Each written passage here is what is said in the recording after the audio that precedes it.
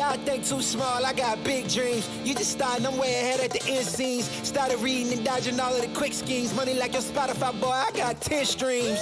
And I'm still looking for more. My people, they got a soar, I'm putting that on the Lord. Ain't accepting, ignore, just kicking down all the doors. Guarantee you, boy, if I ask for it, it's gotta be real big. I gotta make it just for my kids and for their kids' kids. That's wealth years and years. Promise my brother soon as he out and finish this bid, we finna do it bigger than anybody ever did. The odds is real big, jobs that's real big. Satan trying a little, my God is real big. Stayed up on the grind on the cars is real big. I gotta do it big, the only way that I can live. And I promise I'm trying to. Before you count me out, homie, let me remind you. They was blocking the shine, now I think it's my time to. Counting them dollar signs like lights, they'll blind you. Let me rewind to back when I was broke and I couldn't acquire 2 cents. And now I got 2 rents. They was sleeping on me, homie, must have got too big. Call my phone, I be like, who this? Damn right, hell yeah, I'm brand new. Smell like can too. I'm fresh forever like canned food. Try and tell me what I can't do. I wanna see the world, my vision on Shamu. That mean I got goals that's real big, foes that's real big. Your offer too little, sorry, my soul is real big. Coming into the ring with blows that's real big. I gotta do it big, that's the only way I can live. I gotta do it big. I gotta do it big. I gotta do it big. Gotta do it big, that's the only way to live. I gotta do it big. I gotta do it big. I gotta do it big. Gotta do it big. That's the only way to live. Come on. Yeah, come on.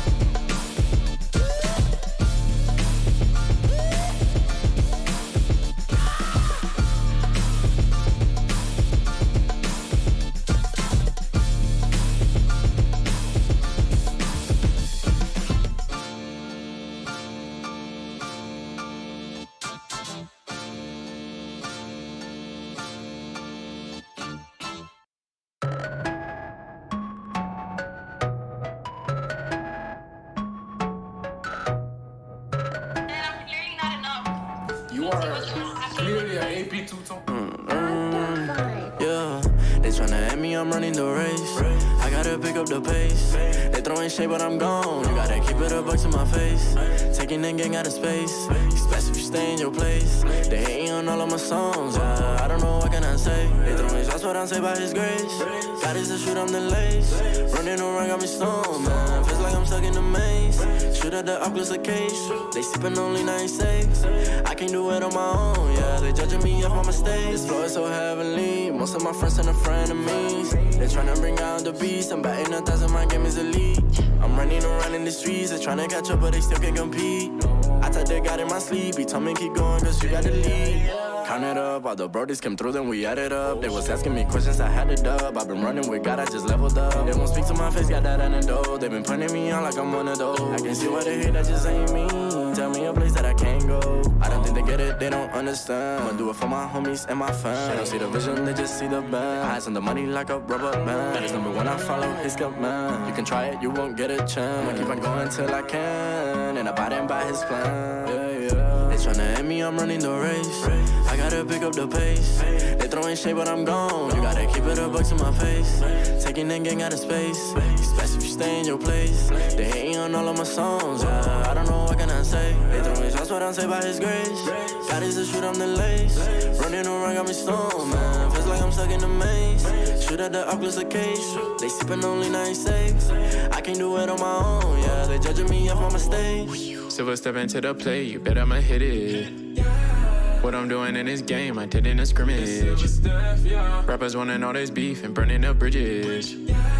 Deep down they dinner with pain, they just wanna admit it. Won't stop till I get it, speed it up when I'm winning. It's silver and undefined, period, no sentence. They tryna give me the fitting, I'ma say Jesus and risk it. Treasure in heaven, generation with them, I pass the baton on my kids. Had to make sacrifices for this, I can fake, had to cut out some friends. Vision late ever since the beginning, go get the bad, then bring it in. Every L was a lesson you did, at the nest, had to handle the biz. I bought a whatchamacallit, and it's chilling right over the fridge. They tryna at me, I'm running the race. I gotta pick up the pace. They throwing shade, but I'm gone. You gotta keep it a buck to my face. Taking the gang out of space. Especially if you stay in your place. They hating on all of my songs. I don't know what can I say. They throwing shots, what I'm say by His grace. God is the shoot, I'm the lace. Running around, got me stoned, man. Feels like I'm stuck in the maze. Shoot at the Oculus case. They sipping only 96. I can't do it on my own, yeah. They judging me off my mistakes.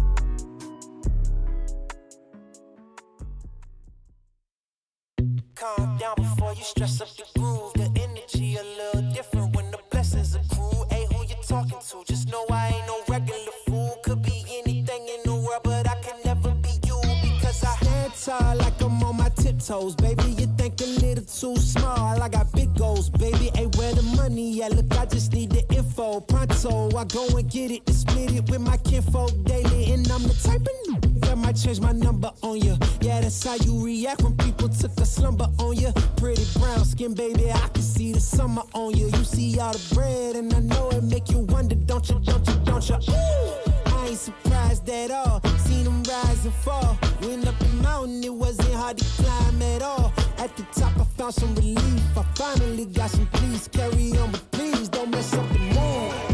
Yeah, I worked too hard for it. No, I need it, beat it, before you mess up the mood. Yeah, ooh, I worked too hard for it, and I need it, so please don't mess up the mood. Don't mess up the mood. Don't mess up the mood. Yeah, I worked too hard for it. Yeah, don't mess up the mood. Oh, it's so crucial, I gotta keep it. It's in the ass everywhere. No, it's not a secret, and I bet they didn't think that I'd ever get it. Everything you've done, I get it. The life you're dreaming, I live it, and I'm coming in high. You better get out the kitchen. Yeah, I could make a hit on whatever you pitching. Baby, let me fill up whatever you missing. Or you like it up at the top, it's a better view, isn't it? I'm not surprised at all, no way. Hey, what you need, come on, just pay the fee, I supply it all. Went up the mountain and it wasn't hard to climb at all. At the top I found some relief, you see, so please don't mess up the mood. Yeah, I worked too hard for it, no, I need it, beat it, oh, you mess up the mood. Alright, ooh, I worked too hard for it, and I need it, so please don't mess up the mood. Don't mess up the mood. Don't mess up the mood. Yeah, oh come on, I worked too hard for it. Yeah, don't mess up the mood.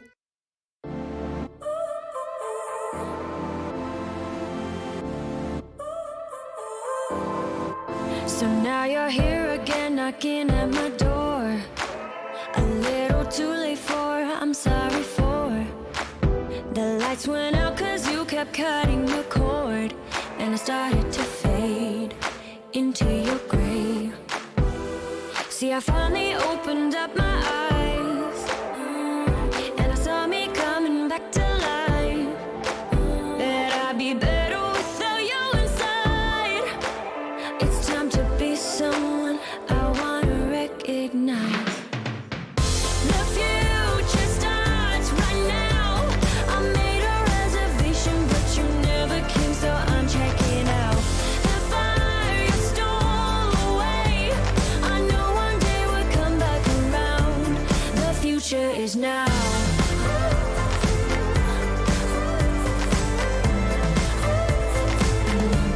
The future is now.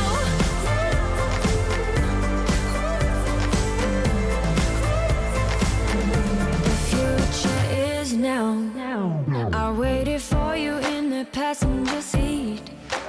There's only so far I can ride in your dreams. While you were chasing everything else but me, I'm starting to break out from your gray. See, I finally opened up my eyes, and I saw me coming back to life. That I'd be better without you inside. It's time to be someone I wanna recognize. The future starts right now. I made a reservation, but you never came, so I'm checking out. The fire you stole away, I know one day we'll come back around. The future is now.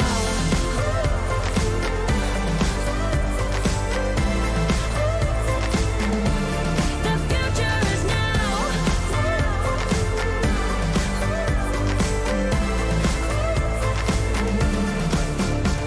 I'm not backing down, 'cause the future is now. Not backing down, 'cause the future is now.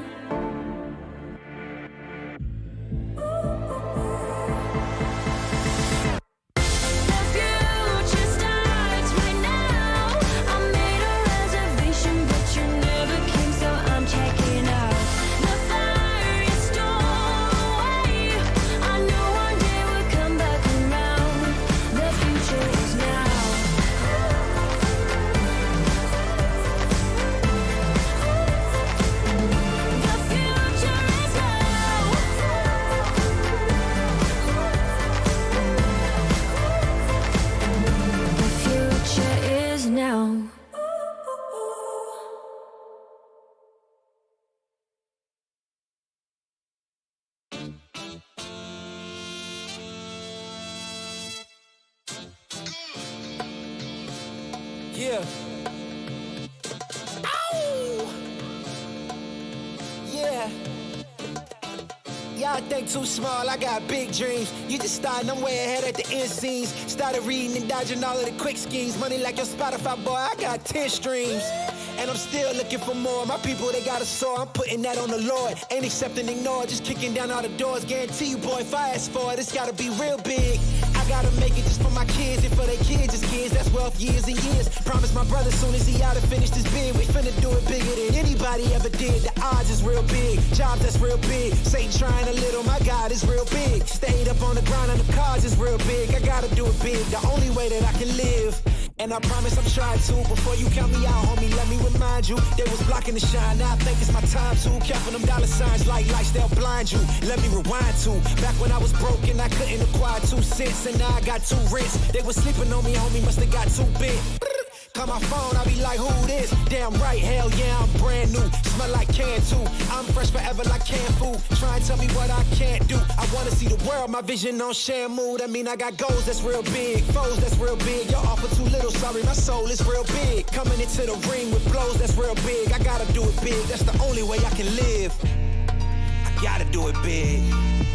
I gotta do it big. I gotta do it big. Gotta do it big, that's the only way to live. I gotta do it big. I gotta do it big. I gotta do it big. Gotta do it big. That's the only way to live. Come on. Yeah, come on.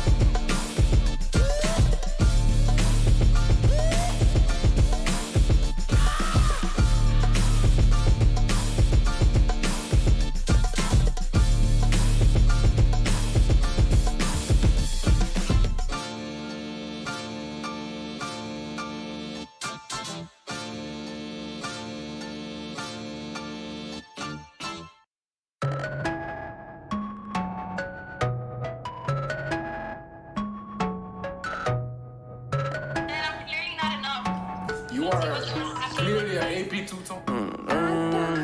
Yeah, they tryna at me, I'm running the race. I gotta pick up the pace.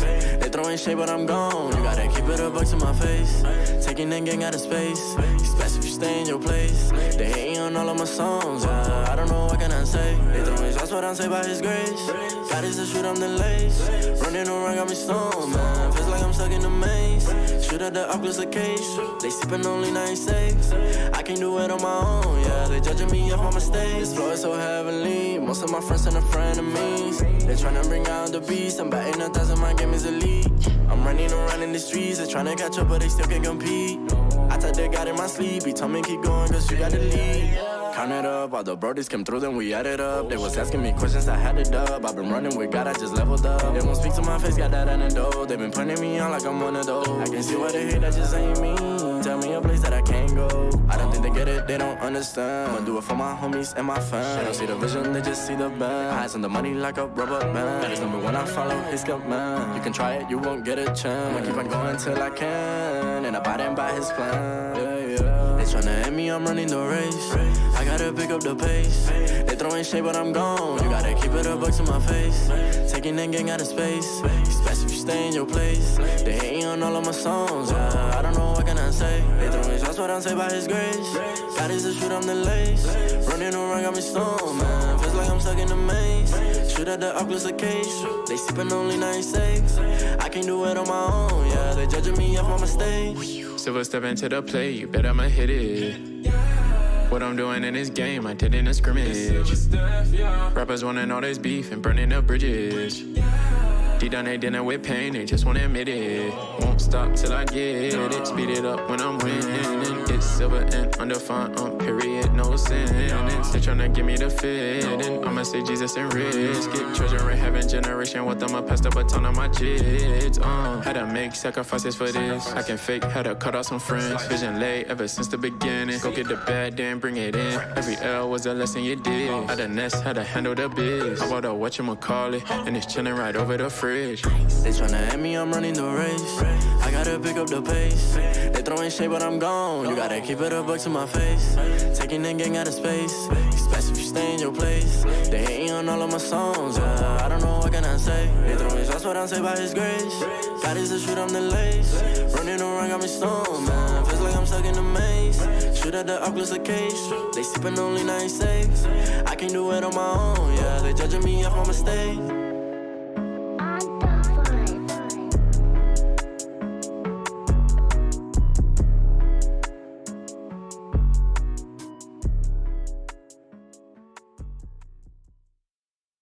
Calm down before you stress up the groove. The energy a little different when the blessings accrue. Hey, who you talking to? Just know I ain't no regular fool. Could be anything in the world, but I can never be you because I stand tall like I'm on my tiptoes, baby. You think a little too small. I got big goals, baby. Hey, where the money at? Look, I just need the info. Pronto, I go and get it and split it with my kinfolk daily, and I'm the type of that might change my number on you. Yeah, that's how you react when people took a slumber on you. Pretty brown skin, baby, I can see the summer on you. You see all the bread, and I know it make you wonder, don't you, don't you, don't you? Ooh, I ain't surprised at all. Seen them rise and fall. Went up the mountain, it wasn't hard to climb at all. At the top, I found some relief. I finally got some peace. Carry on, but please don't mess up the mood. Yeah, I worked too hard for it. No, I need it, beat it, before you mess up the mood. Yeah, ooh, I worked too hard for it, and I need it, so please don't mess up the mood. Don't mess up the mood. Don't mess up the mood. Yeah, I worked too hard for it. Yeah, don't mess up the mood. Oh, it's so crucial, I gotta keep it. It's in the ass everywhere. No, it's not a secret, and I bet they didn't think that I'd ever get it. Everything you've done, I get it. The life you're dreaming, I live it, and I'm coming in high. You better get out the kitchen. Yeah, I could make a hit on whatever you pitching. Baby, let me fill up whatever you missing. Or you like it up at the top, it's a better view, isn't it? I'm not surprised at all, no way. Hey, what you need, come on, just pay.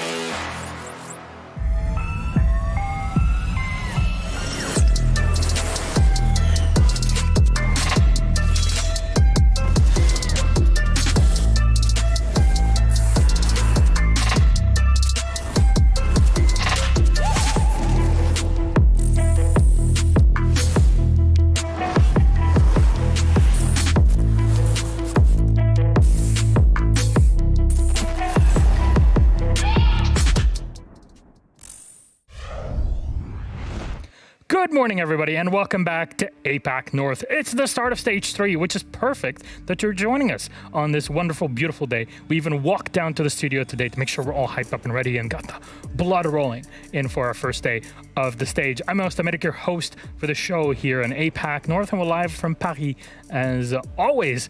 And before we start off with what do we have in store for you for day number 1 and to prepare you for the rest of the stage, we're going to talk about what happened over the past 2 weeks, because if you missed it, it's a pretty big event in Berlin that happened only a few weeks ago. It's pretty crazy to think about it, what I do. But how about we go on to another part of the studio, one that I love so very much, the Cabinet of Curiosities. And my favorite curiosity, if the camera can follow us over here, is Mr. Harry Dempster. Good morning, my friend. How are you on your debut?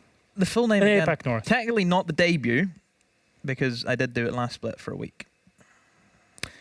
Well, that doesn't You count. need to keep you on your toes. You need to remember that stuff. Well, I was just on my toes, my friend, and now we're here. Now you are mostly on your bum rather than the toes. So how are you feeling today? Yeah, it's good to see APAC. It's a region that I would say is usually considered as, you know, the redheaded stepchild, the demo off the desk, you could say. Sure. And I think that, you know, we have the purple-haired. I think APAC has made some really big strides, you know, since they were introduced, you know, a long time ago. And, you know, we think back to the historic teams. You think of the Fnatic Australian side. You think of Noarango. I think more importantly is one everyone goes to. And I think, we've hit that new era of teams. You know, we're seeing Elevate now. Obviously, I think Damwon you still have to give a nod to. Sandbox is another one. There's these new teams now. Yeah, and they've been performing quite well, but we have to account for major events. And you mentioned Elevate, this team that we're definitely going to dig into more in detail, I guess, once we talk about the Berlin Major. So how about we recap that for everybody? We did it in EUL only a couple days ago at the start of EU League stage, but here were the teams that qualified. 4 from every single region. Of course, 4 from APAC in general, because of course, you know, we have a sister region. 2 teams come in from APAC North, 2 teams from APAC South. In the past, it was done where you had a playoffs bracket where teams would be competing in and trying to qualify to the major through it online. Even before that, they did an offline event, all of that. But those things are kind of, you know, on the way out. So 2 teams from every region, that's how things go. Damwon were in Group A. You're looking at Sandbox in Group B. In Group C was Game and Gladiators from APAC South, our sister region, and Elevate from Group D, which gave us this playoffs bracket. And you only see, I guess, one team that was able to make it, Elevate, in the quarterfinals, taken down by W7M. Honestly, it got really close. I wouldn't have been surprised if Elevate made it to semifinal. Would be, again, at least equalizing the furthest a team has ever gone to from APAC in the semis, never a final. But unfortunately, they got taken out in quarters. So what are your thoughts overall on the region demo? Overall, did pretty much the same as NA, which I think is a case of maybe NA was a bit bad that, and I think everyone knows NA didn't step up to where they were at Charlotte. But I think there was some disappointments of APAC. I think that obviously Elevate, I think, hit where they were supposed to. Yeah. But the big one was Damwon. I think that was the biggest shock of that entire event, would have to be that team did not make it out of groups. And not only didn't make it out of groups, they were nowhere near making it out of groups. I think that was the difference. Yeah, and it kind of just comes down to what was happening in the game itself, because at this point, teams have had enough experience. I'm going to put Gaming Gladiators aside for just a moment because it was their first time ever. I think that was kind of a miracle run that, you know, they proved that they could actually pull this off, and incredibly done by them. I hope to see them in events in the future, or I guess challengers coming from APAC South. But it's the big teams that disappointed. It's Korea that sent its best, and really the top 2 teams in APAC North, because normally we'd see, you know, CAG showing up also, but we didn't have any of that, and both Sandbox and Damwon had major problems.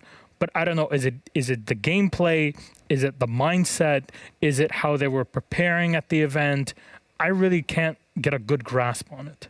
I mean, Damwon Kia, for example, we'll look at them first because they're probably a team that everyone was expecting. Fair. You think about what that team has done the past 6 months, you would think it's only going to get better. You know, they were missing out on the previous event, and then you think, okay, they're back now, they're ready to go. Let's see them really hit the same way they were hitting inside of the Swedish Major, inside of Invitational. You know, that team that we know everyone fears and everyone was scared of. And it was just a complete team underperformance. There was nobody that stood out for me. Everyone just didn't step up. Nobody got above a 0.87 rating in that entire team. It was not good from Damwon Kia's perspective. And I'm really wondering why that happened. Now for Sandbox, the story wasn't too different either on that side. A bit better than Damwon Kia, but you know, the bar is pretty low in this case, and we have to look at that again. Sandbox were coming in with changes that we're going through over the past few months. Maybe it was going to take time. Some would say maybe even making it to the major, given the changes that kind of went down in the past few weeks. Maybe that was also kind of the big run for them. Just making it here is good, but you're expecting more. Yeah, I think if you look at Sandbox, I think Good Boy is the player that we're kind of interested in. That was the new rookie that everyone was looking at and said, hey, this could give them... Second coming in Korea. This is going to give them new ammunition that they can really utilize against their enemies. And I mean, he played good. I think for his first time, he played well. So I think that for Sandbox, yes, I think it's another, group stage performance from this side, which we've seen plenty of times from Sandbox. Are they starting to get into the realm where they're just there to fill up a spot? I don't want to say that because Good Boy, and we know what he can do. So I think if they do make it into the next major, they have to have a top 8 finish in my eyes, or else I think they're going to be seen as just, they're there for groups and that's it. Yeah, they're the team that will qualify, but just don't do anything. Don't put your hopes up, because this is what we used to talk about way back in the day when they were Cloud9, and then they had the change, and then et cetera, et cetera. This is where we're in today. And Gaming Gladiators, just for a moment, because they came out of nowhere for a lot of people out there that don't regularly watch APAC South, our sister region. They were surprising, to say the least, just to see them. Hey, actually, they're in the top 2 and sitting pretty comfortably in that. Yeah, honestly, a team which didn't get, I think, the credit that they deserve, considering that was, their first time kind of nowhere, like you said. And yes, maybe the scoreboard, I think they got 4 points in total. It's not good, but I actually think they put up some good siege. I actually think they played quite well for what it was. Yeah, not too shabby. And Elevate, of course, the biggest one of them all, making it into the quarterfinals. You're expecting it to be this way from now on. I think anything less than a top 8 finish is a bad one for Elevate. And I'm very happy that now they've got, I don't want to, talk about the Mercato too early, but I think we have to talk about this for a moment. Laxing back on Elevate. But as a coach, you guys, I know there's some old people with back problems watching right now, and you'll remember, Sky's Laxing duo on Elevate way back 2017. We're talking 5 years ago. This is how long it was. Now Laxing's back on Elevate, but in a coaching phase, and I'm very excited for it. Not gonna lie, it's the most weirdest change I think I've ever seen. I love it. Like, where's this came from? Like, good relationship with Elevate, I guess. He's been playing in top tier North American division since the beginning, pretty much. Obviously, I remember him from Xbox days because I come from Xbox, filthy little console gremlin. But ever since, that switch happened where everything was PC, he's been there since the beginning. Year 2, Season 1, he was there, and he has always been at the top flight. Always been at the top flight in North America. So to see, obviously, him moving away from auction was already a big wow. Yeah. What a moment. And then now he's coaching an APAC team. Is just, how has that happened? Hey, maybe what's that all about? Maybe at some point we'll get to have a chat with him about these sorts of changes. But hey, that's one advantage that APAC South will be having from now on. Though moving on to changes that account for the entirety of Rainbow Six Siege. So let's go into those very quickly, because we want to get into the more important stuff for esports. First up, seasonal weapon skin. You like cool skins? This is what you get for this season. I love skins. Got a lot of things in there. You wear one all the time. So there you go. That's all you need to know. Moving on to our next bit. Stadium is now in, and that is 2021 Stadium. It's now permanently in the rotation in the game. I hope one day it'll be, when it said competitive rotation, it means in ranked. Stop banning it. Play it. It's so good. It's so good. I love that since the first moment. Stadium 2021 is literally my favorite map in the entire game. It combines the best part of border and the best part of coastline, and I just wish we could have it in comp forever. I love every single part of it. So yeah, I'm just gonna lay it out there with the bias. Though moving on for kind of gifting battle passes. Hey, if you have a friend that came in is playing Siege with you, or a few friends, that's awesome. Good. What about gifting them the battle pass? And you can now Jack, do that. Give me a battle pass. Yeah. So Jack can gift you a battle pass, and that was officially said on stream. So now he has to shore up the money, and with that, we'll be able to continue playing and, of course, unlock cool stuff and rewards as you play the game. Who doesn't like that? Moving on to our next point, pricing for operators. This was announced a few years ago, but it's continuing, of course. Older operators will be receiving a price reduction in Renown. So if you come in and you're just playing the game because you bought it for 10 euros and you want to sit down and chill with friends, and as you play, you earn that Renown and unlock operators, this is great for you. Now you can go and ask yourself, okay, what operator do I want to go for? Osa is a very good pick, by the way, if you have not, if you don't have Osa currently. Zero if you're really into kind of leading your team around with information. Troll, Amaru's sitting right there. The Gara hook and the shotgun combination we definitely recommend. Though from that we go to player comfort and later protection. There's new map ban changes of a better system, which obviously the developers are open to all of that feedback, so make sure you're letting them know on socials, on subreddit, etc. And then tac map changes, which really reminds me of the olden days of Rainbow Six, which I've never played those original games, but watching... I don't think I was born, I'm pretty sure, so... That's actually a possibility. I have to recheck the timeline, but those tac map changes really make it so you know, okay, what side am I attacking? What do I have to deal with? It makes it way more clear for everybody, and it's kind of doing a battle planner inside of the game for all the OG Rainbow Six and I guess Payday 2 fans out there. Moving on from player comfort, we hit player protection. Don't be a butt in-game, please. Simple as that. If you are, go touch grass, not too much though, and relax. Abusive text chat, if you're being, you know, a bit of a doo-doo hat about it, then you're gonna take a break. People will be able to unmute you if they want to, but you know, you're gonna have to take that cooldown just so you kind of learn your lesson. And in match replay, if you load up your match replays and somebody was a bit sus in the match, then you can just report cheaters directly in that screen. Though, on from protection into the things that impact, I guess, esports, starting off with recoil. Recoil changes, and something I am very happy about is that now the recoil changes have been split between PC and console, because console players deserve a customized experience to them, because we have to acknowledge the differences. They're there, they're not bad, they're not better, they're not worse, they're just individual, and it's better that we get to cater to things this way. I'm very happy about this, but the recoil system for PC, the change itself has had an impact on pro play already, Demo. Yeah, recoils, LMGs primarily have been the ones that have been hit. Some guns that maybe weren't as good last play have kind of been revived now. So you might see some more Sophia with the M762 getting a bit of a change as well. So here and there has been some changes. Guns I think deserved are gone, but then also some guns that need a bit of love are back in. Yep, and then on our EMP impact, there it is, SVGA port on it. Noticed that on Monday, and I'm going to say it again. There's a handy video story that is on the Rainbow Six Game _US Instagram account, and probably on Twitter too, that shows the difference between the Thatcher EMP and the Impact EMP nade. We've been seeing way less Thatcher bans in the first day of EUL. Maybe that'll continue, Demo. Yeah, just zero. It's just we're not seeing Thatcher these days, and I think it's just. I think Nello said it in the interview, wasn't it? We're going to see a lot more Thatcher just because EMP grenades are open. You have to remember though, EMP grenades, you do have to be very specific. It's not just that toss it and oh, it'll be grand. You have to hit your EMP grenade right on the money, or else it's going to be a wasted opportunity. Man, that's such a great question that was asked to Nello, who's someone that really understands these sorts of things. Honestly, they should give these people a raise. Though, moving on to our latest addition to the game, Grim. Daddy's back, or Daddy's in, I guess. It's the B-man, and he's definitely not B tier in ranked play. Might be a different story for comp, but what are your thoughts, Demo?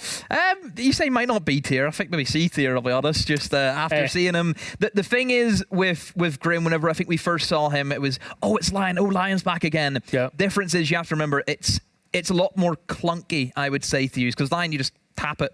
Bang.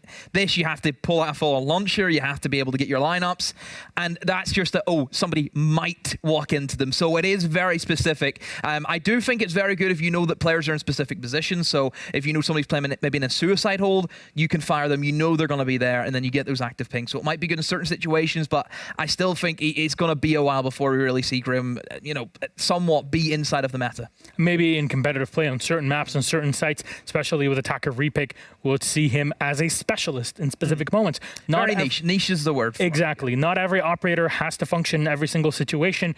It's okay to have niche operators. I'm very happy with that. But thank you very much, Demo. Thank you. Welcome to APAC North, at least officially here in Stage 3. We're going to head on over to the analyst desk and have a chat with our friend on the other side, friend of the show, Jackers. We're going to have a quick video about the Grim and what he does. We'll be back in a second.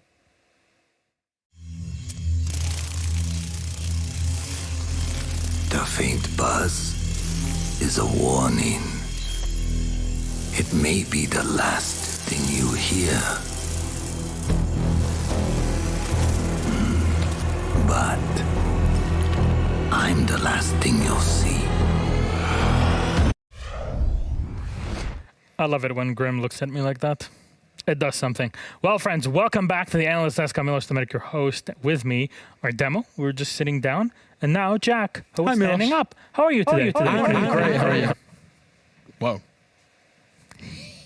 I heard my own voice. That was like freshception, that. It was fresh within a fresh within a fresh within a fresh. I only heard myself, and that says something about me. Sounds like my dream. I had me, I had you. Yeah, it's fine.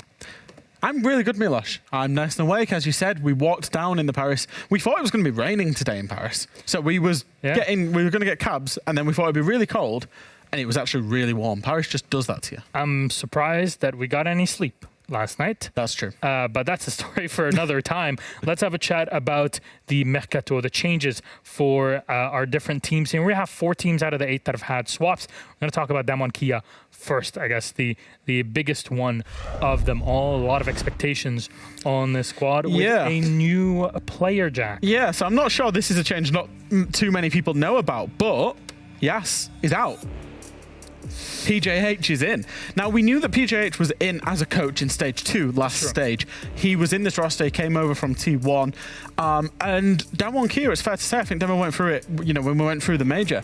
They've been on a bit of a downwards trajectory after quite a long upwards trajectory coming through into this league. They were scary. They were probably the most formidable APAC team.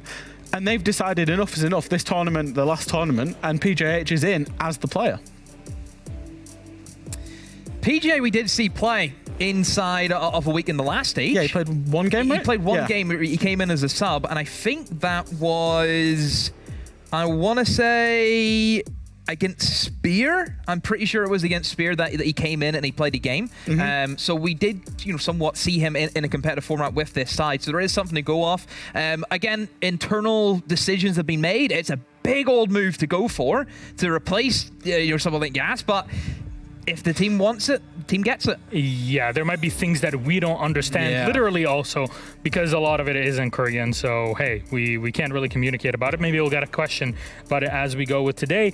Fav is our second team with swaps and 3 swaps. That's massive stuff on here, Jack. So we need to go through this because obviously the transfer window, you can only have 2 players. K-Razor was on this roster in stage 2. He's another player. There's been a lot of players moved from sub roles into the player roles for APAC North stage 3. So K-Razor's in, Typon's out, and then Afroshin remain. Light and Yura have both been picked up into Fav because from being the transfer deal with Fnatic and all that went through. We'll go through Fnatic because one went the other way with that. So this is pretty much a new-ish Fav roster because it's still going to have Shin leading the IGLing, the calling, everything like that. I would expect similar strategy, but 3 new players in. Obviously, K-Razor has been in and out of this roster over the past 6-9 months. And for Fav, they needed to do something because stage 2, for a team that's always showed promise and not quite hit it, they really fell off through stage 1 and 2. Yeah, I think Fav, maybe this is what they need. Obviously, with Ramu moving on, is this going to give a new breath of fresh air into the team, because you're making somebody who maybe has been there for a while and then he wants to move on, he wants to do something else, you let him do that, and then you're bringing in some fresh personalities. You're bringing in, not you, you're bringing in people that might, have a bit more of a different way of thinking, and it might just completely revitalize this team and completely reshape what we've known about this side.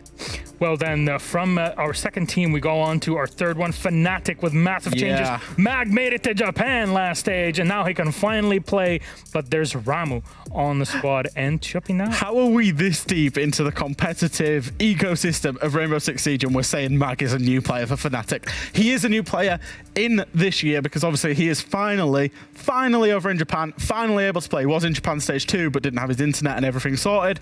But again, Fnatic, 3 changes. Not just Mag in because he was technically a substitute in stage 2. He's been brought in onto active duty. They've brought in Ramu over from Fav, who stabilized Fav and made them look good at the start of stage 1 of this year. And then they've also brought in Tyope, and I'm sorry if I butcher this name, from North Epsion, who were in the Japan Open. He, by all accounts, is another wonder kid from Fnatic's point of view. They've now got Tyope, who's a wonder kid, Chibisu, who was a wonder kid, a really strong middle line there with Lily, who did impress. He was probably the shining light for Fnatic during stage 2. Mag, we know his qualities. Ramu, we know his qualities. This is a roster that does, even though it's got 3 changes, does have the potential to be scary. There is only one thing that does worry me about Mag, he hasn't played competitive in a while. He hasn't. And you have to keep that in consideration. And even through 2021, when he was on this Fnatic roster, they were playing on very high ping because they were playing from Australia. He's not played competitive on like a normal competitive game on a decent ping for, you know, best part of 18 months now. So there's a lot to look into for this team. And finally, Talon, our fourth and final team with changes on here. Kanos is on the squad. Yeah, he's back in. So this isn't a roster change as such. They brought in Misa and Marble for stage 2. It's a benching of Marble and Kanos, who previously played stage 1. We've said it again, the subs are coming back into active duty again. Kanos will be playing with the Talon Esports roster today, with Marble maybe taking a bit of a break, or, you know, really didn't live up to the hype that he brought in on stage 2. And I always thought Kanos, when he played for Talon, and I said this at the start of last stage when they made the changes that they did last stage, I was very surprised because Kanos and Aziz, who was, you know, previously there, were actually really solid players. So I'm quite excited to see him back in the fold. Yeah, I think, you know, a benching, it has to give, I think, you Kanos a bit of energy, saying, okay, I'm back in, I'm not messing up. I'm getting straight into this side and I'm making an impact. So I think this is going to be great for his mental, and I want to see what he's going to bring to the table tonight. How does it look like for people's chances for Invitational? These teams, 8 of them here in APAC North. I have a graphic for you. Will come up in a second by Srabuni in fact that really make it all happen for us here. They made it in Berlin. We used it for EUL, and here's what it looks like quickly. So very quickly, the top 3 teams, Cyclops, Damwon, Kia, Sandbox, the top 2 of our region go to the major. Those are the 3 in theory that are fighting it out for the major spot. If they go to the major, they are basically confirmed. They can confirm, obviously, with the top 2, top 4 symbol. That's what the blue symbol means. However, we're expecting improvements in stage 3 from Talon, from Fnatic, from Reject. If any of those 3 make it into the top 2, it really upsets APAC as a whole's chances of going to the 6 Invitational on points. So if you want to see more APAC teams at 6 Invitational, then we need to kind of hope Cyclops, Damwon, Kia, or Sandbox, basically 2 of those 3, finish in the top 2. Yeah, because otherwise you'd kind of be losing, or other teams would be losing the points, because that's how you're as a region, getting them. Yeah, we would split the ticket as such. Yeah, otherwise you would have like 1 million teams that qualify, which... Yeah, exactly. And the reason that Cyclops, just as another point, are up on the top is because they've taken SI points in stage 1 and 2 because of their finishing position. Damwon, Kia, Sandbox haven't. So that's why it's just a slightly higher percentage chance for Cyclops. All right, on to our schedule for today quickly before we talk about our match of the day. And we're going to see what it is then. Here it is for best of 1 series that we'll get through, starting off with Talon versus CAG, followed by Spear and Fav, Damwon, Kia versus Fnatic. Excited for that one. Then Sandbox versus Reject. Turn to you, Demo, as at this point a viewer of APAC North. What game are you most excited for today? I think match of the day, isn't it? It has to be. It's mostly, I think, I want to see where the bounce back is from Damwon, Kia. That's the only team I'm really focused on today, is Damwon, Kia. They, you know, like I mentioned before, they were at a very, very low point during the major. And I think for a side where we know they have the talent because they've shown us that before, you have to get to the bottom before you bounce back up. And I think that's where they are right now. They're at the bottom. Well, continuing then with our match today, we will talk about those 2 squads, Damwon, Kia, and Fnatic. Talked about Damwon and what you'd like to see from them, Demo. What about Fnatic on the other side? We mentioned the changes, but they're still untested, let's be honest. Yeah, they are. Like I said, Mai come back in. He has to show his worth. Fnatic have never beat Damwon, Kia, which I think is probably the biggest storyline that we have. Is really? Yeah. Look, that's not... The stats don't lie. The stats don't lie. Statsman tells us. I'm not surprised at all. Wow. But yeah, I think that's something that Fnatic can push for and say that's a bit of motivation. Come on, we've never beat this team. Let's do it today. Let's get in there and let's actually make an upset. I'm not going to say I hate the changes for Fnatic. I don't. But if you look at what Fnatic did, they picked up the Guts Gaming roster that was a top 3 roster. They then decided that they wanted to integrate Mag, Feno, make them not English speaking, but, you know, import that European style with, you know, Feno especially at the helm as the coach. Mag, who'd seen it all, you know, he's been internationally. It felt at the end of stage 2 that they just turned that corner So for me, it was really surprising that they let the players go that they did, that they brought in new players themselves, in, you know, in terms of the players they brought in.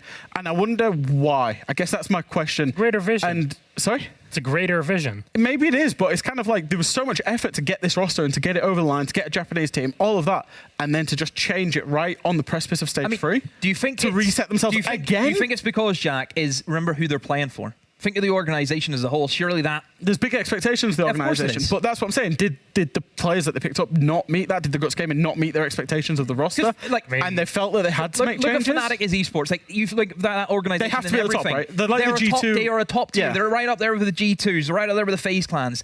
They're a side that expects nothing but the best from their teams. And if you're not going to be the best, you're done. That's just the way that organisation is going to run. They just haven't been the best in well, forever. exactly, for so long. In what? Yep. Almost 3 years now. The last time they had success was when they knocked G2 When out they knocked you of out. SI20. Yeah, and that was genuinely the last time, and like the last time it's ever happened. So otherwise, we haven't seen them at LAN.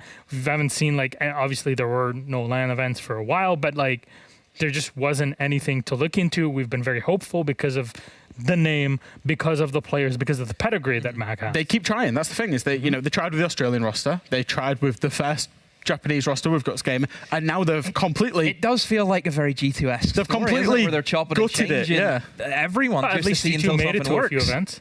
Mate, this could be their G2 change. Who knows? We hope so. But I don't know. Could be the Alamo. Could be. All right, Coming in cool. from a different country.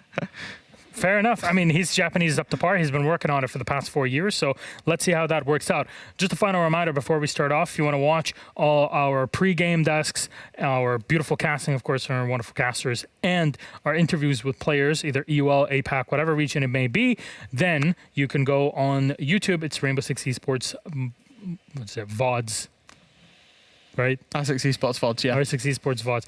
Well, I don't know why. I just halt on VODs, and then You've my been doing this promo for about 15 match, months, Milos. just type in the two teams that are playing and you'll find it. Why did my brain just stall for a moment there? Anyways, it's too early. Anyways, there it is. You can watch the VODs on there. Make sure you check them out. Uploaded within the 24 hours. Gentlemen, thank you very much. We'll take a quick break. When we come back, it'll be time for game number 1, CAG v Talon. See you in a moment.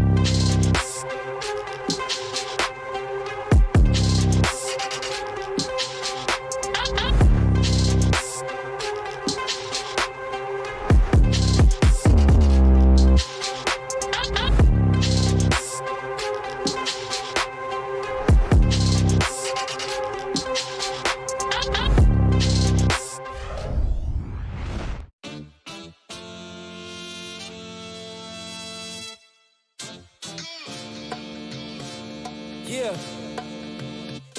Ow! Yeah. Y'all think too small, I got big dreams. You just starting, I'm way ahead at the end scenes. Started reading and dodging all of the quick schemes. Money like your Spotify, boy, I got 10 streams. And I'm still looking for more. My people, they got a soar. I'm putting that on the Lord. Ain't accepting, ignore, just kicking down all the doors. Guarantee you, boy, if I ask for it, it's gotta be real big. I gotta make it just for my kids and for their kids' kids. That's wealth years and years. Promise my brother soon as he out and finish this bid, we finna do it bigger than anybody ever did. The odds is real big, jobs that's real big. Satan trying a little, my God is real big. Stayed up on the ground and the cards is real big. I gotta do it big, the only way that I can live. And I promise I'm trying to. Before you count me out, homie, let me remind you. They was blocking the shine, now I think it's my time to. Counting them dollar signs like lights, they'll blind you. Let me rewind to. Back when I was broke and I couldn't acquire 2 cents. And now I got 2 rents. They was sleeping on me, homie, must have got too big. Call my phone, I be like, who this? Damn right, hell yeah, I'm brand new. Smell like can too. I'm fresh forever like canned food. Try and tell me what I can't do. I wanna see the world, my vision on Shamu. That mean I got goals that's real big, foes that's real big. Your offer too little, sorry, my soul is real big. Coming into the ring with blows that's real big. I gotta do it big, that's the only way I can live. I gotta do it big. I gotta do it big. I gotta do it big. Gotta do it big. That's the only way to live. I gotta do it big. I gotta do it big. I gotta do it big. Gotta do it big. That's the only way to live. Come on. Yeah, come on.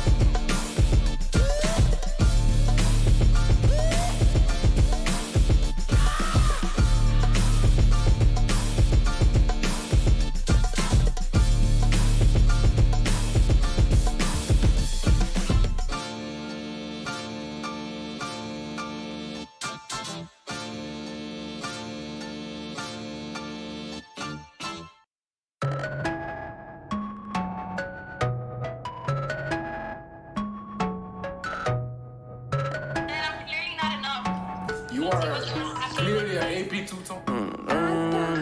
Yeah, they tryna at me, I'm running the race. I gotta pick up the pace. They throwing shade, but I'm gone. You gotta keep it a buck to my face.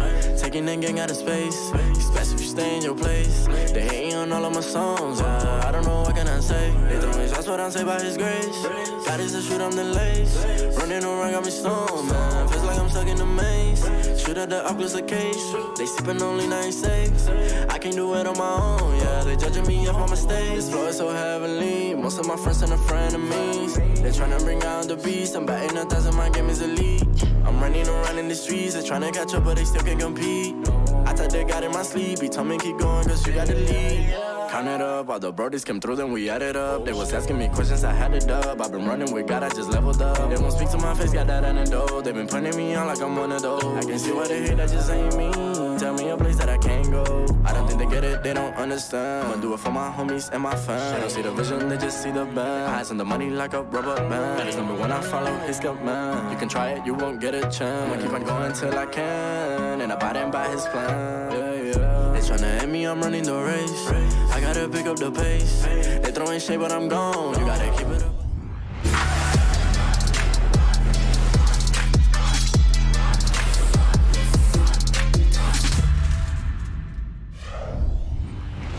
Welcome back, friends, to APAC North. Game number 1 to kick off Stage 3 is about to begin. Talon versus Cyclops Athlete Gaming.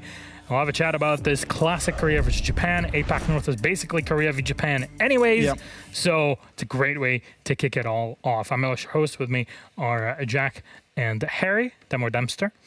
Who's Harry? Full honors. Harry. Who's Harry? Harry Damwon Dempster. Give me my full title, please. First of his name, last of his name. If he keeps playing Rainbow Six. I won't continue with that. Anyways, do it. You can't say Harry without saying Demo Dempster, can you? It's just not possible. Harry. I'll take a Hazza. Hazza? What? Hazza's top plays of the week. It's on his YouTube. That is not going to be a segment. Let's put that. Okay, I'm gonna need to take a look at that when we're done and actually understand what was going on, because I don't understand British. Nobody understands. Yeah, that's true. Let's talk about Talon first and what they'd have to offer. Jack, please help us out. Oh, Talon, look, they have been on quite a good progression arc. Genuinely, they've been on quite a good progression arc over the past 6 or 7 months. There was times where we're thinking, oh, are Talon going to make the top 4? Are they going to make playoffs? Because obviously the playoff system was in Stage 1. Are they going to make the major? Can they fight it with the big boys? And they get so close and then fail. They made some really good changes back, and literally 1 year ago, I came on my very first APAC show 1 year ago, pretty much to the day, and I said, I'm not sure about these changes. And then Talon sucked Stage 3 last year, and then the improvement came Stage 1 and 2 of this year, where they've looked better. Obviously, they decided to make a player swap between the players already on the roster. Nobody new in, which is good for their progression. But yeah, I never really know what to make of Talon.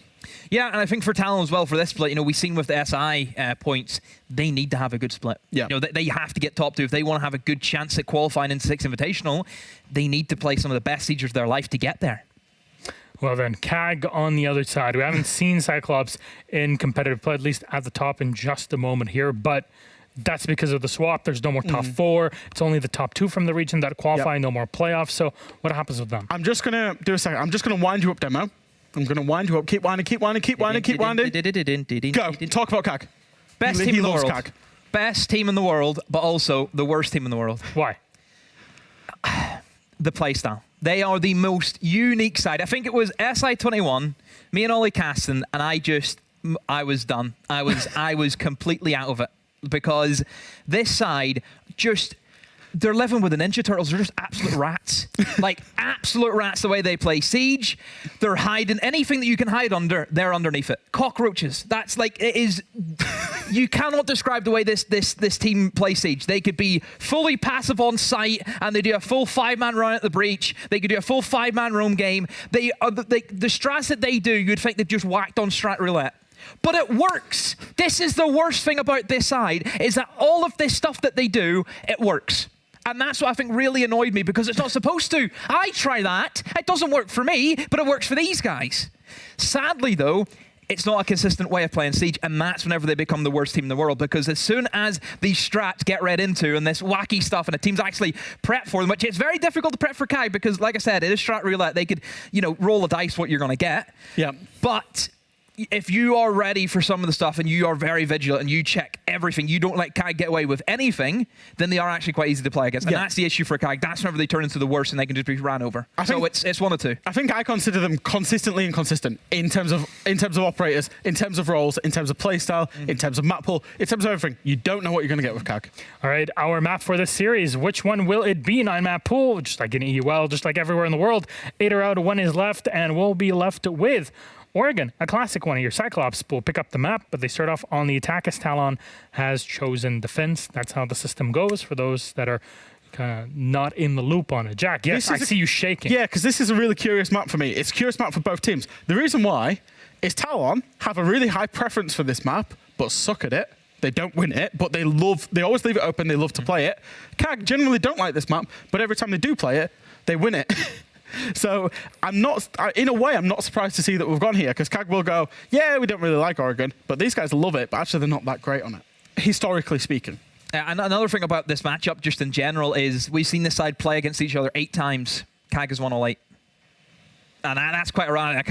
I don't think of 2 teams that have been against each other for so long, and one side has been so dominant. Yeah. So that's, I think, just personally off that basis, I think you just have to fancy KAG no matter what map it is, personally, just because it doesn't matter really what map it is. They're always being able to beat Talon. So very quickly, what can Talon do to break this monotony? It's that structured style. It's that what Demo talked about. It's like if you don't give KAG an inch, they won't take a mile. You've got to be on top of it. They have to play just safe, passive Siege, and they have to make sure that the droning has to be good today. Because if you don't drone well against KAG, that's where everyone slips up. Yep. If you let them get away with one cheese spot... Make sure you check your T3, check your small tower, check your showers, everything. Everything needs to be checked. All right, friends, thank you very much, Demo and Fresh. That's game number 1 to start off stage 3 of APAC North. Is KAG versus Talon, and we got Big Ace and Des on the other side. Enjoy. I think I'm still reeling from Demo's rant about Fnatic. He called them cockroaches. He called them rats. Fnatic, sorry. KAG. I don't know why I have Fnatic in my head. Maybe that's the way I feel about Fnatic. We'll find out later on. Welcome to the desk. It's me, Des. Big Tim, once again. How you doing, Tim? Yeah, I'm good today, Des. Thank you very much. Good. Looking forward to getting APAC underway. I always love Playday 1 of a new APAC stage because it's always crazy. What, just the new Playday, mate? I don't know if you watched APAC much recently, but it tends to be all the way through to the end. We see. I know, they just throw a little bit of extra crazy on there for Playday 1. No, I'm absolutely with you. Looking back at early last stage, in stage 2, I believe we had Talon sat in 2nd place after 2 or 3 Playdays, so things can get pretty crazy. Talon, no doubt, looking to recreate some of that success here with a win on Playday 1. Somebody has predicted Talon to win this one, you know. Was it you, Tim? It was me. Of course it was you.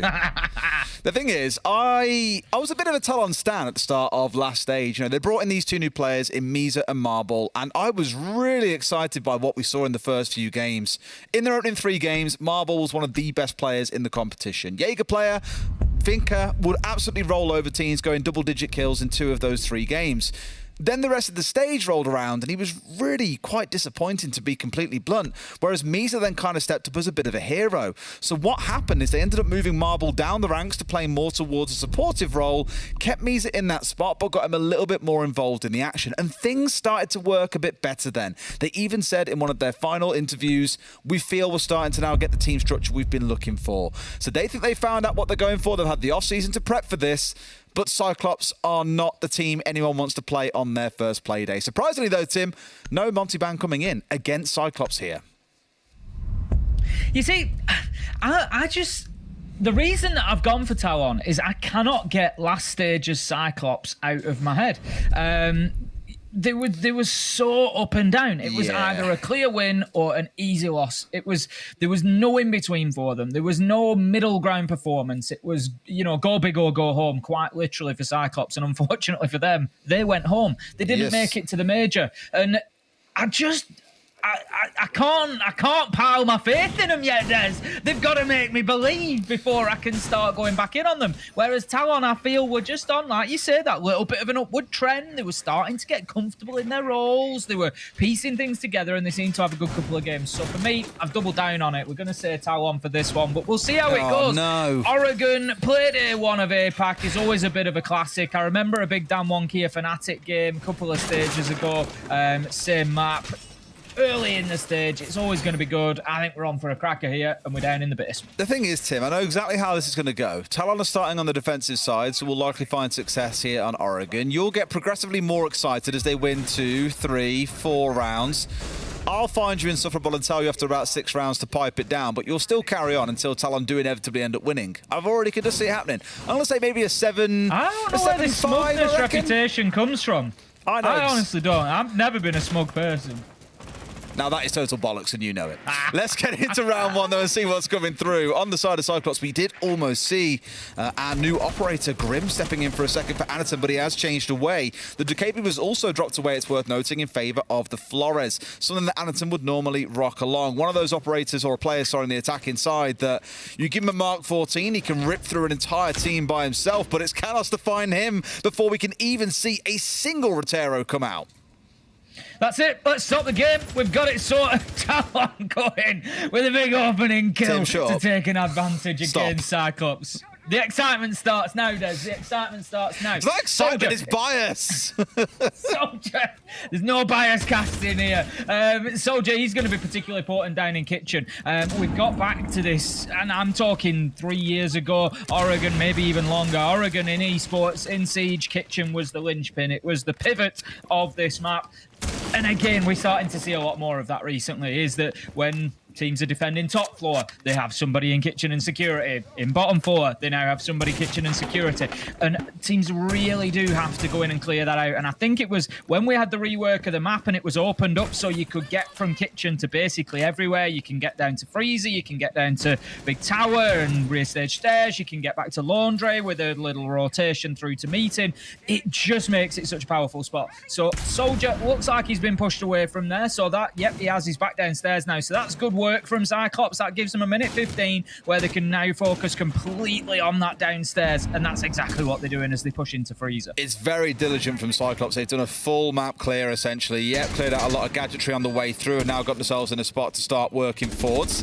Talon have really hunkered down here as well, with the free-to-all being reinforced off. It's rare that you see this, unless you do find a couple of picks at the very start of a round. But Talon feel, having found one, they've already got the advantage. They don't need to contest Freezer, for example. They can just make the attackers sweat on their push coming in through the solo Freezer door. It does mean you've had Misa playing in behind the bomb chassis. I think he's got to move away now, as Hebana has opened up that wall, which now puts him under a lot of pressure and threat.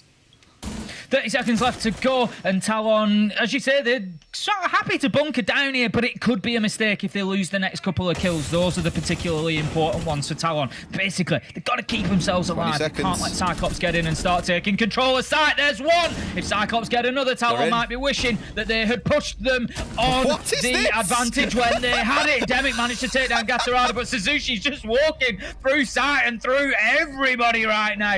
And he's going to start throwing the diffuser down. Kanos, he's the one that's left in the 1v3. He knows that there's potentially a push going to come from Freezer door, but he can't just focus all of his attention on it. He's got to think about elsewhere. It's Suzushi with another. What a personal round for him. Great play from Cyclops. And I think, as I said, as that push began, Des, 30-second mark, Talon might just rue the fact that they didn't push the advantage when they had it, that they didn't keep a man out there in the map just to hassle Cyclops. You can't hold on for that long in basement of Oregon against this Cyclops team. He's running the supernova, Tim. I don't think That's a lie. I've seen Hibana play it probably in APAC about 18 months ago, but I can't think of the last time I've seen a Hibana run in and get a kill with a supernova. Now, maybe this is down to the recall changes. We spoke about those a little bit the other day on the EUL broadcast. Look, supernova. Bam. See you later. The Type 89 is probably one of the worst effective... What's he trying to do at that range, really? If that had got that kill, that would have been spectacular, but no. What I will say is that in the recall changes, the Type 89 has had a lot of horizontal drift added. It goes very hard out towards the right, arguably more so than any other gun now, and the vertical recoil has been doubled as well. It is much harder to control. The bearing, I'd say, is still a decent gun. Many would go as far as saying that. I just don't really know if I'm fully behind this idea of running the supernova, to be honest with you, Tim. That's maybe a step too far, but it is Cyclops. If anyone's going to do it, it's going to be them. You mentioned the bearing there. Fresh got an absolute, just as a little aside, it's just come back to me when you said bearing. Fresh got an absolutely disgusting hip-fire headshot. And now, what now? Now he got suppressed shotguns for Anaton? Does what he wants. Does what he wants. The suppressors have seen the damage drop off removed, so we're seeing a lot more suppressors inside of the game. Not Tim, too... I don't even know what shotgun she has. I've never seen it. I need to look this. You're about to. Honestly, if anyone was going to rat on me on Playday 1 of APAC North, it was going to be Cyclops, wasn't it? Let's be real. Of course it was. You know that they're always going to bring something a little bit funky to the table, and that's exactly what they're doing, but it also brings entertainment with it. Now then, top floor hold, it's going to be for Talon in round number 2. Anaton already inside of the map, going to be holding the angle into Zulu, so Demic's going to need to be particularly careful if he tries to rotate anywhere, but I think he's going to come under pressure fairly soon. I did mention that kitchen and security position. That is the one that I was talking about. Is there, open up the floor above them, and they try to hold on to double window, prevent any hop-in, prevent the diffuser going down, but I think they're going to find themselves with Anaton just not managing to land the shots with the shotgun. I really thought he had the advantage there, but Soldier just taking the high ground and taking him down. All right, so it turns out that Amaru has the supernova. I didn't know that. I thought it was mainly the Japanese operators that have that gun, but no, here we are. Another kill comes flying through for Black Ray onto Soldier, bringing us to 4 versus 4, but the Glass stepping in, abusing that smoke and finding a freebie. Now looking for more. Back corner finds another. Irrigator in deep. Gatorada with him, a 4v1, and Cyclops have decimated Talon in round 2. Talon have to find a way to stop this just onslaught that's going on inside of sites here. They're doing really well around the map. They've got the opening kill both rounds, Canos, Soldier, getting them off to that good start, but then they just can't keep the pressure on Cyclops, and Cyclops just brush it off.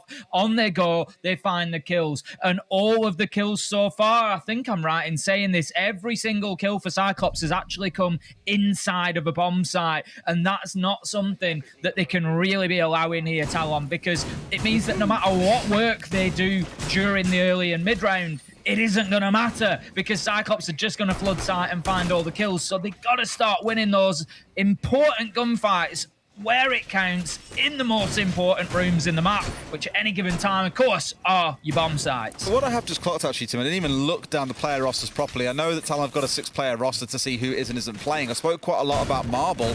He isn't in this game. He's on the bench for this one. So we've got Canos coming in alongside Hedy and Demic as the kind of front 3.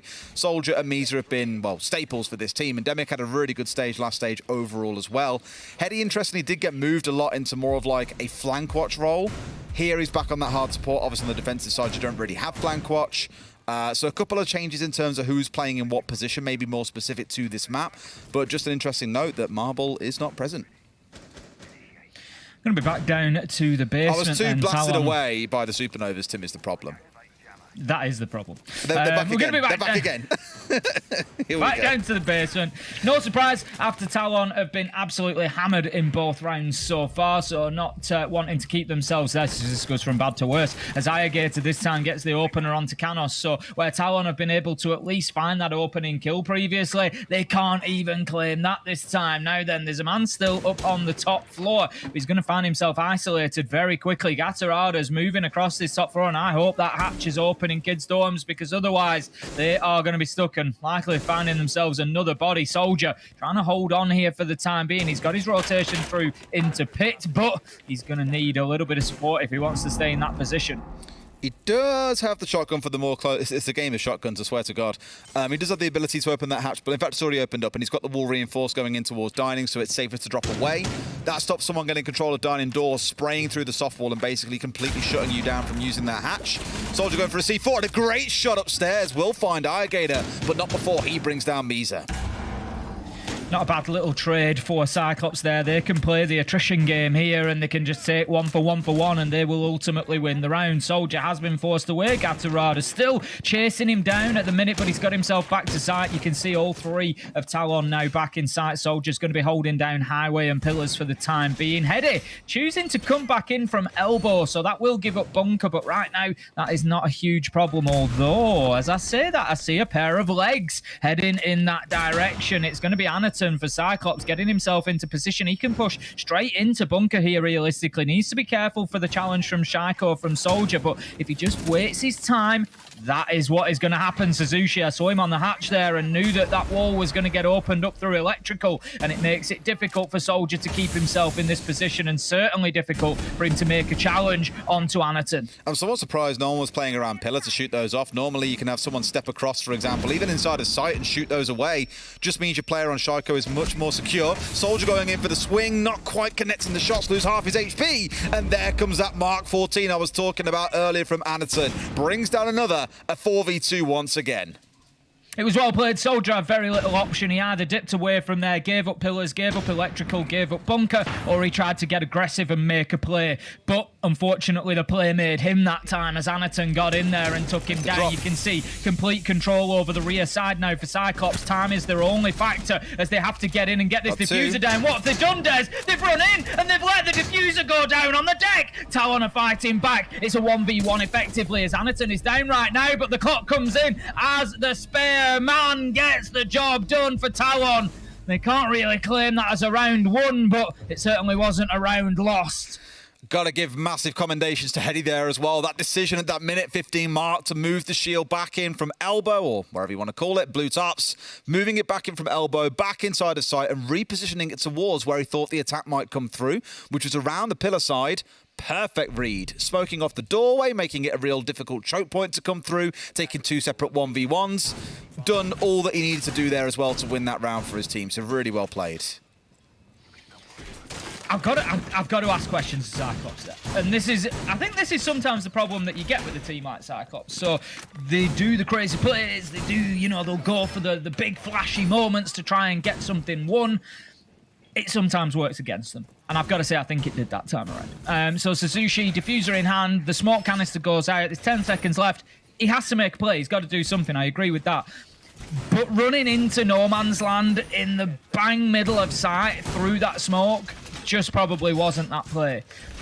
His options were limited, I agree, but by doing that, it dropped the diffuser down inside a sight, so then others had to follow him. They had no choice. They just had to keep flooding in. And I'd mentioned it 10 seconds before. The time was becoming a factor for Cyclops, so as much as they'd done great work up to that point, they just hadn't moved quickly enough, and that's something that they need to avoid, because you see exactly what happens. You have players that then rush of blood to the head and they have to make something happen, and it just didn't pan out. So Talon get themselves the first round on the board. Maybe that will be the spark that ignites a powder keg under them and starts really getting them moving in this one. It's meeting this time, so a tertiary site. They've decided not to go back to the top floor. Or potentially under Cyclops, it lights that keg as well, because looking at the team, there's no more suppressed supernovas, there's no more Hibana running some wild crap. It's all back to basics here, essentially. Back on Ace with the Selmas coming out, no doubt partly because of the site we're going to, but I'm also looking at the overall comp. I'm a little bit unsure of them running a Nomad here, truthfully, because we haven't really seen Talon get too crazy out on the roam. If nothing else, that's more Cyclops saying we definitely want to lock down our backsides for this push, but I'm looking mainly towards things like the Lion, the Decabi here. Those two are going to be absolute terrors. Certainly our soldiers trying to hold down Attic for the time being. They want to keep that vertical presence for as long as possible, but less than halfway through the round, I think he's now really felt the pressure under his collar there, and he zipped himself away. What a shot from from Carnos, just getting aggressive onto the double window, and Suzuki finds himself taken down once again. He had a big round in round 1, but he hasn't been able to replicate, and I said it might just start some fireworks for Talon, and Carnos, he is popping off left, right, and centre at the minute, finds himself a second in this round, and it's 5 versus 3 for Talon now. I think ultimately Cyclops have had a lot of freedom in taking roam control so far in the first few rounds of the game, but this one, Talon have really dug themselves in on the top floor. Reinforcements, smokes being burnt, for example. Very rare you see that level of investment. Candace is ready for number 3 as a flash comes through, but it's a great cross from Irrigator, who gets the sideswipe and takes him down, but the damage has been done. Vertical angles can now start to be used, but with only 3 players left on the board and 2 of them upstairs, Cyclops need to think about that clock again. 40 seconds. Go, Des. I was going to say, is the hatch reinforced? Because they've got 9 flash. No, it's not. Thank God for that. It was left open to retreat They'll wish down. it was. They will. At this point, it's still 2 kills coming through, and Black Ray still now looking to push his way around towards security. There is 1 man dug inside. Demic's very conscious of these vertical angles that have been opened up by the Buck. With the door reinforced, so that could be all they really need here. Black Ray has got to make something work with just 1 bullet's worth of health to his name. There's no way that Cyclops should win this from here. Drop comes in. Irrigator can do nothing as Demic cuts him down from security. Black Ray, he's a breath away from death. There's no way that he finds this 1v3. Soldier takes a peek, sees his man, re-peeks it and slaps him down. That's going to be Talon leveling things up 2-2. I was going to say, if they'd left that hatch reinforced, for example, and sort of committed members, this is Talon, by the way, if they committed members to die upstairs, that's fine. I'd be very concerned for Cyclops at that point because they had 9 flashes in back pocket. They had the Buck on side who could have brought the hard breach gadget, but that really could have bitten them. There's not really a world where the defenders wouldn't have that hatch opened up because you do want to retreat back down it. But just looking at that, I was a bit nervous that Ace was the only hard breach they had on the entire roster, given maybe what needed to be done on that site to actually get a plant down. Either way, Tim, back up to this top floor now. You've seen that Twitch potentially being brought along by Anderton. Spoke about this operator quite a lot during EUL. The F2, one of the only guns whose recoil wasn't really hit that hard. I know the vertical recoil was increased, but it was still a very similar pattern to before. So if nothing else, it should feel pretty good on this patch. Yeah, I mean, we've certainly seen an uptick in the pick rate so far. We'll know better after, you know, we've had a few weeks of play, but we saw it in EUL, we're seeing it here in APAC North, a little bit more action for Twitch, who once upon a day was extremely popular with the F2 and then sort of dropped out of popularity a little bit, but as you say, with the reduction in recoil, or at least the reduced change compared to others, Twitch might just find herself a shining star once again. Now then, we've got Soldier up on T3. Always an interesting one to keep an eye on because, of course, it takes a good bit of diligence to make sure that that's drawn out and that player's dealt with. And given that he's opened up both windows, that suggests to me that Soldier, he's not looking to go anywhere for the time being. He wants the opportunity to peek, particularly, I would imagine, onto double window this time. It also forces the respect, right? If Cyclops are being a little bit ignorant and ignoring Big Tower altogether, that is just free. Too easy. Easy. That's not going to say some of the focus. You know, if these windows are closed up completely, then maybe they assume, right, no one's there. Clearly, it's not a problem at all. Now you know it's open, you will have to drone it out. You will have to go and check it. And Soldier's kind of made that read there, understands, all right, well, we're down a man on site, I've got to get back. But at least with those barricades being knocked out ever so slightly, it feeds some info over. Gets picked up by the F2 on the way back, though. Cyclops, great start to the round. We saw Soldier win that exact fight from the attic hatch earlier, but just not able to repeat it there. Anderton cutting him down now then. Demic gets himself into a fight, missing a few shots there, but manages to get the job done. Takes Black Ray down and prevents the push coming through from Small Tower at least. That keeps White Stairs safe for the time being, and it also keeps Demic in position underneath that double window. But he's distracted at the minute, Des, massively. He's heading towards Freezer. There's a real opportunity here if they were playing on the double windows, but Cyclops this time are at least slowing getting there. We can see there's 2 of their players moving in that westerly direction, so they may well now head their way up. I think Gatorada is on the left-hand side of our screen, going to be heading up towards, yes, he is indeed, towards that double window. You see, doesn't matter if it's on the left, Des, you can't slow me down. I still know where they all are. Just think about it, mate. When your vision comes back, you'll be like Superman. Oh, it's going to be like superpowers. You had to see literally everything. Anderton with a second in the round again. That F2, keep on speaking about it, but it is Anderton at the same time, so you can't put it all down to the gun. But he was sat watching Kitchen for the longest time inside a split, just expecting a rotate to come through from security. So Cyclops was slowly trying to strangle that net in there, find another member. What a one-tap as well from Canos. Just casual as anything. I know it was kind of onto a stationary guy, but still nice and snappy. Love it. Gets his way back in towards site. He's now left alone, but Addington makes it a 4. Let the F2 sing, he says. Suzushi's been a little bit sloppy for me since that first round. There's a couple of deaths. You mean since he rocked out the supernova, Tim? Basically, yeah. There's been just a couple of deaths that really could have been avoided, like that one. He's on drone. He stood completely in the open. You know, you've just got to get yourself into a little position of safety. You've got to get yourself some cover if you're going to sit completely out in your drone. You're unprotected. And it's the easiest one tap of Canos' life. All he has to do is look out of a window. And yeah, so for me, come on, Suzushi, you got to switch on. You got to be making sure that you're covering those elements off. But for the time being, we're going to have a Talon time out. They're going to go the TAC timeout route, have a little chat. They've got themselves a couple of rounds, but Cyclops have come back at them now. And I'm enjoying this one, Des. A lot of back and forth for these two teams. I've really enjoyed how in the last 3 rounds, we've seen Talon actually start getting out in the map. Because look back at round 1, for example. 90 seconds in, they're all on site. Cyclops are just doing a full roam clear on the top floor, getting rid of gadgets for free.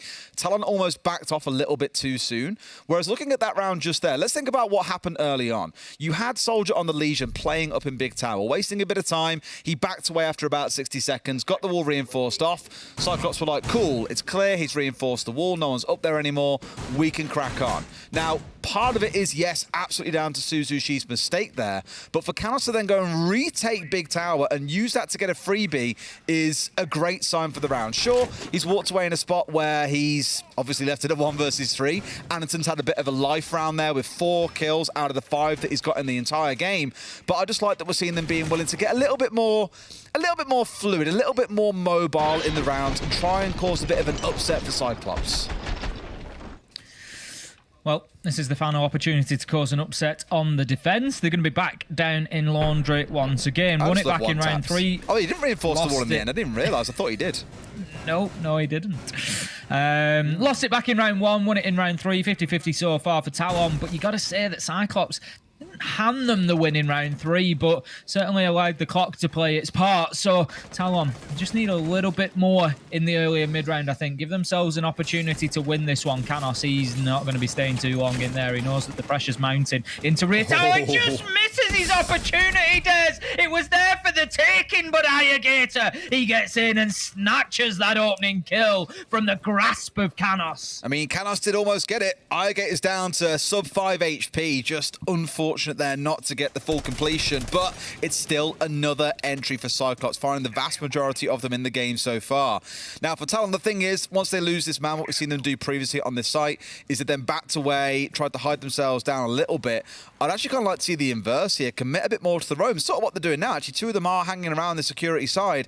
Just try and burn through the clock a little bit more, because if you back away now in a 4 versus 5 and you give the whole map to Cyclops, you're basically writing your own death warrant there.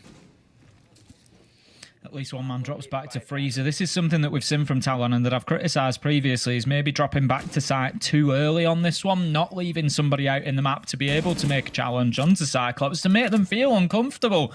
And they've been able to really set those attacks up, set those executes and push forward. And that's exactly what's happening here. We can see Cyclops are absolutely stacked up towards the rear stage stairs. That could have gone drastically wrong, Des. 3 pushing down together. That could have been a very quick 3 kill. But Anaton, he manages to get his man near draining in. There's nowhere for Heady to go. Full white flash. If they just push forward, they'll find the kill. But no, they've allowed him to get back into position. Shotgun in hand. Heady is going to continue fighting, as does Demic. But surely the time is limited for Talon to do something about this. I love the aggression coming out of Cyclops. I love the counter-aggression coming out of Misery. Finds 2, makes it 3 as well. And they've won the round, Tim. How on earth have they swung that? I don't know how that's happened, Des. How is that even allowed? Like, I don't know. There's 2 players watching Pillar. There's one halfway up the stairs. There's one in Shaiko's spot. And I don't know why, but for that brief second, the player that was on Shaiko spot turns their attention towards Tarps. There's no need. You've got 2 players pushing down that side already. And that brief second of looking away, that brief lapse of attention, just lets them back into it seems. There was a team kill in there as well. Yeah, at the very end. Yep. I did just see our score on our tech pause then was 4-2. I'm pretty sure it was a win for Talon, no? Yeah, it's a win for Talon. Yeah, I was going to say, I'm so confused. But look at this, is what I mean, right? The No, positioning... it's 3-3, don't worry. You're counting, Tim, I'm sure you are. It was just... Yeah, it's 3-3. Yeah, it was just getting into that position. I was just like, how? Like, I know that the push-up highway, I was going to say at the end of the round, okay, I actually like what they've tried to do here. They've tried to retake ground. There's been a call from Heady. There's a push coming in through Tarps, down elbow. Cool, we can try and make a play here. And I love that from Talon. I didn't think they'd be successful because I saw the player on Shaiko, I saw the player on Tower Stairs and thought they had their angles covered, but they absolutely do not. And maybe there's even a question to be asked here for the Nomad. Why are you pushing down Tower Stairs? All you've got to do is hold the angle and stop them getting the cross behind your team, but instead he comes marching down, exposes himself in full view with no cover and gets blasted down by Misa. That is, for all intents and purposes, a thrown round by Cyclops, but they'll still be happy with 3 attacking rounds, I'd wager. Yeah, I think, ultimately a little bit of panic set in for Cyclops there. A little bit.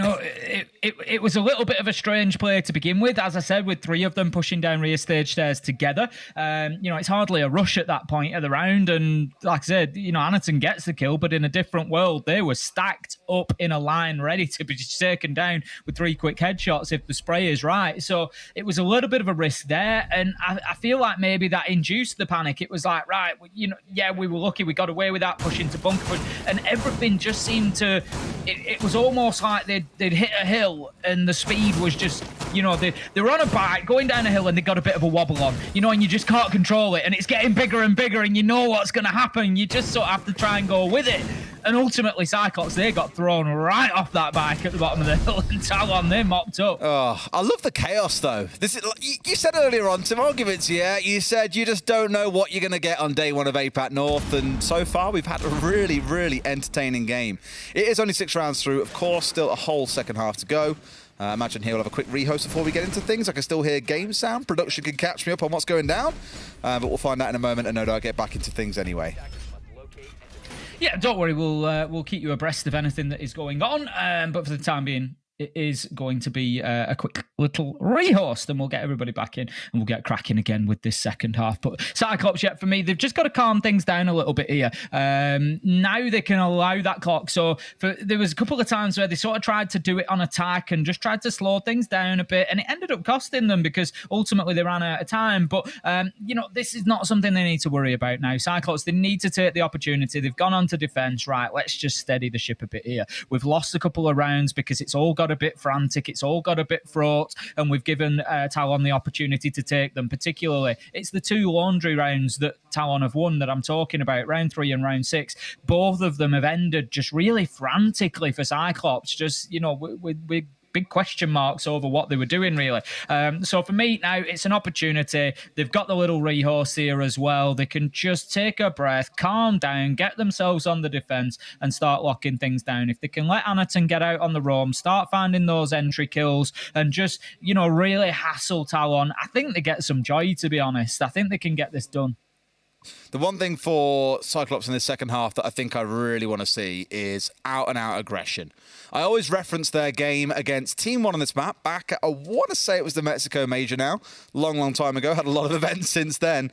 But they were absolute nightmares. Out the front door, out windows, anything they could do to get up in the face of the attackers and slow them down. This is even before we were in the current meta that we're in now, by the way. If anything, they should be even more aggressive now than what they used to be. The only downside being Talon and other teams in APAC North are perfectly aware of how Cyclops play this game. So that aggression has got to come out. It's got to be tempered. It's got to be measured. It can't be like that last attacking round, just throw everyone down Tower Stairs and hope for the best. It's got to be more coordinated than that, but I do want to see them getting up in the face of Talon here and trying to shut them out the round early. That was something that Talon didn't do for the first 2 or 3 rounds in that first half. Yeah, I'd maybe, in that same vein, Des, I'd maybe like to see them do the DPEC, get the Echo out there, use it out of the drone holes and get aggressive with it, out of a few doors, out of a few windows, and like you said, just really send a message. I think if nothing else, we've seen teams try and use the Echo. We saw it during EUL. There were several teams doing it. And every time I was watching, I'd just watch a Yokai get shot early mid-round. I'd be like, Deepet wouldn't have done that. Deepet would have kept it going. But I haven't really seen many teams using them to send the drone out through drone holes, for example, and collect information. That seems to be a bit of a Deepet special, at least so far. Maybe teams are trying to warm into playing the Echo before they start any crazy stuff like that. I think we've got everybody back in, we will be heading into round number 7. We will get Cyclops' defensive phase underway.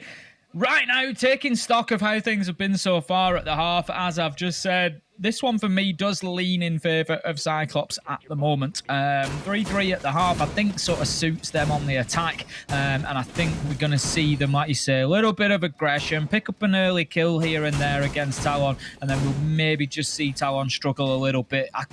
Basically, I can't see Talon bringing that same insight aggression that Cyclops were able to achieve, just going in there, 3-4 kills. And I'm not sure that's something they're going to have in the locker. Let's see as it progresses. But round 7 is going to see Cyclops taking us down to the basement here. They're going to be in Laundry to kick things off.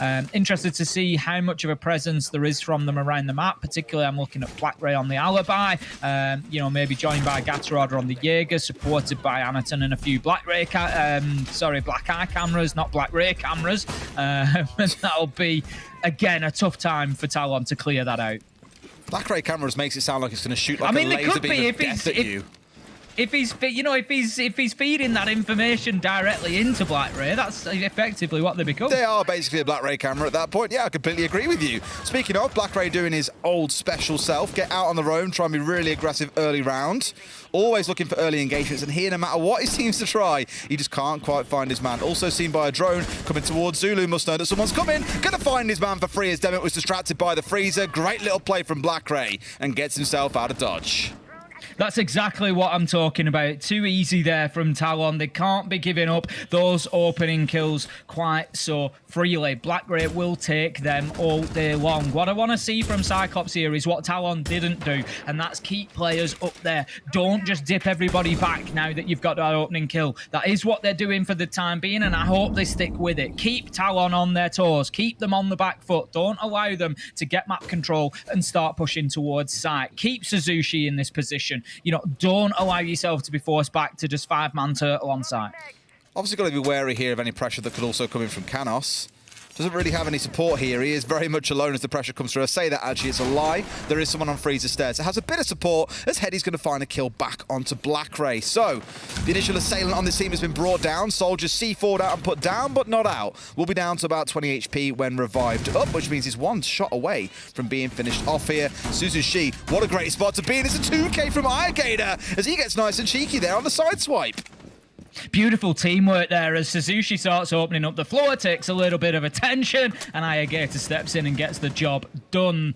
And now then Canos knows he's got to deal with security, but there's very little he's likely to be able to do about it. Look at the position that Suzushi's taken up here, hard left of the door with the shotgun in hand. This favours him for this engagement every single inch, so much so that you can see Canos has got no interest in taking that one on. Instead, he's going to head himself down into Freezer. This is the other way to deal with somebody in security, potentially. Get yourself into Freezer, find a couple of kills, and then all of a sudden, he has to start thinking about getting himself back towards site. But Canos is going for it this time. Manages to get his man on the pre-fire. Suzushi, you can't lose that one.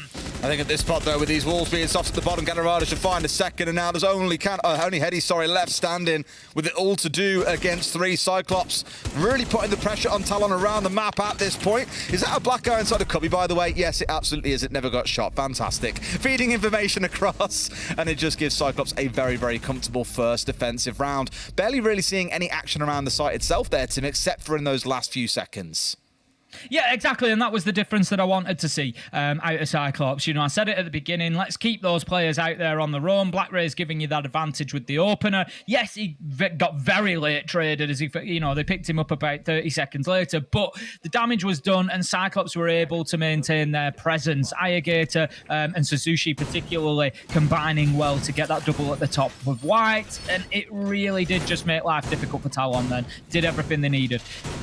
I feel again, let's have a bit more of that from Cyclops. Keep somebody active, maybe in the basement here. We see that occasionally, so that there's always that threat of them appearing at rear stage stairs, pushing onto your attic if you're trying to push in through there as an attacker. You know, you've always got the potential of somebody just going and using those windows, as we saw Canos do previously, to pick up the kill onto anybody pushing double windows. So again, Cyclops, get players out there, keep them active. That's the way you're going to beat Talon.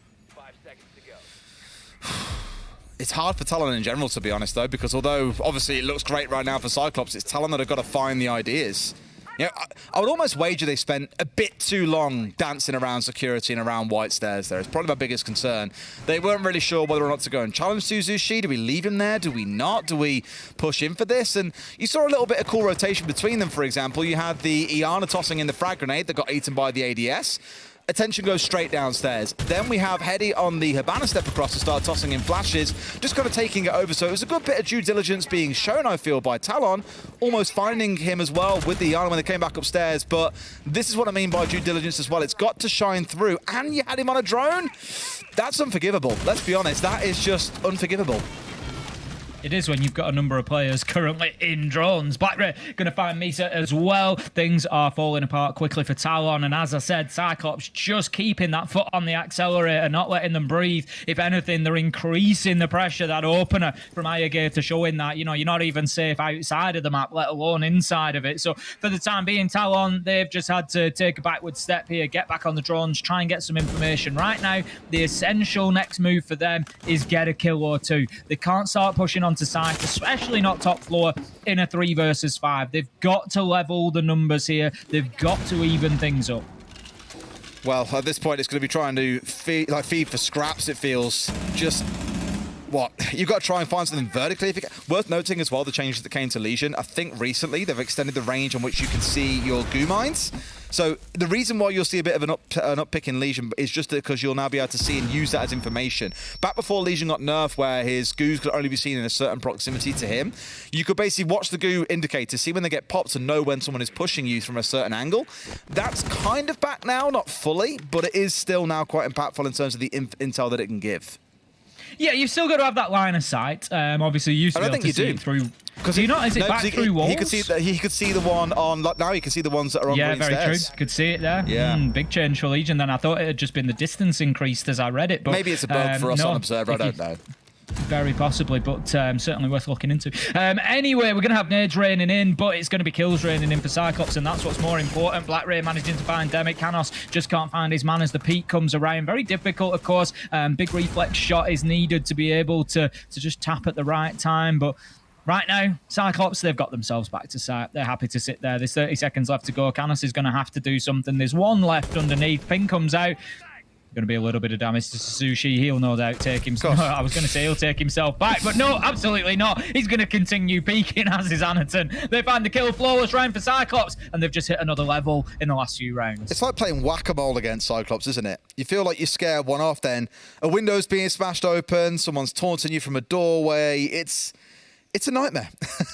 I'd hate playing against this team. I think we all would, given how good we are at the game, Tim. But I think either way, for Talon, they're getting the welcome back to APAC North here, where their attacks are maybe looking a little bit, I don't want to say lethargic, but they're not fully complete. It's like having a jigsaw puzzle and you're missing the last 3 pieces in the box. You haven't quite got a full picture. Most of it's there. You can see the drone work is being done. You can see they're working together to push certain spots, but just small things are out of place or not quite there, and it's costing them kills that ultimately is losing the round.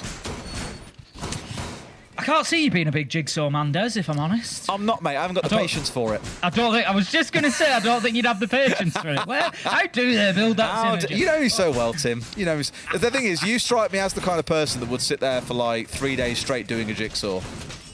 I don't mind a little jigsaw puzzle, I'll be honest. It's not, you see, for me, I mean, this is going over a hell of a tangent, isn't it? It's not so much the actual functional doing the puzzle. I quite like it as like a social thing. So I quite like, you know, if Vicky and I, my wife, will do a little jigsaw puzzle, we'll just spend an hour in an evening, do it, and we'll sit and chat. And I quite like the social element. I like the idea of that. To be honest with you, mate, I could just imagine sitting there with a beer or two, building a jigsaw with you. Yeah. And I'd just be the chaotic one who wants to make things look stupid by putting jigsaw pieces upside down. You'd be the one who doesn't do the border first. You'd just be the one who starts putting the hot air balloon together that goes somewhere in the middle. Correct. It tells you a lot about a person when you build a jigsaw together, apparently. Let's get back into the round then. Round number 9, it's going to be meeting this time around tertiary site for Cyclops, but I tell you what, I don't think it's going to look too tertiary if their defense continues as it has done. They've been absolutely dominant so far. We've got the Orsa presence at rear stage with Soldier. He's got in there. He's got 2 shields deployed, I think, at least 1 on the mezzanine. If not, the second will be coming in soon, and that's going to be, again, trying to hold an angle. You want one towards the rear stage where the plant spot is going to be, and you want one towards Attic, effectively, or one to challenge both, as they've got at the minute. There's the second one. One of those is likely to be moved, I would have expected. It's going to be pushed into a position to support the plant a little bit more. I think we might have just heard it, picked up and repositioned a little bit. So the wall gets opened. We're going to go through about 30-40 seconds of probably trying to find a kill or 2, and then they'll think about getting in for that final execute. Also thinking about all the utility clear. The one thing I do like about this site for Talon, and maybe it's a small faux pas coming out from Cyclops, is they've gone to a site where Talon can just go direct to site. They need very minimal control. They just need big tower. They haven't got to worry about clearing top floor and working through the ground floor then, for example. Things are a lot more simple for them. And this nade is on the other side of the bag, so it will not get the kill, but Soldier does get that opener onto iGator. I just feel, again, this site is actually really well positioned for Talon. For Cyclops, it could stink. Certainly could. Blackray's in an important position behind those sandbags. He is, or is it Suzuki? Sorry. It's Suzuki, just on the Wamai that's going to be playing in there. Very important. Has an opportunity to prevent this diffuser going down if the opportunity presents itself for Talon. So they really need to try and deal with him. They've sent the nades in. They've not really worked out. He's got a magnet there that he can play behind. He's just hopping either side, takes a few shots, can't find his man. And Soldier, as I suggested, maybe he would, relocates that shield and tries to get himself in to put the diffuser down. The shield is cleared out, but Demic gets the kill at the same time onto Suzuki. 3 versus 5 now, and Talon, they got to win this from here, surely. Soldier thinks about putting the diffuser down, but he has to come off. The Echo drone is going to prevent. There's a couple of kills. Blackray with a huge move! Kills the man watching the flank, and then also gets the planter as well. Massive, but the thing is, the shield still stands. They've still got 2 impacts in the back pocket of Anaton. Why is this allowed to stand? Here comes Blackray again. They had a bit of information, but they can't find the kills. The shield stands, and the plant is down. Just shows how powerful that shield position is from Orsa there. Despite 3 kills in that position, despite a number of Echo disruptions, they've still been able to get it down. The fight continues. Gatorada cannot find the pixel peak as Demic shuts him down, and this looks like it could be a first successful attack for Talon. Anaton trying to get something going, but no, shut down on the rear stage stairs, and that's going to be Talon locking it down. 4-5, keeping it close. Good stuff. Yeah, I mean, I was nervous when Blackray managed to get his whole way up towards green and get 2 kills from there, but if that's the only thing that's gone wrong in that round, I wouldn't be complaining if I was Talon. A number of times we've seen Cyclops execute onto this site and get hit by someone coming up through Attic, by someone coming up from basement most critically. It's happened to them 2 or 3 times, so I would have figured that maybe they'd have been the ones to try something quite creative in trying to disrupt it, but that was the most static we've seen Cyclops so far, so unsurprisingly, Talon have been able to abuse that and get the plant down. Now that they've got to deal with a downstairs attack, which means dealing once again with that roam game. It does. The problem for Talon there is, yes, they should take some excitement and momentum and energy out of that round win, but ultimately, they've got to remember that was sort of on medium difficulty. You've just moved up to pro now. You've just moved up to expert level, where Cyclops are back down in the laundry. They've got laundry, they've got Dorms, they've got 2 sites that they've absolutely dominated on. Let's not forget, Dorms was a flawless round as well back in round number 8.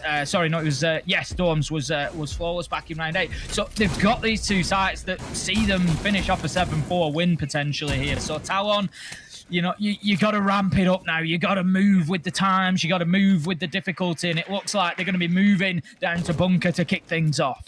Did they see him? I was about to say, did they see him just lay down then for a second? No, they didn't, because it's not open at the bottom side. Just here on the top. They're waiting for it to get shot out. C4 to come over the top, but Anaton might find himself a cheeky kill or 2.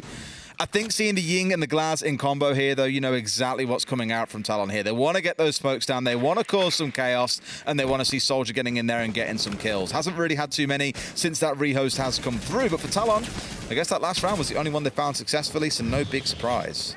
Anaton with nerves of steel there, just holding himself in position. Oh, Nitro comes out! and gets his man. Takes down Soldier with an absolute beauty. And as I say, just really having to have those nerves there as the bullets flew in through the soft wall above his head, pinging off the wall behind him, but he was going nowhere, and he knew what was there to be found, and he delivered. Great opener. Demic going to take a lot of damage. Heady, he was wounded in the battle as well, and right now Talon massively on the back foot in round 10, but here come the Candelas. They'll try and burn their way down towards Elbow here, pushing it through, but the shotgun wins out first. Black Ray finding his one, Anderson is second, a third and a fourth fly through. It's a flawless round from Cyclops. Tim, I've got to give such a big shout out. I think that was a really good read by Cyclops. No doubt what's probably happened here is they've watched Talon try and pull off an execute like that before. I don't know where they might have seen it, either in previous games on Oregon or somewhere else, I don't know, but they've read that so well and had the perfect counter lined up, because whilst the attackers are obviously leaning so heavily into those smokes, it also means you cannot shoot out that C4, and they find the perfect man. It's the Glads, the one who gets to utilize that smoke. Such a smart read, fantastic round by Cyclops, now find themselves at match point.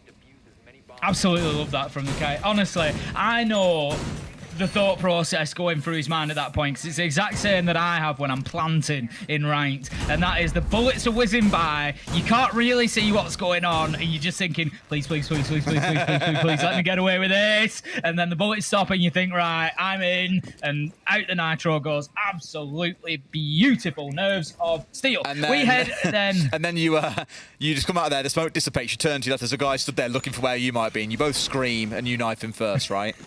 Exactly that. Happens so many times, it's brilliant. So often.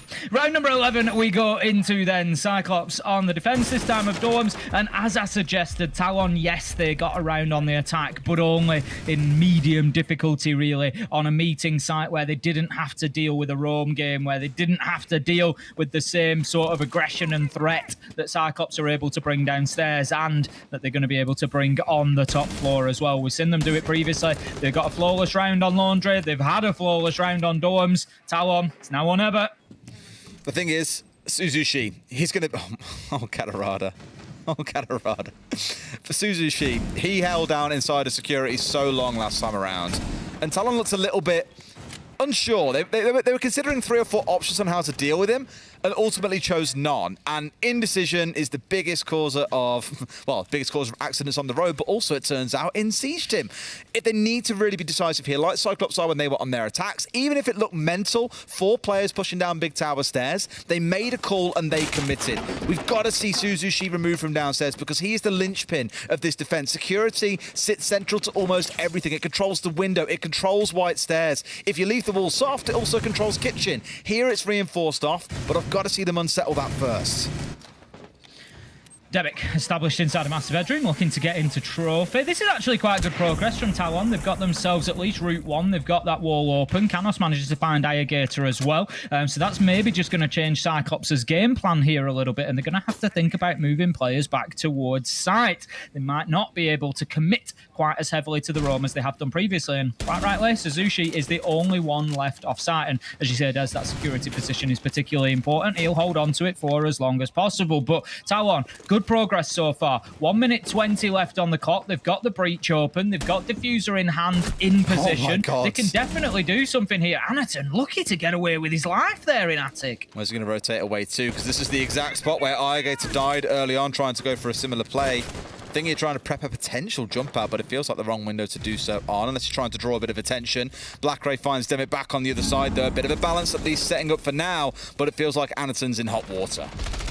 Black Ray just holding that long angle. Anaton, he might have been in hot water, Des, but all he does is take himself a nice relaxing bubble bath. He jumps out and gets himself a kill and just really fires Cyclops towards a Playday 1 win here. 4v1, it's all up to Heady. It's the support main on the Thermite, pushes in behind the smoke. He finds one, takes down Black Ray. That gives him a little bit of hope at least. 1v3 now, still plenty of kills to be found. Nitro, that was pre-placed, I believe, is not going to have any impact there. Trying to find the man on white stairs, but cannot. Pushes in towards Pit. He knows he's got 17 seconds. He's got to make a move. He starts to get the diffuser down, but it's Suzushi from that power position underneath that takes his man down, and Cyclops calls out a full 3-point win. You're seeing there how easy it is as well when you've got no pressure coming in on the shower side of the map for Suzushi to move into Zulu and just blast out any floor that he needs to. I think Talon had the right idea. Try and push him from the east side, ignore the really heavy setup on the west. But fundamentally, Cyclops adapt well. The roam game just too much for Talon today. Yeah, it was. They just didn't have an answer. As soon as they got them onto the defence, that was it. Cyclops really did just push forward. Suggested it might be the case given what we'd seen in the first half. Talon showing signs of promise, to be fair. Had a few good rounds, but certainly still work for them to do as a roster. Here I am. Ta-da! We're still with the Magic Tim. Or the Big Tim. Not really the Magic Tim. Oh, you're the Magic Tim. I don't think there's very much magic about me. Tim, it's becoming more bionic. I don't know. It's becoming more bionic. And that head of yours, surely. that bald head of yours is a crystal ball, let's not forget. Certainly is. It's the other side of it as well. Well, it couldn't quite get the future predictions of how this game will go. Talon do fall down against Cyclops, of course, and I've got to rub that one in just a little bit more. Cyclops take the win. Let's go to a break. When we come back, Desk will break it down for you.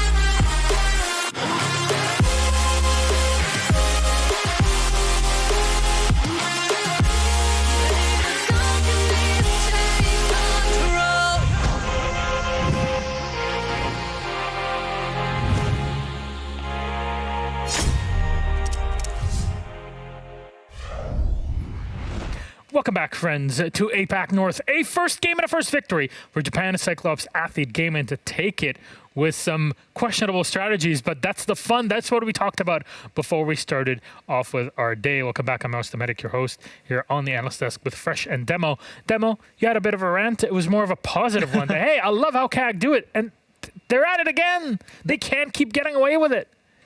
That's it. That's it. They're winning invite. All right, I'm telling you. Let's see if they qualify first. I'm telling you.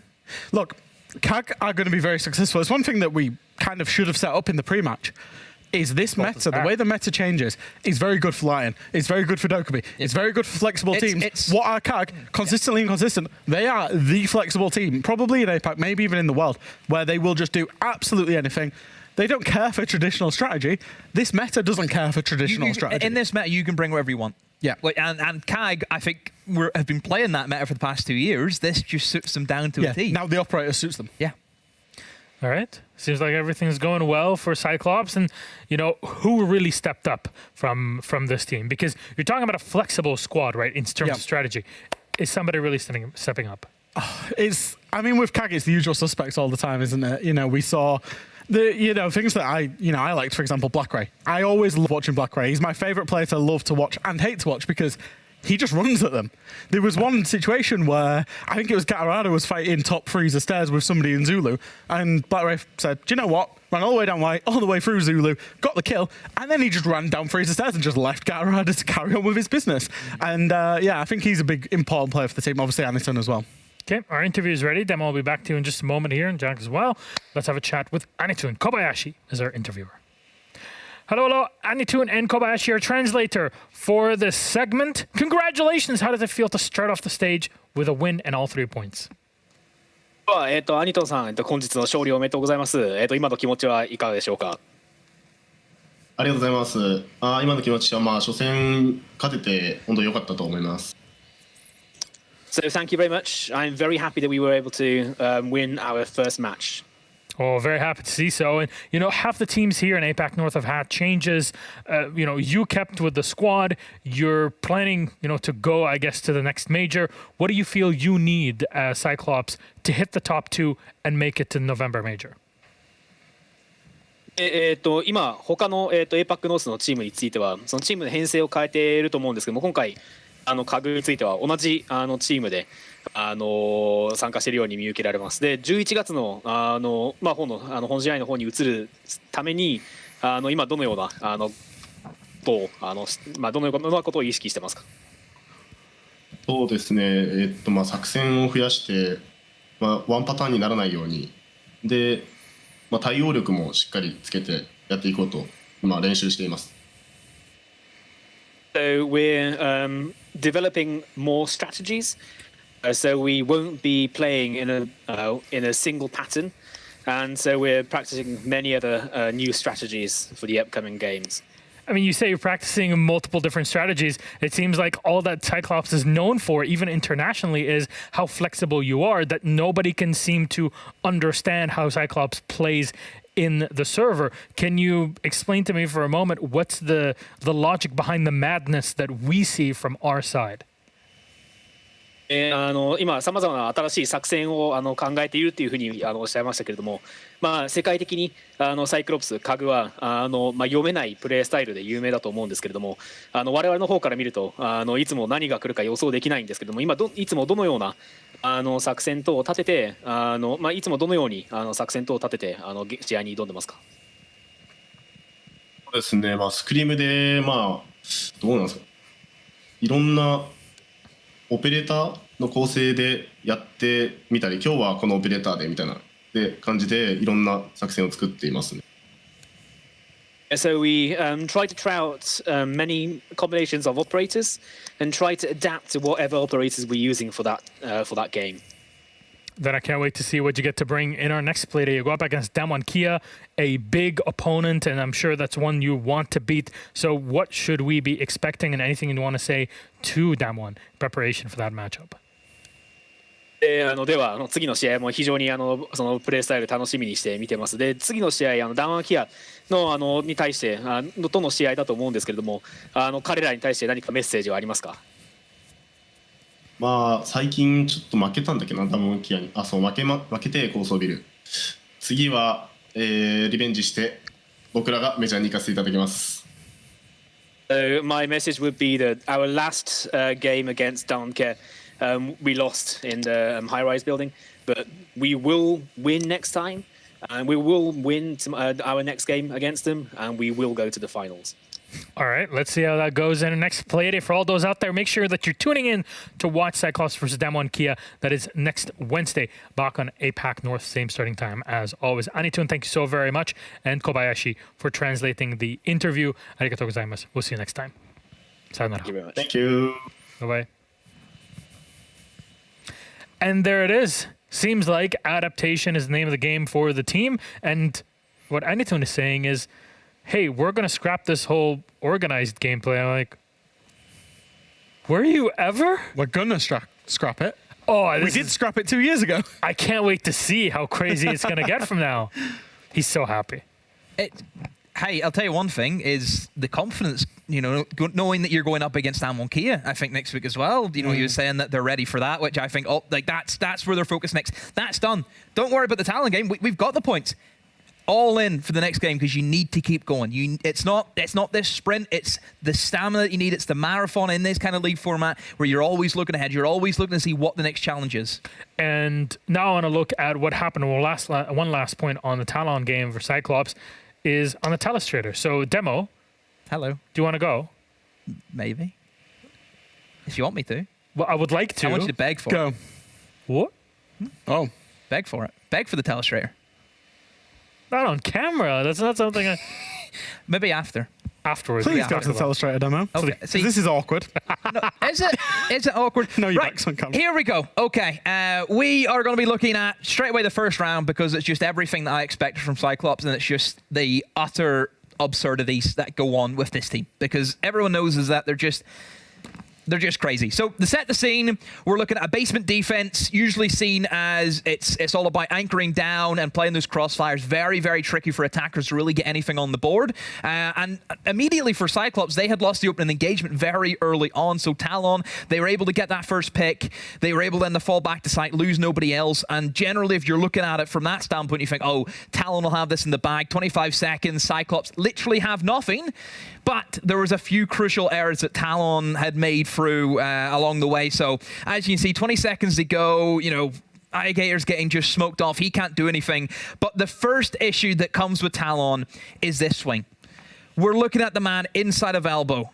Why on earth is that man looking for a swing? Because at that stage, all Talon need to do is just literally sit still, sit in their hands, hold angles, play the crossfires, and basically let Cyclops have to push in. Cyclops have to push into all these crossfires, and for some reason, we see a swing.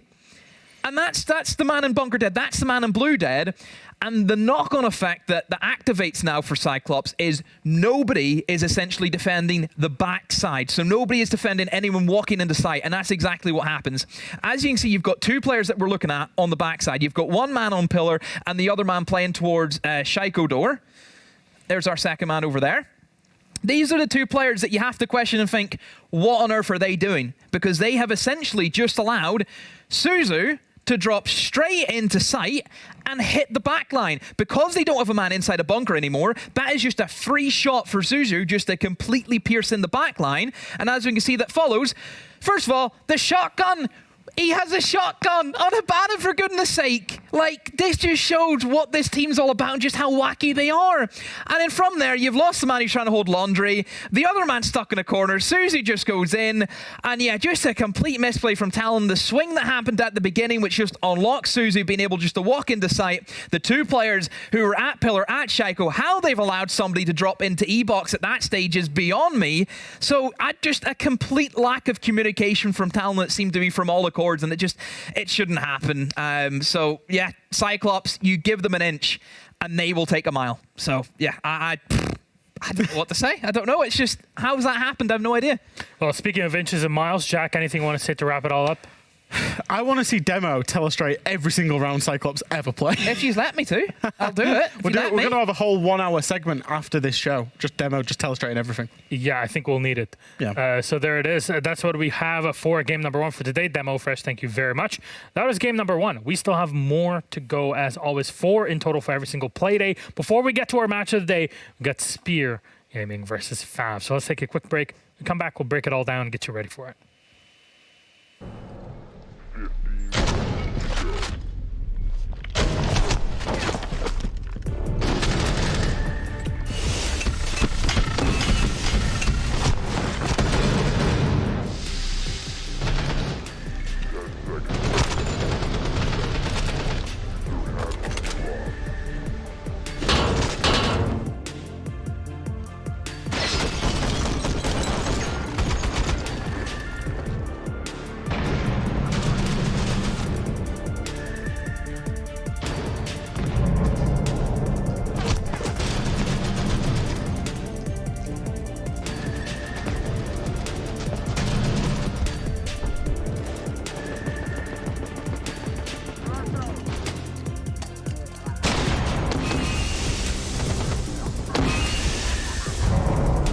Fly through. It's a flawless round from Cyclops. Tim, I've got to give such a...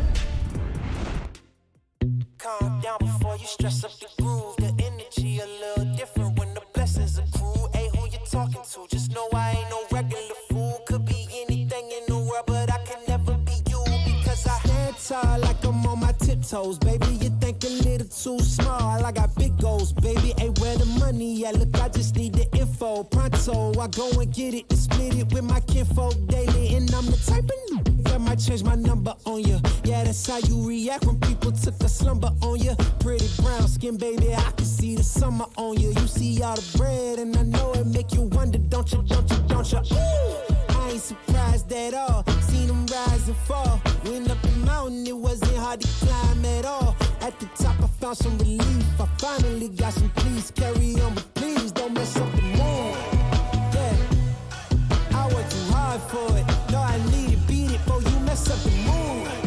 Yeah, ooh, I worked too hard for it, and I need it, so please don't mess up the mood. Don't mess up the mood. Don't mess up the mood.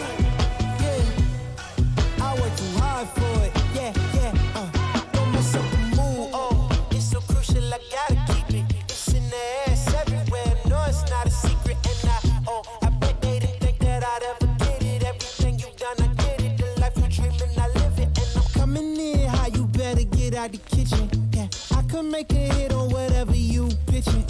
Baby, let me fill up whatever you missing. Or you like it up at the top, it's a better view, isn't it? I'm not surprised at all, no way. Hey, what you need, come on, just pay the fee, I supply it all. Went up the mountain and it wasn't hard to climb at all. At the top I found some relief, you see, so please don't mess up the mood.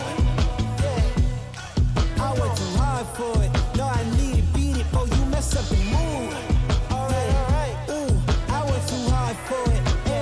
So please don't mess up the mood. Don't mess up the mood. Don't mess up the mood. Oh, come on. I worked too hard for it. Yeah. Don't mess up the mood.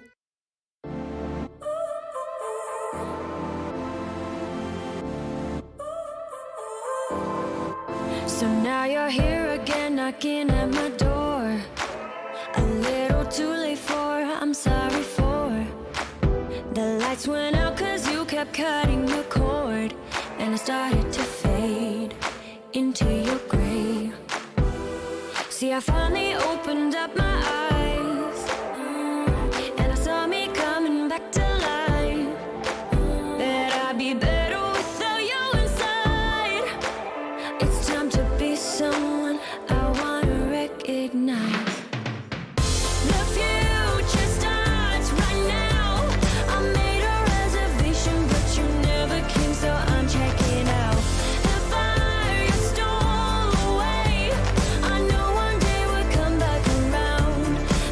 Is now. The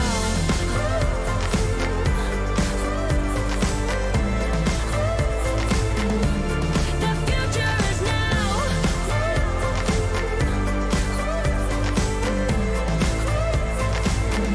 The future is now.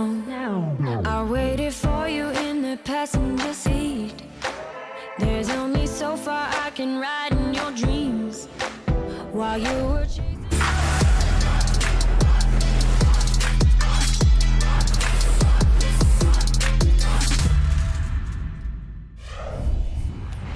Welcome back, everybody, to APAC North. Spear Gaming versus Fav Gaming is about to begin. We're all gaming here in APAC North. And welcome back to the Analyst Desk. I am Milos Dometic, your host for the show. With me are Fresh and Demo. We're going to have a chat about these two squads, starting off with Fav Gaming. Fav Gaming, Milos, have made a lot of changes. It's a team that had a lot of potential, dropped off significantly, and they've made drastic roster changes. Number two is out, and I'm personally very sad because we've now not got the Barbershop Boys demo. We don't have Afro number 2 anymore, just Afro. Ramu has gone to Fnatic. Typon has been benched. He's on the substitute roster. They've brought in Yura, Light, and K-Razors back in from the substitute roster into the main team. And I think they had to do something because they were sliding. They were getting dangerously close to the bottom of the table in that relegation dogfight. It's not where you want to be. So they've made drastic changes. Yeah, and I think whenever you look at how, obviously, with things have changed where, top 2 is necessities now. You can't pull top 4s. You have to do as much as you can to make that challenge. There is only a limited number of spots, even less than what other regions get. So I think it's just that constant pressure of, we have to get this top 2. We cannot afford to slip up, and drastic changes have to be made. The top 4 is important for SI points, of course, and the top 2 are the only 2 spots that will qualify you to the 6th major in November. More information on that in the coming weeks. Fingers crossed. Whereas for APAC South, it's also the same situation where it's only the top 2 that get to qualify. No more playoffs as we had 6 or so months ago. That's with your hands. I tried to cross my fingers and I realized I can't do it without the help of my other hand. I can't just do it. You can do it with your finger. What? No. It goes to there, and then I've got to physically. But you could do it with the other finger. No. The thumb. Well, you got to use your thumb. Yeah. Normally, you got to find it first. Who knows where? Why am I Fresh here has his again? thumb hidden. What's going on? Let's talk about their opponent, Spear Gaming, on the other side. Fresh. Can't do it. I've got to go. Spear. Yeah. Right. Spear Gaming. Look, this roster got absolutely decimated. There's no other way of saying it. When they went from T1 Spear, not because of the organisational changes, but because Arakazi got ripped out of this team. 11 was out basically the whole of last stage. I don't remember him actually playing the game last stage. He's now officially off the roster. They were by far and away the 2 best players. And this roster has dwindled in performance. It's dwindled in results as a result of that, which is a shame because under the old roster with Arakazi, with 11, they really were building to something quite good. And it's quite hard because stage 3 is not looking too great for them. They're playing with the same 5. They struggled with the same 5 last stage. And they've gone from this really crazy roster that's really hard to play against and you don't know what they're going to do, to much more default because they've had to. And it's really hindered them. Yeah, they had to strip it down to basics. And I think whenever you're trying to be too advanced, you need to be able to simplify what you're doing to try and make as less mistakes as you can. And, for a majority, they were doing that. They were stripping things back to very bare-bones Siege. And the only issue with then going back to basics is then you're actually very easy to play against. And teams are not going to be surprised by what you're doing. So hopefully now, because they've figured out the basics, now they can start adding on a bit of meat onto the actual body of this side, and who knows, they can come in here and surprise us today. I would need to do fewer mistakes today. Try their best. Try their best. Well, let's see which map they're going to need to get on today because it's a 9-map pool. 8 are out, 1 is left, and we'll have Clubhouse, a classic one. You don't play Clubhouse properly, then you might as well not play at all. Attacking starting side for Spear as they picked up the map. Fav decide they're starting side on defense. Jack. And Spear haven't played this map in the current iteration or even an iteration that looks like this current team. They played it, the last time that they played it was actually stage 2 of last year. So it's been over a year since they played it inside of APAC North. And it probably goes to show that this roster is going much more towards basics with the map pick. For Fav, they play it a lot, but they also, again, it's similar to Talon play in Oregon. They like playing it, they love it, but they don't really ever get wins or results on it. Yeah, like everyone can play Clubhouse. My dad could play Clubhouse. Paul can play Clubhouse. That's how easy it is. And then at that stage, it just comes down to who can do the basics. Because Clubhouse is a very basic map. It's not difficult to play, but if you don't do things in the certain order and you don't do it, follow the recipe. Let's say you're trying to make a cake and you're putting, your eggs in before you've added your flour, and you're getting all mixed around. You need to make sure that you're doing things in the correct step. So I think for Spear especially, because I think the pressure's on them, isn't it, to really show us what they can do. They need to be able to do the basics right today, but also add on a bit of a flair that hopefully they've been working on. You know what they say about cakes? It's a piece of cake to bake a pretty cake, right? Right. You got to do the cooking by the book. Right. You can't be lazy. I have no idea about this. He's doing the lazy town thing. Okay. Yeah, honestly. I'm too old and so too many young things are just lost on me, Milos. All I know is Siege, Ranked, Siege, Comp, and that's it. Yeah, you have to be number 1. Touch some grass. With all due respect. Do you know what? I was saying to this to demo. I went to a school in the city centre in Hull that had no grass because it was in the city centre in the middle of a city. Anyway, just one final point on these two teams is that these are the 2 teams with the biggest question marks as to where they're going to go, what they're going to do, and can they improve. They're going head to head.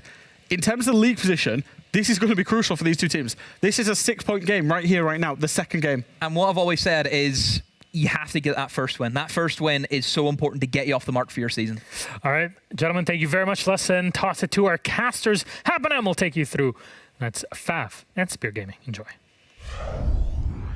Hello and welcome. I love that bit on the Siege. My name's Fresh. I sleep Siege, eat Siege, dream Siege.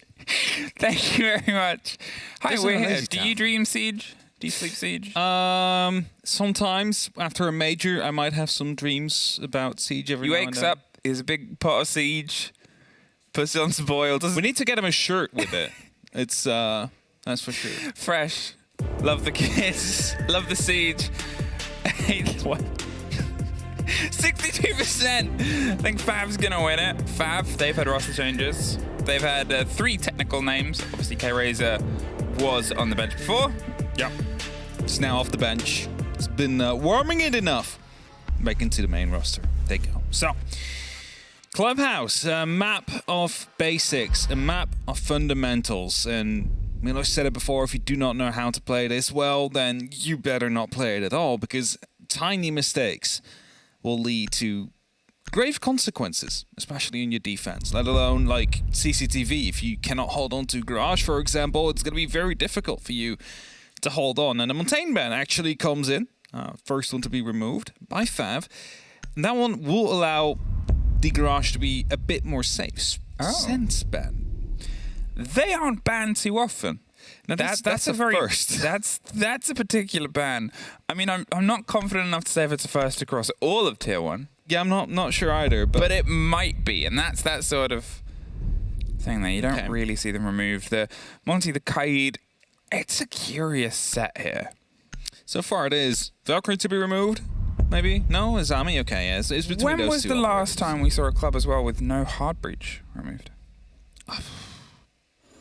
I wouldn't be able to tell you when the last time is we had that. Here's the follow-up question. Here's Yeah? the real brain scratcher. Do you think this is in response to the pocket EMPs? I mean, the thing is, right, pocket EMPs come in, a Thatcher ban isn't really that useful anymore. You used to ban Thatcher, so you didn't have to worry about these EMPs, like your K-claws or your Bendit wires would stay up a little bit longer, same for the mute gemmers. But now they've come in, Thatcher is more into play, every wall will open up. There's no excuse to not be able to open up a wall you need to have open up, especially not if a Kate is banned. All you really need to deal with is a mute and sometimes a bandit, so it seems like it might be a very attack-sided game that comes through between these two here. All right, Spear.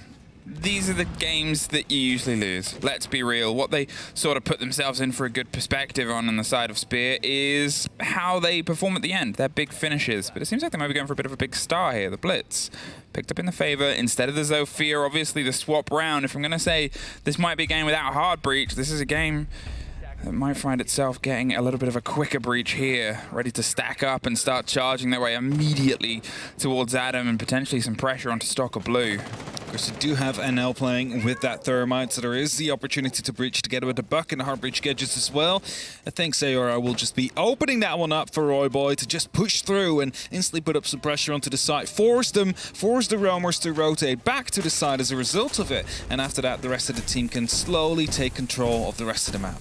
Well, Mephi's suffering, and Crazy Boy suffered more. Shin, able to get that opening kill. The Nomad's gone. They pop up and look for the second. NL's trying to get the catch on the far side. Shin's able to survive and scrape either way, and then drops his way back down to a little bit of a semblance of safety. Roy Boy's put some pressure inside. He knows that he's going to try and move behind him with all the luck of the current Berlin Major Charm in the top right corner.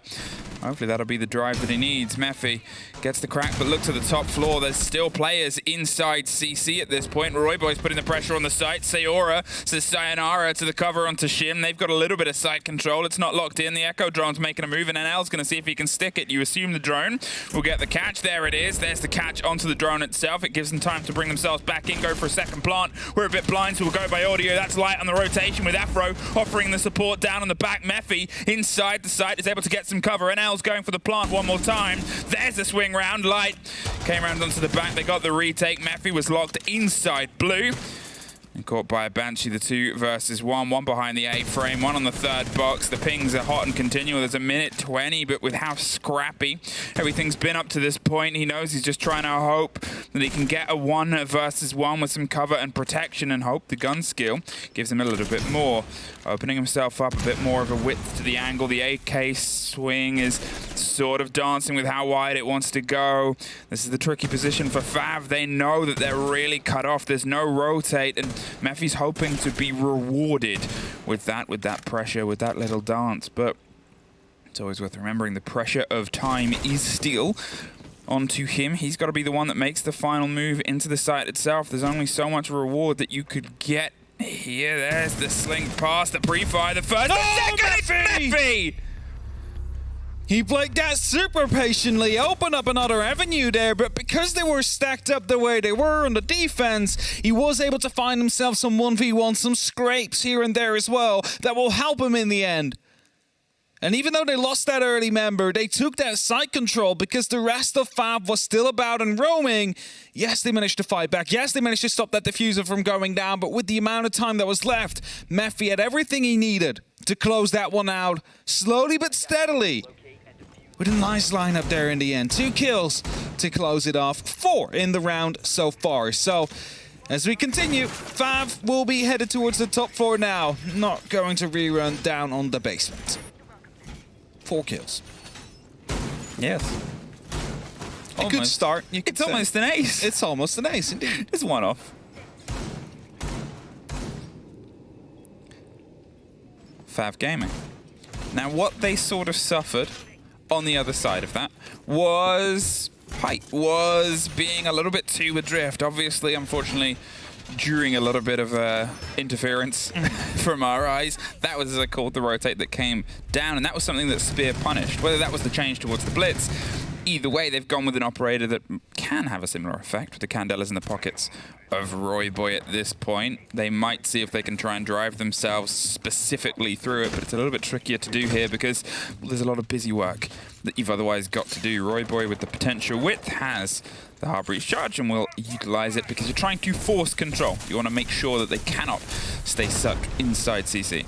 Instantly goes up as well, doesn't want to stick around there on that balcony because you are quite exposed if you do. That's a very nice drone toss there. Instantly rolls in, but picked up. They do have the information on Shin though. Maestro camera right underneath that hatch is going to be able to continue feeding info as well, so Shin doesn't necessarily have to be out there, and as the first impacts are about to be tossed in, they're definitely going to be getting Jacuzzi open.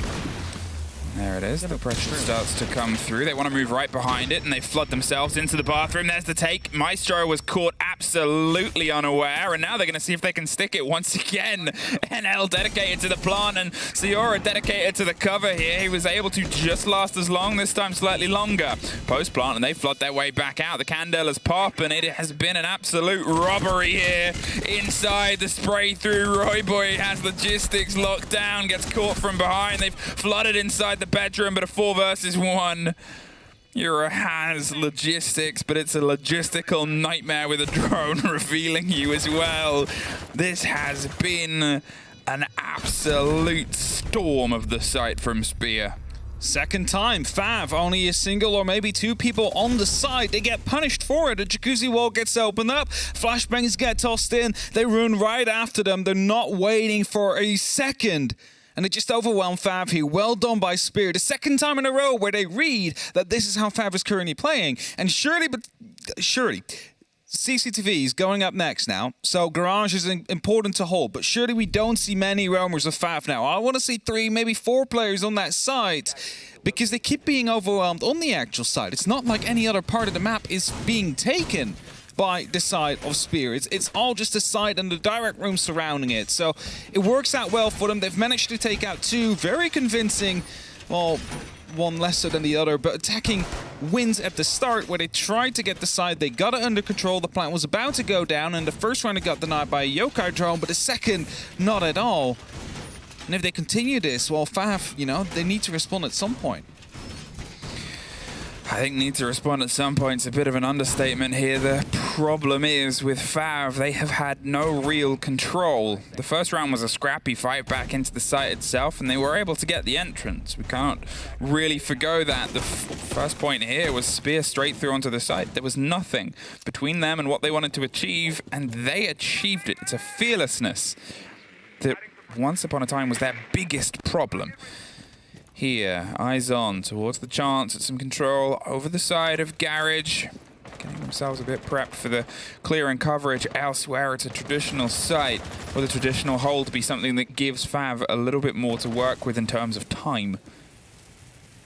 Mephi went from Ash to Zofia to Glass. course of just a couple of rounds. And openings will be made into Garage. That's the default opening you used to see back when Capital was still in the meta quite a lot, as you could have actually stopped any bandit tricking going through with one of those bolts going through that window. But of course, you can also stop any rotate back through that window if you have that wall opened up now. So that's exactly why they've opened it up. The Maverick will make sure that the main wall has been closed, and that will allow them now to work towards the site directly. But they're aware of a roamer, they're aware of a potential flank, and then I will just punish them for it. You're out of the board. I mean, this from Spear has been so clinical. They've had such a good awareness of exactly how Fav wants to play it. It's researched, it's rehearsed, and by God, it's repeating its story over these rounds. Shin, he might be the next point of contact here, tucked over onto the gantry in the top of Garage. There's the breach to put the pressure on. The drones are starting to roll their way through. Afro's hoping he can get a plucky pick on a slightly off position here on the other side of the chassis. They're inside, and well, that was a bit of a surprise, but Roy Boy's able to make the most of it. They're gonna drive themselves over the top. Crazy Boy with the lead. The smoke canister will at least move the plant elsewhere, but K-Razor, a 4 versus 1. Spear just said we're sick of being outside. Again, they don't take any other control than what they need for the execute here. So what you saw happen there, it went quite quick, so I'll just recap it quickly. The buck goes in, gets taken out. At that moment, he falls back because there is going to be someone on that rappel, actually finds that kill before he's able to fall back. A second player just runs in with that diffuser, the plant goes down, the player on Raptors is like, how did he get in? Because we just managed to get a kill there. At the same time, someone comes up from Garage and kills him. So everything was just perfectly orchestrated there from the side of Spear. And again, a quick push onto the side, just overwhelming them, even though Fab had everybody on the site this time, unable to fight back. Instead they go to the basement, the one where it was quite scrappy, but you cannot forget a plant was about to go down if it wasn't for the yokai drone on the board. That's not there now, so they need to make sure that their guns are going to be able to stop those plants from happening, stop the entries from Spear to happen, because, you know, you were in that 1v2, it was clutched out the last time by Spear, you want to prevent that from happening. We've got a 007 reversed within again 3 rounds. Yes. Within 3 rounds. And with 3 different operators as well. That's an insane statistic to be able to throw up with the pace of this, but it's just sort of been a brush over here against Fav. It was one of those games where it might not have been the most conflicted, but it is a divisive game on the Talon team in terms of predictions. You would be mistaken to sort of predict not only this result, but the sheer audacity that Spear has been able to take these rounds with. Over the top, once again, Afro is playing that slightly looser play. Gets himself a rotate out of there before he's stuck by a fight. It seems like they're not going to go for the direct route through onto site this time. Instead, want to try and find those loose players. Play a bit of surprise because, well, the surprise strat they used in the first round with the buck pace isn't going to work twice. Roy Boy sure keeps working. Yura, once again, removed twice in a row as the first body off the board, and still no bodies of his own for this game. Top floor has been taken under control as Afro starts to fall back, and that means that Spear will be on the hunt for these remaining players that might be lingering around on that first floor here. Drones should be giving that answer away, should be telling them where these players are hiding, but with the sheer pace that we've seen from Spear, a lack of droning could occur because they've only been attacking the site so far. Are they going to be checking the bathroom? Doesn't seem like it, so Light has gone and spotted. Well, the breach through, and yeah, as you said, that could be the big problem. Light in that position, he's about to maybe go face-to-face. No, they head up, take themselves to a slightly different bout of safety. I mean, the longer he's unchecked, the more of a strike this will be. There is a bit of a rotate coming through on the opposite side. There's the player loose on the back. It's Scrappy, and it's Afro that wins it out, which actually buys Light a little bit more time to sit and wait. NL moves in, but he's got the kit. It's dangerous now if he goes down. Look at that Malusi. Look at that creep on the bathroom door. He wants them to just sort of flood their way through, and this should be easy pick. Afro goes down. There's the kick cold. Light hot-foots it out of there. There is a player on the top floor. There's one inside the bar as well. It's 2 stories. Can they get the angle and the idea? Crazy Boy is actually going to pull away from the fight.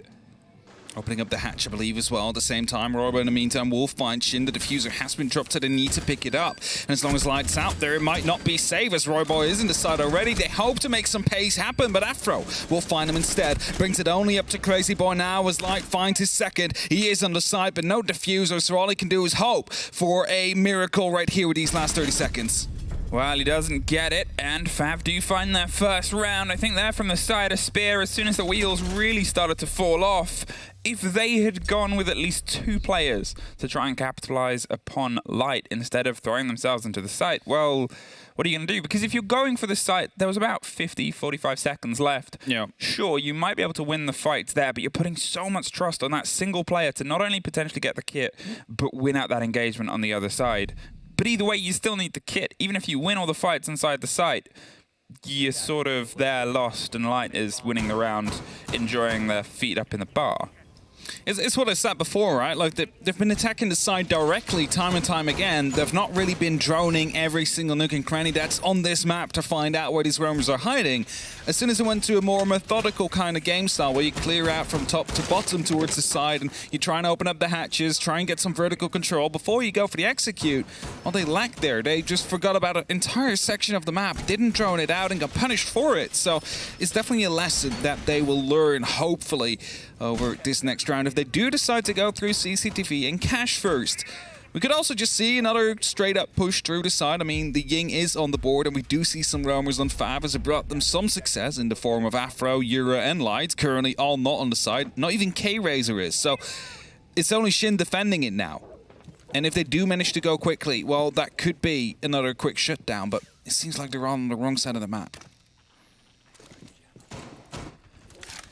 Okay, Fav, you've been able to pull back on the site where it was a little bit close to the wire. Already Candela's popping, potentially just to stop anyone getting close to the other side, but no breach, no how, no ma'am. The mute jammer will stop any of that immediate progress. Drone coming in, they want to get that information now, see if logistics is going to be clear. That's a barrel of an Aldo you just see sticking out there. That's some legs now. And that is a Maestro that just hops it out of there, doesn't want to stick around, knows what is going to be coming for him there. And as the opening onto the Jacuzzi wall comes up next, they knew what happened the last time around. They need to prevent that from happening again. Wow, caught the drone in the mix of the pre-fire with the mute jammer. Obviously, the backside is locked as well. Some Candelas are starting to roll. It's Sayora that suffers inside the site. Just took the hop onto the bedroom window. Roy Boy, not quite moving behind the Candelas, is trying to bait a bit of a fight. There's the hop ping. Are you going to take the fight? You're going to lose it. Shin has the lockdown there. Fav, they have definitely woken up after being shaken awake from the earlier rounds. Methy's made his way in through the opposite side. Cannot get the lock in. It's just nobody left. Fav lock it out with a very sturdy return to gym bedroom. And that is Sayora where you cannot drone yourself in. You know about someone behind that desk. You toss in 3 Candelas, one by one, and you do not follow up on it. Instead, you go on your drone, and after that realize, oh, he's still there. I can take that gunfight. But that same moment, Maestro is going to be able to see again and return the favor as well. Bit of a lack of teamwork here from Spear in that last round. Weren't quite able to help one another. Tried to go a bit too quick, but on individual paces rather than as a unit, which worked out in those first 3 rounds. And that leaves us now in that 3v2 state in terms of the score. Fav having an opportunity to get back into it, having an opportunity to bring this up to 3-3 as they continue towards their final defensive side.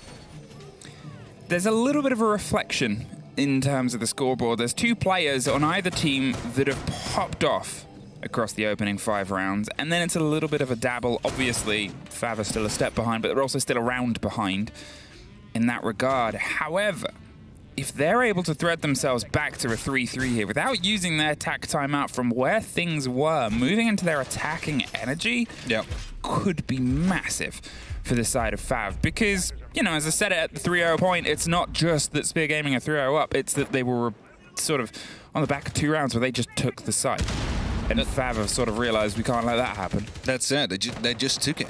Like, they didn't want to take anything else. It's like, we'll just put our hands on the site and we hold it very tightly, and it's going to be ours because there's only 1 or 2 single players from Fav out there not expecting it. And then Euro. Yeah, Euro with the spawn peak this time, or the outside swing will find Crazy Boy. That is going to be one of the heart breachers gone, definitely making your job a bit easier. That's it. Euro's able to get himself dug in. He's not quite been able to sort of find that roam game. He's repeatedly been shut off or locked off, and here, that early sort of taste of Crazy Boy especially pulls them out of their funk. Roy Boy is waiting, hoping to be gifted. Her reward that was handed to Spear in the very first round isn't going to be the game that Fav play at this point. They're more than happy to sort of sit, rest and wait on their laurels. They know the pressure has to come to them, and they know the verticality has to be a bit controlled as well. So Afro ready on those core stairs to swing up either side towards Jacuzzi Logistics. If the pressure starts to come, it seems double stacked. Can they find the Vigil though?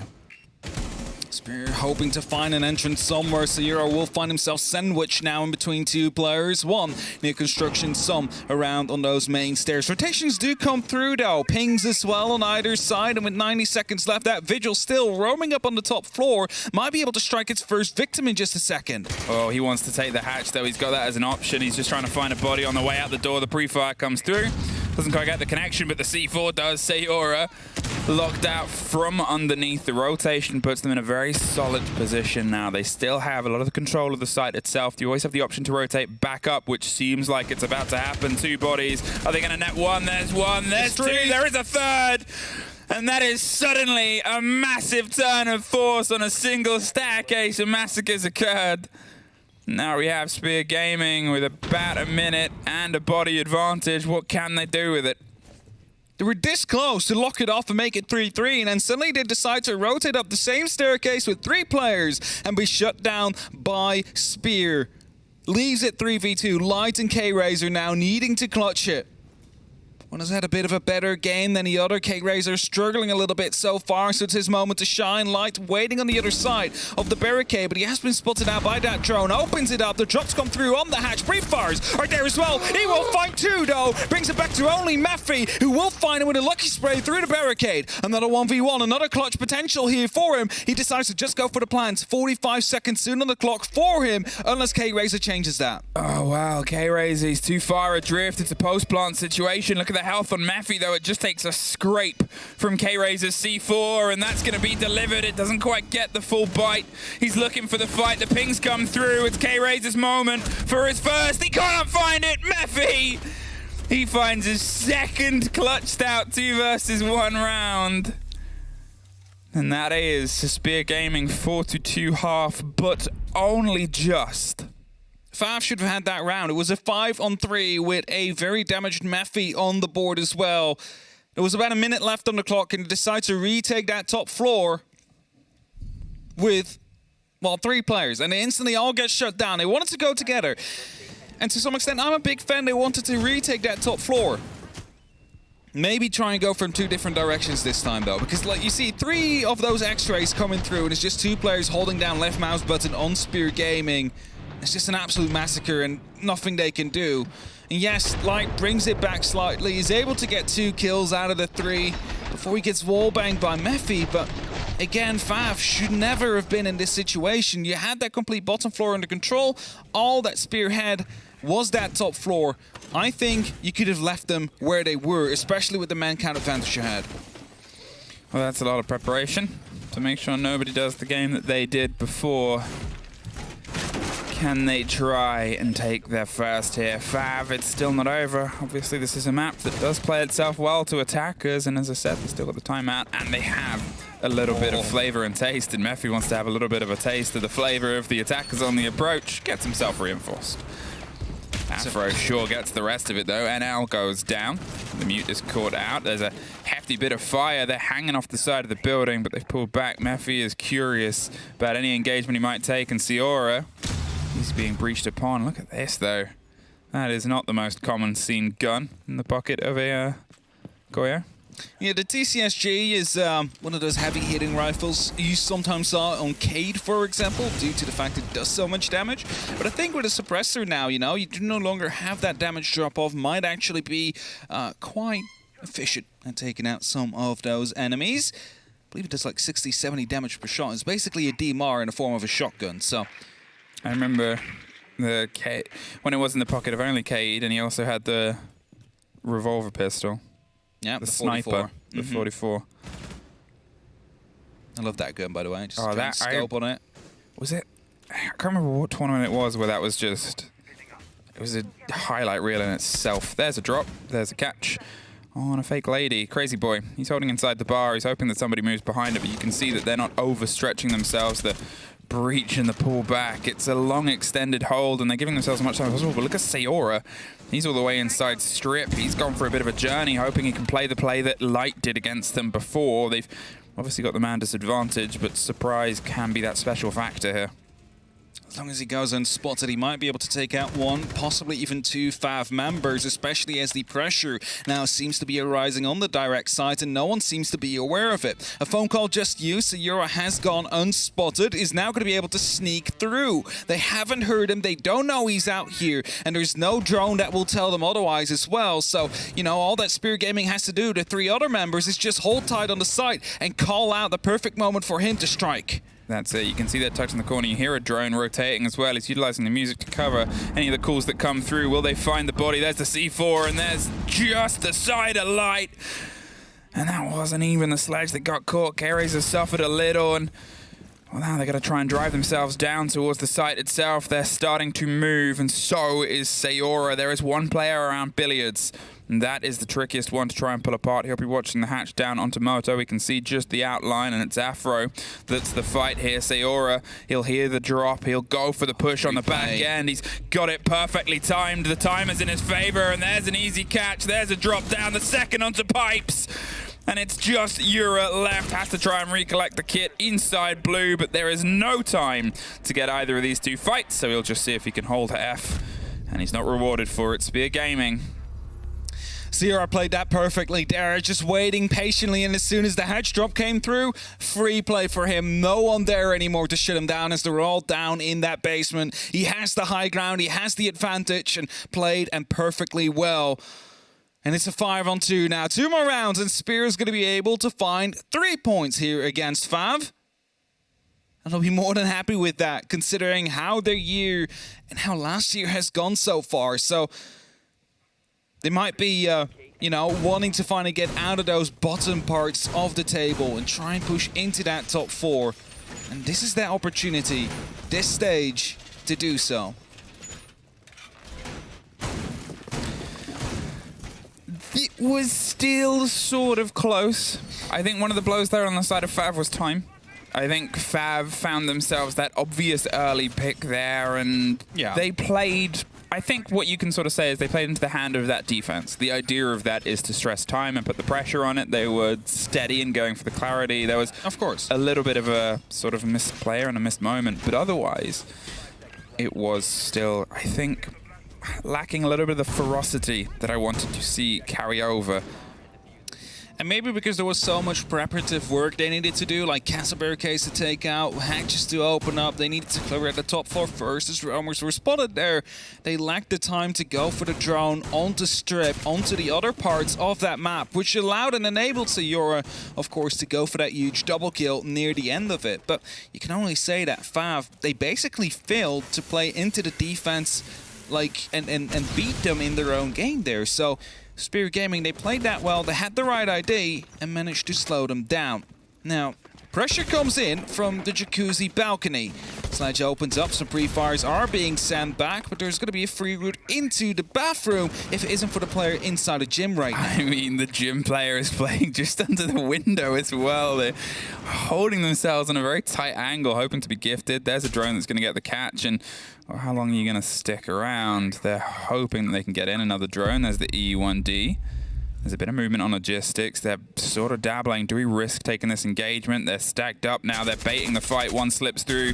There's not the catch. K-Ray is able to get it. The shotgun isn't going to do much in that position. There's a loss on the other side as well. And, well, an E1D buys a second of silence. And then L is suddenly just left holding on, with Mephi having to rotate a bit closer from the gantry side. Trying to go for the retake there. Definitely not the right choice to go for Crazy Boy. Also, Roy Boy could have maybe fallen back rather than take that gunfight. There were so many players onto that balcony just waiting to go in. You could have gone the first, but you instantly would be shut down right after. So Fav, this is a round they shouldn't be losing. It's a 5 versus 2, and they seem both occupied with the eastern side of that map. Of course, NL using the heart wall to try and still look around it, but the breach will come through soon, so they need to take more aggressive positions. That's a spot. I was going to say, that's an aggressive position. A little bit of a pepper and a spray over the top, hoping to be rewarded. That smoke canister will push him back, and Mephi with a C4 is able to find Afro. And there's Mephi with a run out, getting the drop on the kit. There's Mephi with a triple, one more for this absolute tour de force of a game. A 2 versus 2, taken by the Reigns and pulled back with 40 seconds. A lot of the breaching is done. Light's looking for the early pick. He cannot quite get the lockdown. There's a shotgun to cement the sentence. And NL holding the close angle around that really should have been Fav's here. K-Razor, he has the grenade, but NL has a different answer. You know what I said? 5v2, you shouldn't be allowed to lose this, Fav. They lost it. No, they lost it. In typical Fav fashion, we've seen him do these kind of things many times before. You kind of hope that the changes will be enough to stop that from happening, but well played by Mephi, just the aggression. And I said it, they need to go a bit aggressive here. If they stay passive in their corners, they will be singled out, they will be shut down. And Mephi, okay, the third kill onto the thermite he should not have gotten. Oh, right? not at all. The first he one, caught a drone out on his way back through, which means his hop out could have been recorded. Not sure what the first one was a C4. So the C4 was on the cover of his CC window. Exactly. Right? Then he hops out and gets this one.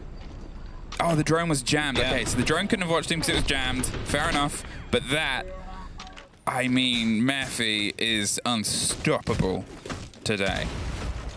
No, the first one, okay. The second one, understandable. The third, it should not have happened. But hey, it came through in the end anyway. And with that, Spear find themselves on a match point now. Not just one, but 4 opportunities to lock it off here against Fav and put up a valuable 3 points on that board.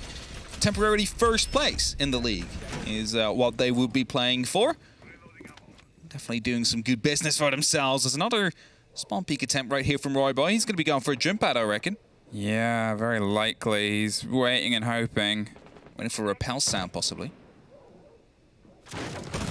Oh, he didn't quite get it. Light was a little bit more ready for the Roy Boy approach there. And once again, Spear have lost an early body. But to be honest, it hasn't slowed them down in some of the other rounds. It's down to Fav to really sort of find the end of what has started to be some very long, slow, curtailing sentences that haven't quite opted anywhere. The pressure and the strip take. It's not the most common way of getting yourselves into the site here. You'll generally see the take start from the opposite side, get control of the top, but you never know. It's always a forming matter, and some of these big points of the meta have been formed inside this region. The takeover on Jacuzzi as well. The attention is now being paid potentially towards stock. They're just getting themselves as much opening as possible, force the Spear Gaming players into very awkward positions. It really only leaves them the option of potentially playing tucked around the bar where there's a couple of hard walls, the bathroom and that corridor, down towards the chain link fence, or even kitchen itself. Now, Fav, when they played this, they wanted to retake that top floor very heavily with 3 players. They currently, as Spear Gaming, has 3 players up on that top floor, not really having to worry about the CCTV wall. Don't think that will be opened up, so verticality will be theirs. Crazy Boy, in the meantime, I think he's playing in that basement, using those yokai drones to the utmost potential to stop any plants from happening. Needs to be careful, though. Has some proximity scanners there, just to at least give him a bit of a sound cue if someone is going to be coming through. But it seems like Strip is indeed going to be where the main attack is coming from. And is there any verticality available for the side of Spear to stop any plant from happening here? It doesn't seem like it as they drop down. Yeah, they're coming across. Shin's just tucked inside the site. He's going to go for the stick. Sees one of the yokai. That's one of the 2 options gone. Hops and changes forces. Light and Sayora get one apiece, but it's Light inside stock that has that backline. The C4 is going to go for the catch onto the hatch. Crazy Boy's caught on his way up the stairs, and Spear, a couple of questions about this hold. They said there was a couple of options and they opted for none of them. They went really hands off, tried to charge themselves back through open territory. Great take from NL up round the corner, but there is still 3 players and 2 stories of trouble, and he's not going to see the second. Euro gets Fav their first round, potentially of 4, but definitely on their attack. Can they try and get a couple more? Eventually did take top floor control here, Fav. At least all they needed to do, which is get rid of that bedroom, get rid of logistics, don't allow them to get any further than that. And that forced Spear to rotate down back towards that first floor. At that same moment, the plant was going down. Yokai being spotted out by the planter, taken out as well. Well done by Fav. But still 3 rounds they need to win before we head towards overtime. And Church and Arsenal will be up next. Effie having an absolute game so far. 7 kills in the first 3 rounds. Don't forget the triple kill that happened 2 rounds ago. He's been especially important in the rounds Spear Gaming have been winning. And as we continue, side is slowly being set up. Fav, they cannot afford to take any risks, and thus if you look at their lineup, it is very default. You have Diana, Sledge, the Sophia, and then 2 of your Heart Breachers. So you have plenty of soft breach, you have some Heart Breach, get your grenades down there as well. So it is a very default lineup, whereas we see a lot of flexibility nowadays. Now, the way this sort of came down, as I said before, Fav, they had a good start, and then things got a little bit slow and tight, and they missed one of those players. Seems like they're going to pay a bit of attention to the top once again, but there is less attention paid to the top from the side of Spear. In fact, they've pulled themselves a bit further back because, to be honest, they know that the best part of Fav's approach before was that early game, was that opener. There is still the chance at that stretch, at that rotation, but will they be rewarded for it? Not yet. It seems like they have the tuck and the cover that they want, and they're just going to keep a bit of an arm's length. That drone rolls past, hot droned ahead. Mephi, I would say, do you feel up for the fight? But every single fight has generally gone your way. This, however, is a lot of presence. Can't even catch both of them and realizes, well, not going to risk it. Yeah, it doesn't have to risk it either. A minute has been wasted. The drone's still out there. Very tight angle from Afro there. He's protecting most of his body as he has a bit of a view onto anybody coming up the staircase there. Hatches will be opened up, though. Fav is going to have some formality ready to go for. Need to be careful though in that kitchen because Royboy is playing right below, has to impact, but also could be using them as a bit of anti-personnel. Oh, he's looking for the window. Yeah, he's hoping the Hibana is going to go for the hatch from there instead, but Light, I was about to say he's gone for the door. He might not. He's playing back and forth. They have the Valkyrie cam, and the X-Kyra should be popped from the door itself. They're also ready to play it. Seora suffers. I assume a grenade rolled underneath. Yeah, Yura's lost both of his. There's the play in the break. They did lose a single player to a C4 last time. There's the pop. And that should get caught out by this. And there's that 4 gone. Hibana does still have 6. They can get that open. There goes the camera itself, but they know they cannot risk it with still, look how many impacts in the pocket on the side of Spear. I was going to say there's still 5 more impacts available, so you might just see them rotate in one by one as they want to make sure that this hatch stays closed.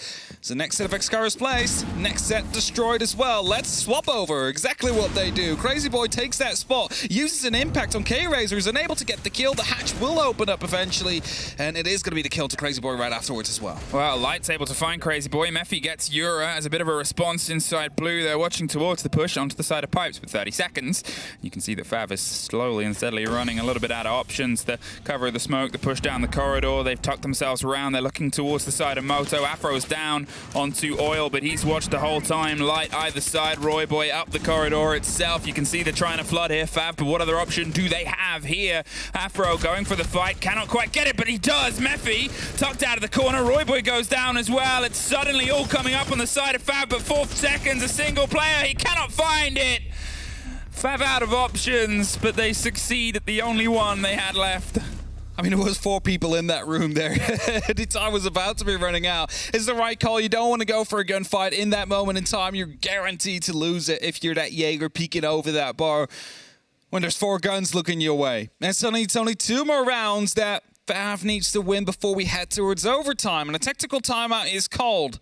Spear decide they need 45 to have a chat, to have a discussion See if they can find a way to end this game in the next 2 rounds. Stop Fav from being able to make that comeback happen. Because the last 2 rounds, they have been quite convincing. I think that's the sort of turn of it now, isn't it? It's Fav have been able to thread 2 attacks together. They were able to do the same, you know, on the opening half, and then Spear were able to just get that last one. They were able to just get that final push over the top. This is the first time we've had the tech timeout, and the break here. I guess it's that sort of game here from Spear is we know what we're able to do to shut them out. We've lost a little bit of that energy. Yeah. It was a pocket full of seconds. It was the difference of 1 more kill potentially going away from the side of Fav there. Spear know how close they are. And okay, you've also got to look at some of the other rounds that Spears have won. They have been clutches. It's not that Fav have been a million miles away. It's just generally the swing of things have been sort of slowed by Fav's own step-ups and mistakes. If they're learning to iron them out, Spear, that's when the pressure starts to come. For sure. As 2 more opportunities for Spear to lock it off. Fav, said it before, starting to get back into it. They need just 2 more rounds and they find themselves in overtime. It's definitely looking a lot better than a 6-2 looked earlier on, especially if you keep that current form in mind. But do Spear have something up their sleeves to stop this from happening? Some mute jammers are being placed. You might be wondering why these current positions, while they stop these drones from heading through the doorways that are being spotted earlier on, which means that it is going to be very difficult to get information on the gym and to get it on the bedroom as well. So you need to go through the windows to do so. And yes, they are being opened up, but there's no one out there to actually put pressure down yet. Last time we were here, there were 3 bodies lost in a very quick attack in a very short space of time. From the side of Spear over here on this side, the gym bedroom side, it became a bit of a bloodbath, and it was only by a big clutch that things came back into the favor. What have Spear learned? What have they been able to talk about on their timeout? Will they give themselves a little bit more life and a chance? You won the round, but as we said before, only just. The break starts to come through. The pressure on the core of this, it cuts off a lot of the chance of a direct rotation. You isolate construction. You isolate that route through as a direct. Here, Royboy has the impact. He can try and give himself a drop. He takes the fight instead, wins it. Last time, that was a loss on his side, and that's going to give them a bit of energy. Crazy Boy steps up into the bathroom as well. He's got a shotgun. He was hoping another player would pop their way through. Royboy's doing everything to keep them at bay for now. Fav, what is the option? Are you going to see if you can try and double down and cut your losses back, or will the break come against it? There it is. Caught out, should get the mute jammer. Might have also destroyed, though, the Selma. Didn't get the mute jammer even. It was placed on the wall, not even through it. So that will stay closed for now, but EMPs come through, so the opening will be made, and they just haul back. They don't want to stick around. They've got the entry. They've wasted some time. It's about 1 minute and 15 left, and still need to clear out the bedroom, logistics, and construction if they want to take control of it. So you can expect in around 50, 45 seconds-ish, they'll start knocking at the front door of the site. This is it, though, right now. As you said, 2 minutes have been wasted. They've pulled themselves back. This is such a tricky situation now for the side of Fav. Sure, they've done the groundwork on the far side, but Garage is entirely locked in. There is no pressure and presence coming through. The push is direct across the side of logistics against openings that are already put together. There it is, the more thorough angle. Crazy Boy's holding in to make sure the rotation doesn't come underneath. The shield swing is going to get a bit dangerous here. Light suffers a little bit from Roy Boy, but he doesn't have much of his own. Caught out on a drone. He might expect something to follow up sooner rather than later, but there's no grenades left in the pockets with the catch out of Iana. There's nothing that can truly force them. Crazy Boy's underneath with a shotgun, waiting for the hop through, and there's an easy pickup on a player. NL gets one. Afro goes down. K-Raze is all that's left, but he can't quite make the connection. Spear Gaming open us up by pushing it over the line for 3 points. They take those 3 points with a good adaptation in this round. You said it as it happened. The last time they won that gunfight, this Crazy Boy's living up to his name yet again. A cheeky dance. A cheeky dance. A celebratory dance is always earned. But last time, on that gym bedroom area, you know, when they were defending CC, they lost that first initial gunfight. This time they had a backup plan. Lots of mute jammers had been placed to stop any drones from coming in. They played off contact of each other. They managed to get that kill and fall back right afterwards. The advantage was theirs, and they made sure to press it in that round to win a game that seemed to have been theirs from the start. Was that a difference of a roster that didn't make any changes and one trying to get to pace with theirs? I don't know. That's not my job. That's the job of the desk to work out after a very quick break.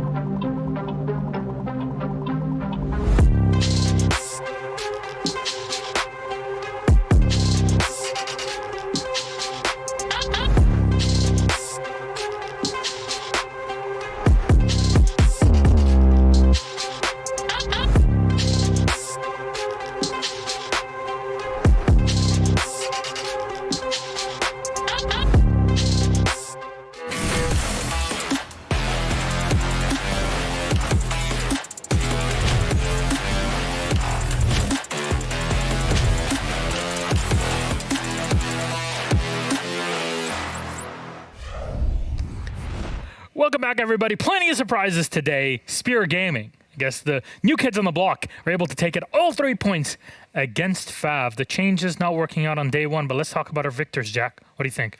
They played very dynamically. We said they might need to go back to basics. I think they won that game, particularly starting on the attack. And they played very, very dynamically, sometimes a little bit fast, sometimes a little bit slow. They had the clutch potential. That guy, Mephi, we're going to talk about him, 1v3, 1v2.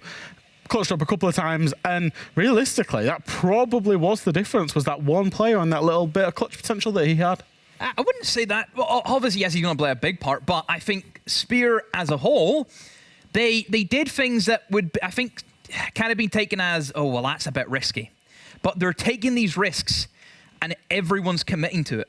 Mm-hmm. They're doing it in confidence together. I think the team play has been great from Spear, and I think that's a big reason why they're able to win, is because they were doing these rushes and they were doing these plays and making these pushes, but you can see that everyone's ready to go for it. You know, if you're doing something stupid, do it with confidence at least. That's true. I completely agree with you. And in those cases, they actually work out. That's why we're so confident, isn't it, Jack? Yeah. All right, well, I'll give you a moment to kind of recharge all of that. I'll be back in just a moment. We have a chat with our victors, Spear Gaming, on the line. Hello, Crazy Boy with Bubble as their translator all the way in Korea. Crazy Boy, congratulations on your victory today against Fav. How do you feel starting off the stage with a full win? 오늘 너무 축하드리고 기분이 어떤지 물어보고 있습니다. 시작부터 좋게 시작해서 너무 기분이 좋고요. 네, 그냥 날아갈 것 같습니다.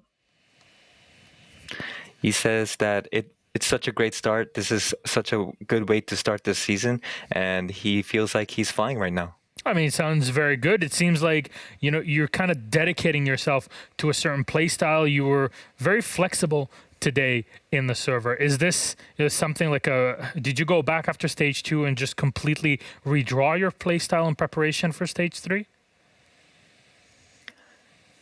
스테이지 2에서 한 모습이랑 많이 다르셨는데 그 예전에 한 모습을 약간 변경을 많이 한 건지 아니면 예전 모습을 좀 더 고친 건지 무엇을 했는지 약간 물어보겠습니다. 저희는 그냥 최대한 유연한 플레이를 하려고 노력을 많이 했고요. 그 결과에 따른 이제 드로닝이라든지 그런 걸로 기반을 해서 아마 보완이라기보단 새로 한 게 맞는 것 같습니다.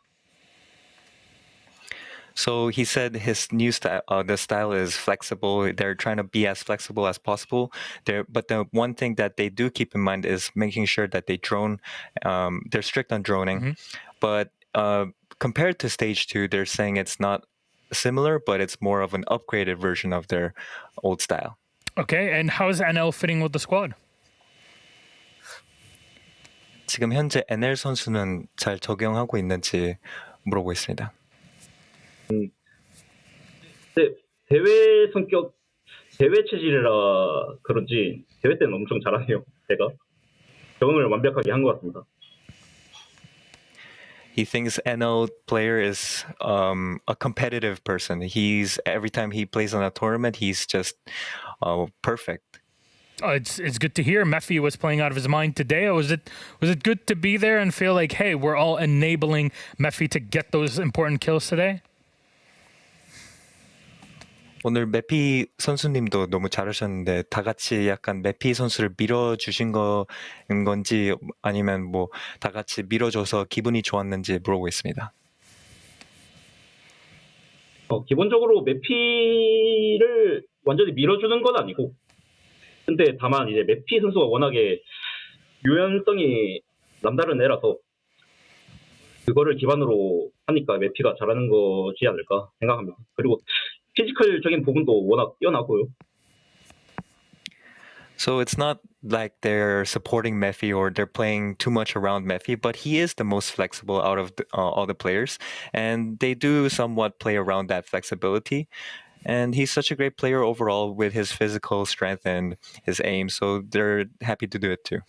Well, there you go. And now next Playday, you go up against Talon. That's game number 1 for next week. And, you know, you've played Talon 1,000,001 times, either in APAC North or in the Korean Open. What do you think we should expect from you, Crazy Boy, and the team? And what do you have to say to the fans? 다음 경기에 탈론이랑 하시는데 이제 탈론이랑 많이 하셔서 무엇을 기대할 수 있는지 물어보시고 이제 마지막으로 팬들 분한테 소감이 있는지 말씀을 할 수 있는 거 있는지 물어보고 있습니다. 탈론이랑은 그냥 랭크에서나 스크림에서나 정말 많이 봐왔던 선수들이기 때문에 결국에 소위 말하는 아다리 싸움이 되지 않을까 생각합니다. 그리고 피어 게이밍 사랑해주시는 팬분들 너무 항상 감사드리고 저희 이제 시작이니까요. 더 지켜봐줬으면 좋겠습니다. 감사합니다. So Talon is they're such a great team, but they have been facing spear gaming a lot of the times, whether it be scrim or ranked or tournaments, and he thinks you can expect a lot of chaos because of that. And to all the fans who love spear, he's really thankful and he's hoping they can show much better results. But it's also, in his own words, this is the beginning. So please watch out for spear gaming. Thank you. There we go. Can't wait to see. That's Talon versus Spear next Wednesday. Make sure you're tuning in for more APAC North. Crazy Boy, thank you again. Thank you, Bubble. 감사합니다, and we'll see you next time. Bye-bye. 안녕. And there it is. Got it from Crazy Boy himself. The team performing well. Very happy with what they've done today. Mephi and NL starting very well together for NL's debut. Seems like this is a good day, Demo. Yeah, three things I would say probably picked up on, 3 different points. One, he mentioned about flexibility. I think that's where every team needs to be at the moment, is flexible in this current meta. Probably where I think Fav were stuck in the old ways. I think a lot of the time they were very static and didn't really play to where the meta is supposed to, but I think Spear definitely did. The second point is Mephi. They're playing to the strengths. They know that he is strong. You play to that. And probably third is that they're confident, you know, for a team that was pretty down in the gutter for the past 2 stages, to see now a bit of life, and they almost said, you know, watch their space, Milos. You know, they said, watch out what we're going to do next. They've certainly got the drive and the passion and the commitment to be a top team, right? It's just the problems that they had in Stage 1, Stage 2. They want to get better. They are improving. They are getting better. But we need to just take a step back and contextualize that they beat Fav, who, again, have been very poor throughout the whole stage. The test is going to come next week and the week after that. When they've beaten the quote-unquote worst team than them, it's the better teams, and that's where we really will see where they're up to. Yeah, they got Talon and Sandbox for a Spear lined up for the next 2 weeks, so That's going to be a big challenge for them. I want to talk about a specific game that we had today between Fav and Sandbox and a specific moment that you might want to talk about on Telestration, Jack. Yes, I'm going to head over to the Telestrator. And the one thing that we did love, and the one thing that I think will take Spear to their heights, to their improvement that they wanted to do, is they did two things really well in this round. And it wasn't about playing around Mephi. Mephi might have got the kills, but it wasn't around playing about him. It was two things that they did. One, phantom pressure. Two, team play. So this is a gym attack, and they're starting out. Most teams will start attack, and they will go across from the east, across through cash, through CCTV, through construction, through logistics, and then attack site. Here's how Spear did it. They used the Ying with the hard breach gadget on to open up the east wall. And we wondered why they didn't use Thermite, because they had a Thermite available, can open up both external walls. It's because they had a rush play incoming. Ying opens up the walls, drones logistics. You can see the book opens up logistics, and the drone's in there, right? So now if I pause it right now, all of Fav think, right, this is an east attack. It's an east attack all day long. They've opened it up. Logistics hatch is open. They're going to try and squeeze us out from there. What do Spear Gaming do? They actually rotate everybody they can, apart from the Ying, who stays on the hatch, to the breach, and they go through the breach pretty fast. You'll see them setting it up here with a factory MP, and look at them. They're ready. Thermite charge goes off, and they will go through the breach. And this is what's impressive, is they create the phantom pressure so that Fav are looking towards the east. You can see Roy Boy is up there, ready to go down the hatch, on his own, using the Candelas, and the rest of the team together are going to go through and push through into gym and master bedroom. Now, one thing to note here, and I've got to zoom in on it, right in the middle, is this flash that goes into bathroom, and this is the team play that I talk about. The flash and the push at the same time seems super simple. It happens all the time, but the flash forces the Maestro in the bathroom to look away. In goes Mephi, creates that space, creates that opening, plant goes down, and from there, I'll be honest, I don't exactly know why Fav were so far away from the site. They were so distracted by that phantom pressure. Plant's down, you're playing a 5v4 post plant with optimum positions for the attackers, and basically they just play it out using the Ying, winning their shots, and then playing the refrags from outside. You'll even see somebody's on a drone as it flicks here. Somebody's getting a drone on the post plant because they've got that much time and space as the attackers, created by those two things, created by the phantom pressure and then the team play. Thank you very much, Jack. And that really kind of describes it all. Watching the round thinking, oh man, they really have this completely unlocked. The post-plant positioning, Fav just couldn't react quickly enough to everything happening. But is there any glimmer of hope in this? I know it's the first day. We don't want to be too hasty in judgments, Demo. What do you see from Fav to kind of put a neat bow over this game? I'll go. No. Let him speak. Hold on a minute. He's an adult. I think the thing with Fav is that they have shown glimmers that I think they do have, basic fundamentals. But I just think that they need to almost break themselves in two and then get that flexibility going. That's why I think that they need to be able to be more adaptable. Like those little plays that we just seen that Jack literally just said, they went for that rush in 1 minute 45. You need to be able to do some of those because that's going to be able to win you rounds. I come back to my favorite team. We come back to CAG. You look what they were doing. Those cheese strategies will win you a single round, and that could just be a momentum shifter, could kill off momentum for another team you're playing against. It could be so much. I think they need some of those pocket strats. And that's the way that the meta's leaning right now, is towards Lion, towards Dokkaebi, towards Ying, towards Blitz, towards Shields. Glaz, anything. If you look at what Spear played Blitz, Ying 2 times, Glaz, and then if you look at what Fav played, basic as Thermite, Sledge, Ayana, it was very default. Old school. Yeah. We don't do that here And the meta's anymore. gone past that. Yeah, so this is 6 months too late, basically, on how things would run. Even a year if you're looking back at it. But Demo, thank you very much. That was game number 2, Spear versus Fav. When we come back, we're just going to take a break. It'll be Damwon Kia versus Fnatic, a game everybody's been waiting for, and it's our match of the day, so don't go anywhere.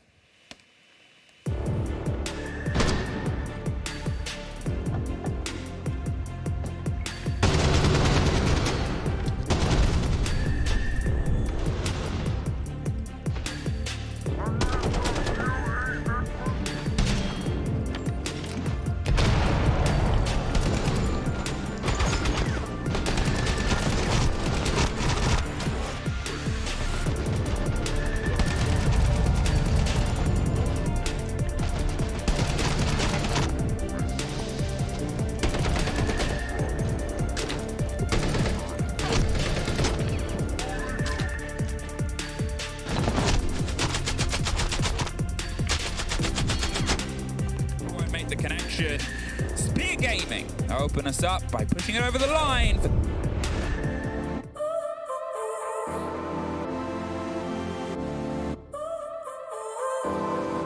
So now you're here again, knocking at my door. A little too late for, I'm sorry for. The lights went out cause you kept cutting the cord. And I started to fade into your gray. See, I finally opened up my eyes, and I saw me coming back to life. Bet I'd be better without you inside. It's time to be someone I wanna recognize. The future starts right now. I made a reservation, but you never came, so I'm checking out. The fire you stole away, I know one day we'll come back around. The future is now. The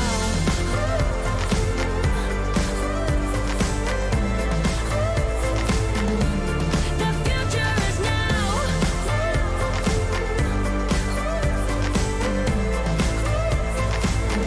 The future is now.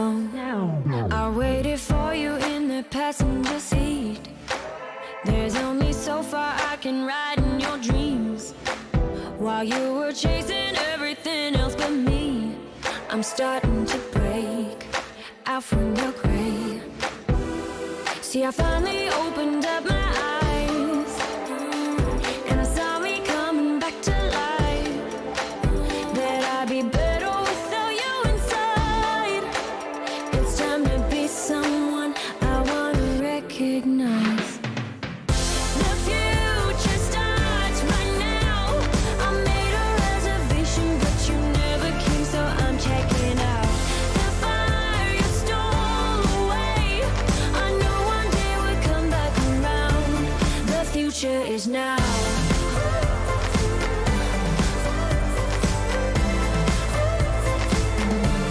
The future is now.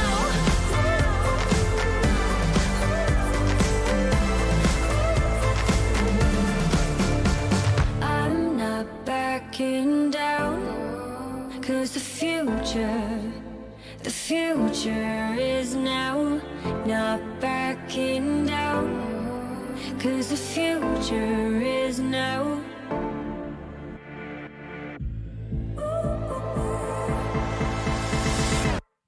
The future starts right now. I made a reservation, but you never came, so I'm checking out. The fire you stole away, I know one day we'll come back around. The future is now.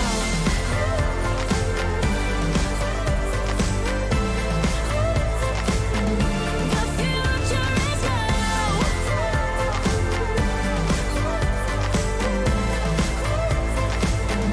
The future is now.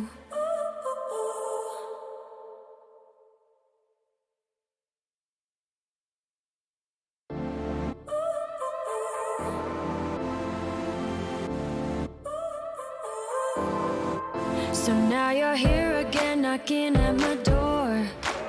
A little too.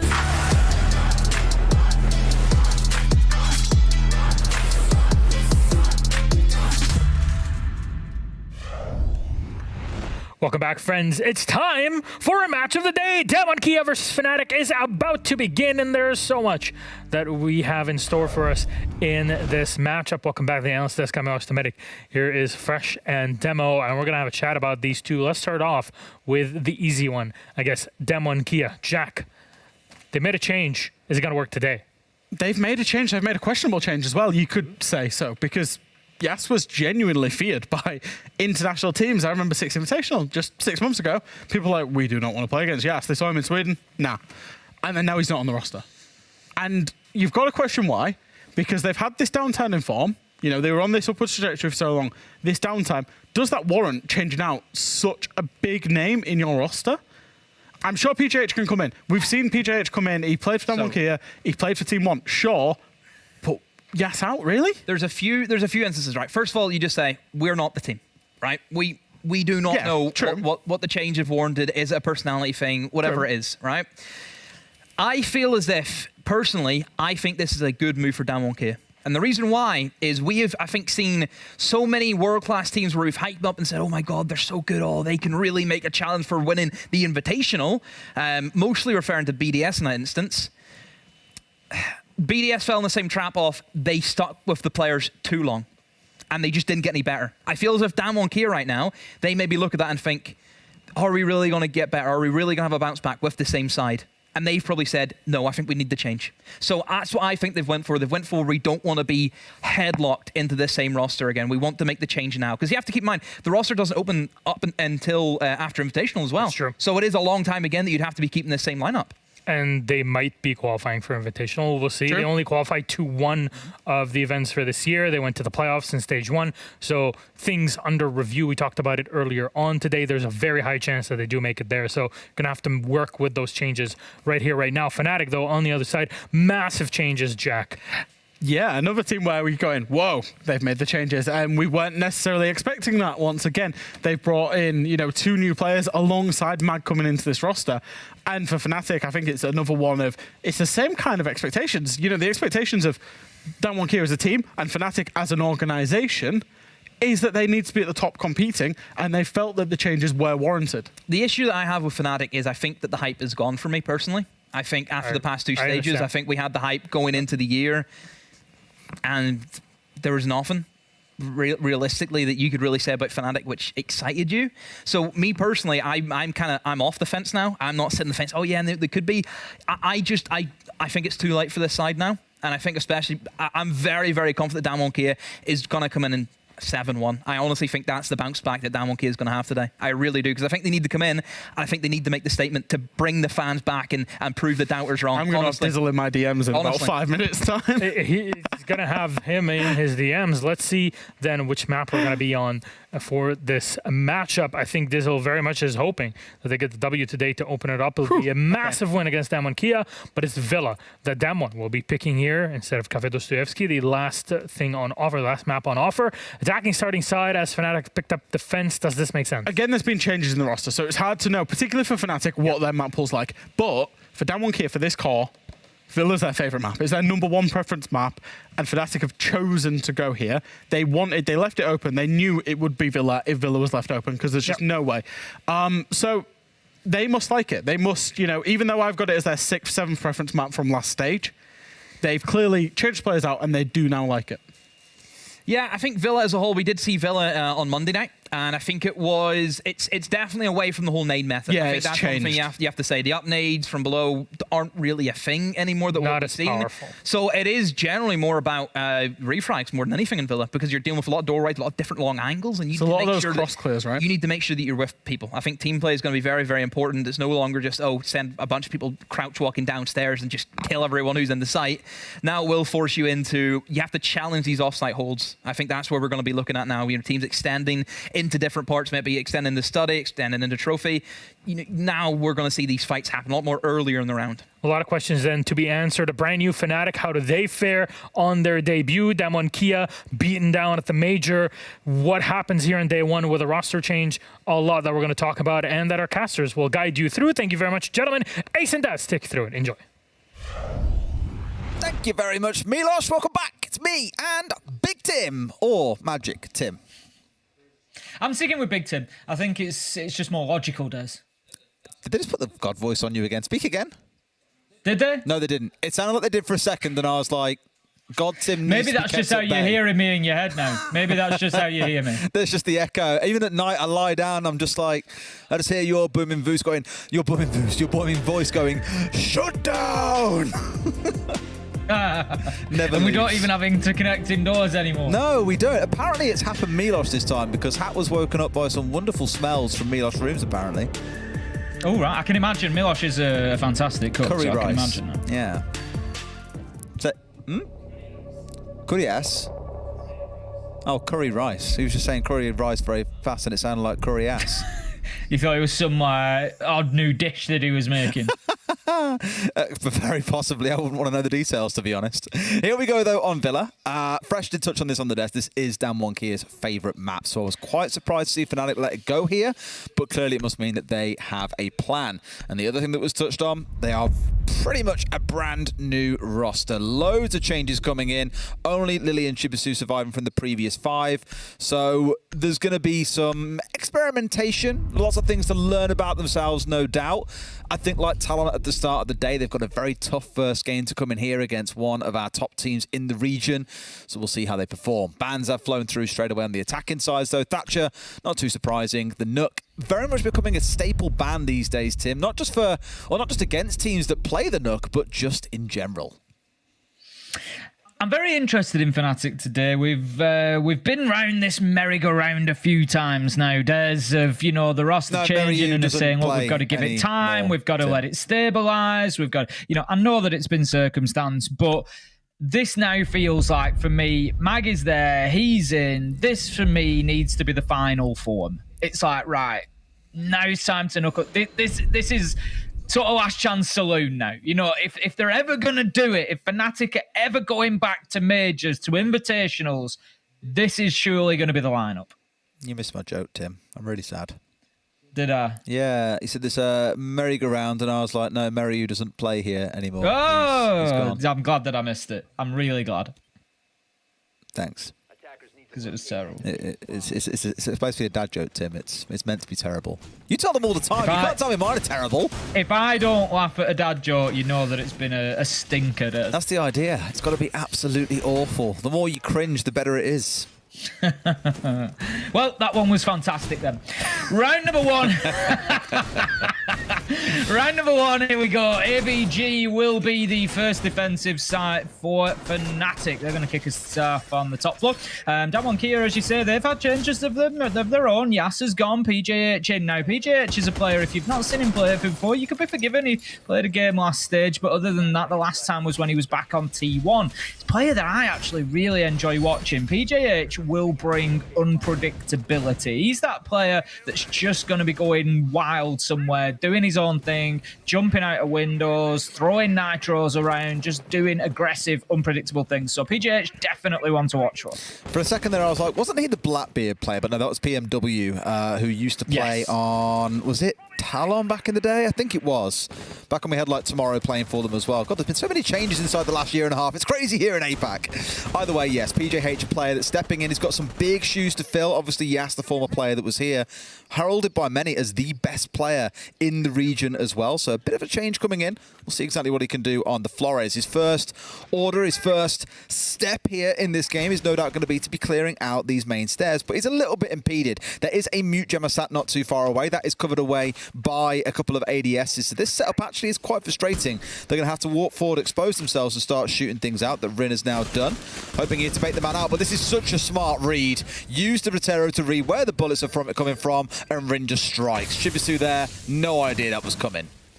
Too easy for Rin. Really well played, as you say. Just perfectly worked. Coated is going to go to work. We see an attempt at the vertical nade there. Teopi just getting away with his life. It's going to tickle his toes and do a little bit more damage. And that is a good throw from Rin. A good start from him, managing to get himself in, get some action on the board nice and early. 5v4. And also that south-sided control. They can now think about getting themselves into study. There's no way that Fnatic are realistically going to be able to stop that. But here's a freebie, surely, but no. Somehow Rin manages to survive.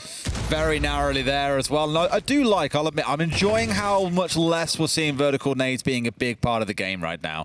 I think it's why you're also seeing Nook banned away. She is one of only 4 operators that still have frag grenades. So you're already losing, 25% of the possible nade pool just by seeing that operator taken away. Either way, they've got control of main stairs. They've worked their way up towards 90 here. Still some good resistance being shown by Fnatic, though. Looking to keep them busy, contesting around 90. C4 comes out, but Katsang gets the shot. Looking alert to the danger there, manages to pick it up, but you've just got a feeling that Lily might get some joy if he keeps pressuring on to this window repel. Now then, Rin does find one. Lily, as I suggested, he might get the kill onto Katsang. Quartered though, steps into Long and manages to find the kill towards 90, and a second onto Mag. Damwon Kira looking fantastic here. It's all up to Ramu, 1 versus 4, diffuser going down, PJH getting the job done, steps out, and Rin is going to be the one to close it out, and that is a clinical attack to kick things off from Damwon Kia. Yeah, I liked the starting setup coming out of the defenders as well. I thought Fnatic had the right idea around main stairs. It was a good setup with the mute jammer, the ADSs, the Goyo canister to give them a retreat path away. Everything well orchestrated, but Damwon Kia looked at the situation, went, okay then, there's a jammer, there's ADSs, there's a canister, no doubt there's a player playing around this too, otherwise what's the point? And their execution making use of the Flores to bait out, well obviously you're going to shoot the Flores, right? To bait out the shots, to figure out where the player is. It was basically a red ping for Rin. Follow the end of those bullet lines. You know exactly where the player is going to be lying, and it's an absolute freebie. So good bit of team play by Damwon Kia there to get around what could have been a very big draw for a lot of utility and time investment by the attackers. They completely sidestep it. Here we now move up towards dining and kitchen. We've spoken about the site rotation on Villa a lot over the space of this year, Tim. Some teams swerving trophy and statuary almost entirely until it's their third choice site. Dining and kitchen for some, as we saw at the last major, even being the primary choice.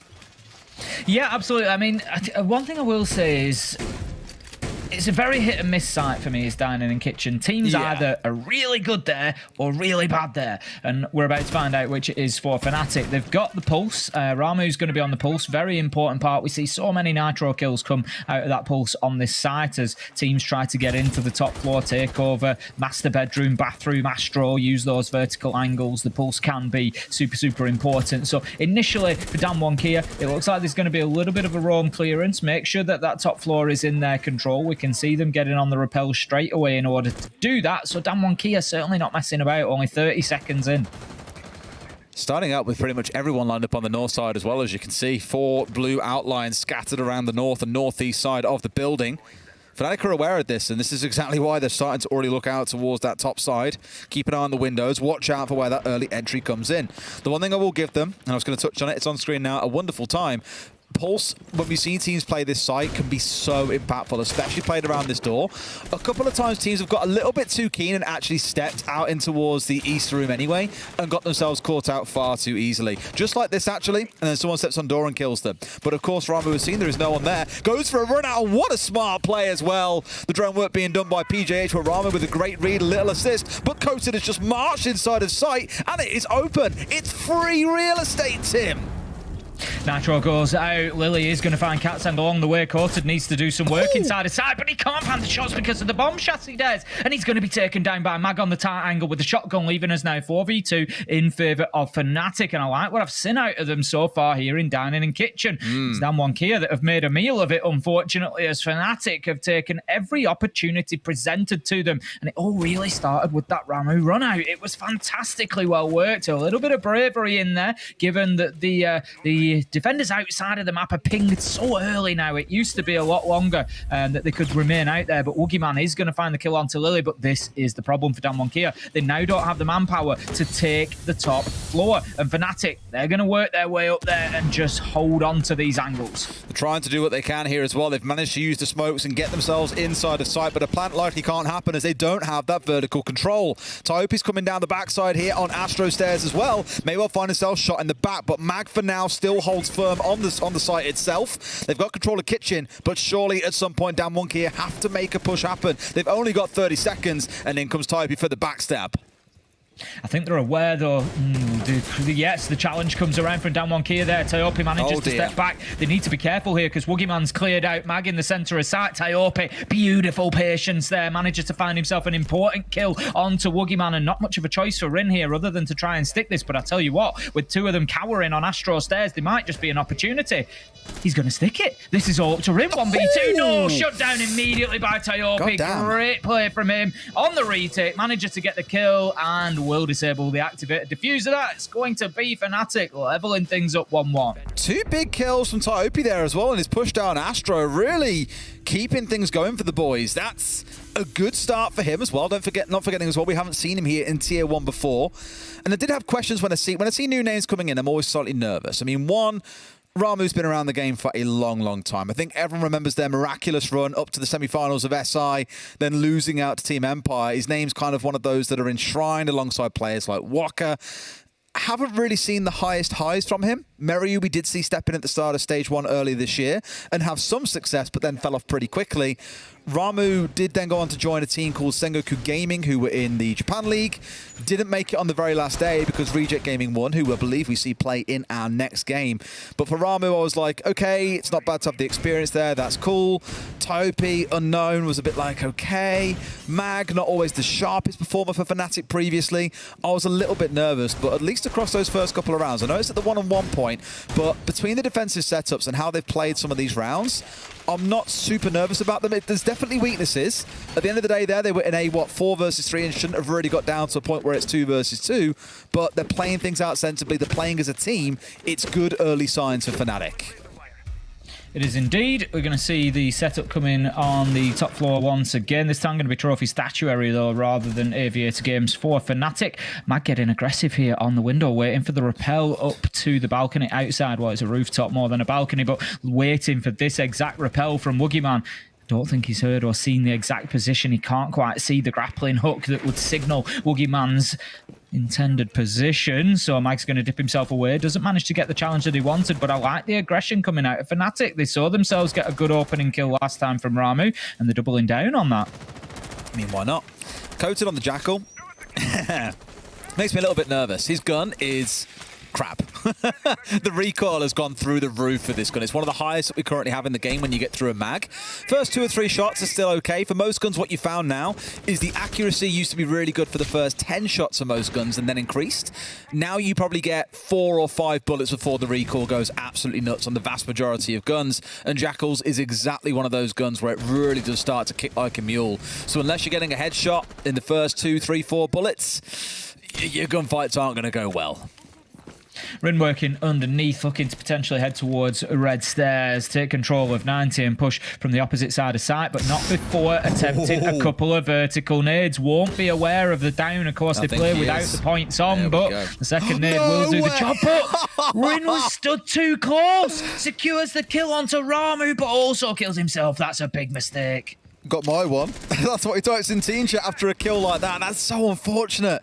I thought maybe he would just be all right outside of that range. We've seen players toss nades like that and catch themselves a little bit. Maybe they do about 10 HP. And given the lethal range has come down, I'm really surprised that he's killed himself there. But here we are. Lily finds one onto Coated as he was working his way up 90. Arguably a little bit too far ahead of the rest of his team looking at it.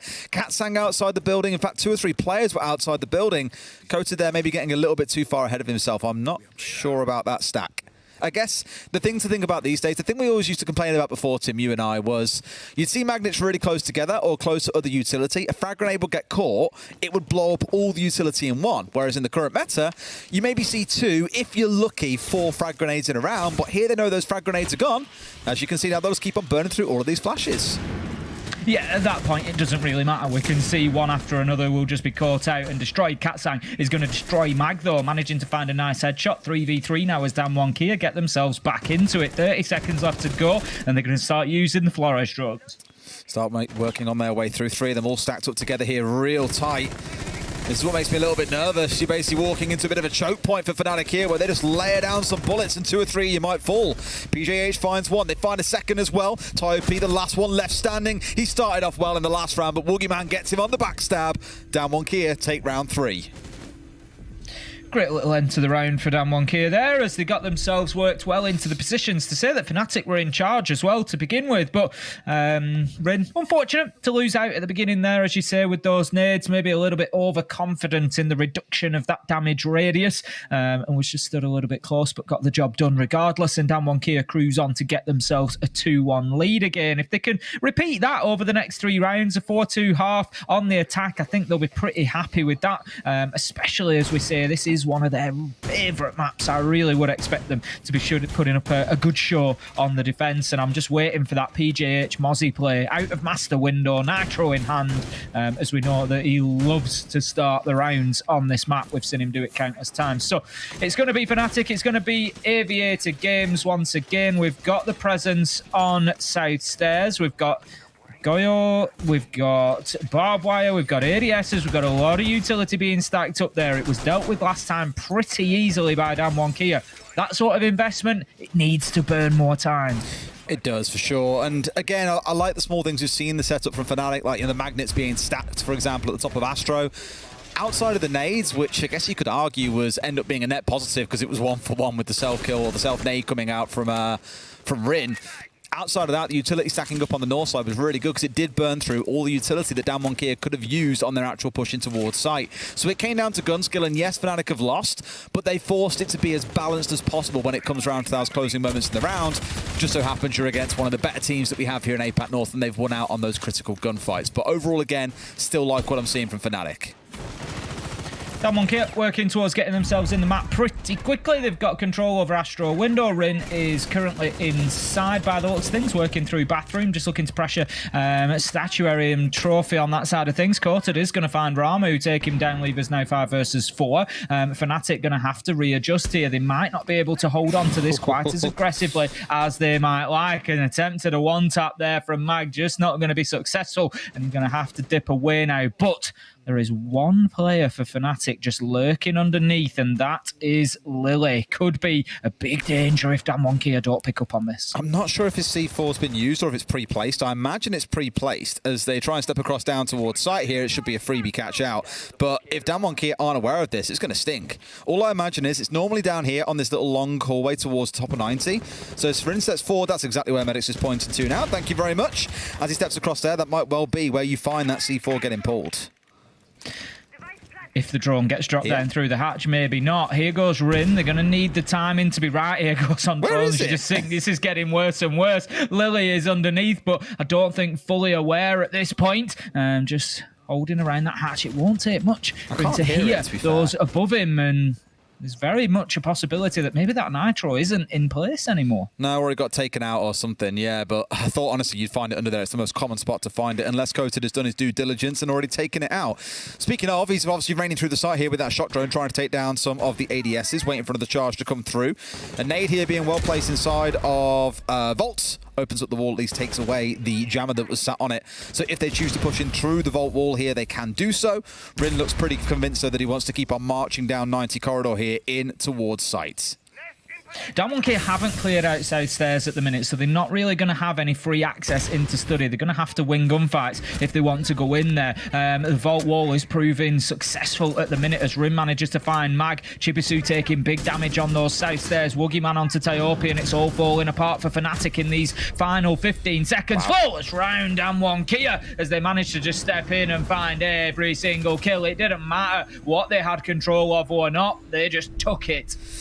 I feel like we've got a few teams around the world now that I'm watching more and more and starting to sort of group them together in style. Like when we were watching EUL on Monday, we spoke a lot about Rogue and Wolves having a kind of similar playstyle throughout Stage 2, where it was a kind of scope things out, clear out the utility you need, then you just collapse on site from all directions. And the defenders are simply overwhelmed. Comms are going crazy, no one can respond and help each other, and generally the attackers win out because they've got the better guns. For Damwon Kia, you're seeing that kind of gameplay, but it's much slower in the execute. Think about when, for example, they had Vault opened up there, or they had control of the study window, or when they had control of Aviator Door. They're really looking to try and execute with about 30 seconds left, but they are taking their time in the actual execute itself. It's not like a mad jumping where everyone's pushing in through doorways and windows at the same time. Some are being very passive and still just holding angles rather than we hit the site, we take over, boom, boom, boom, we go from there. So for Damwon Kia, I think they're playing almost like a slightly older style of Siege here. It's working out for them very clearly against Fnatic. I just wonder against teams like Spear, who have got real pace, for example, how will it compare in the long run? Top are going to be opening up the angle through from the triple wall in towards Closet there. So again, there's going to be a concerted effort from Fnatic to hold on to top floor. They were absolutely able to do it last time around. Chibisu and Taopi working from up above were able to close out the round. So that's something Damwon Kia need to address. They never got control of top floor, and it really did bite them on the behind last time when they tried to get that diffuser down. So I would expect to see just a little bit more presence, a little bit more attention, a little bit more effort towards getting control, particularly trophy, statuary, astro, and then they can use those areas to their advantage. For the time being, attention being paid towards the basement there. I'm not sure if they've spotted somebody down there in the depths of the map, but for the time being, there's nobody there, so they might just be chasing shadows. The thing is, again, you'll just find that there's so much information being fed in by this pulse. It really depends if Ramu, though, does scan around in time and know that someone's pushing up, because behind them here, they're already in, and Ramu's going to clock onto this a little bit late. I don't think he'll have the opportunity to be able to deny anything inside of here as well. We'll spot there are two on the outside, but should be calling this rotation over towards Pantry, and the team should adapt in kind.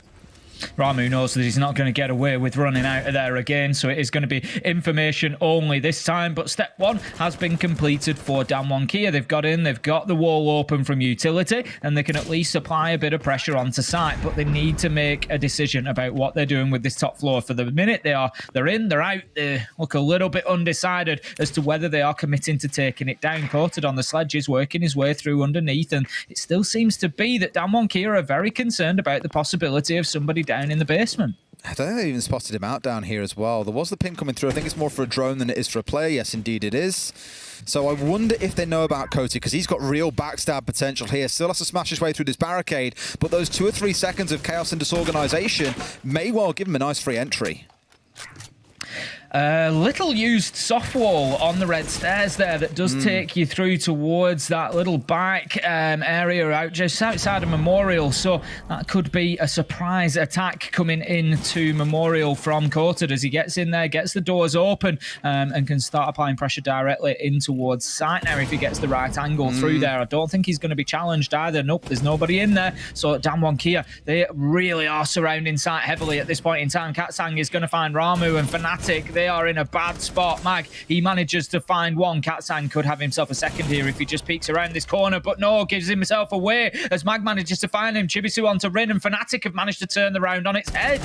Oh dear, they're giving away freebies here as well. Don't forget, Tim, they've got control of the site, but this is what I mean by Damwon Kia play this slow execute style. There's no capitalization on the kills that they do find, and they may have just lost the round as a result, despite being 5 versus 3 earlier on. PJH getting the plan down. Chibisu's coming in from the behind here as well. In steps one, it's an easy clean-up there. Damwon Kia, they're going to be kicking themselves, Tim. As I said, 5v3 at about 37 seconds left. For the next 15 seconds, nothing happens. Fnatic reposition themselves. Mag steps through the rotate they opened up with the Ace Salmas earlier in the round and gets a kill from it.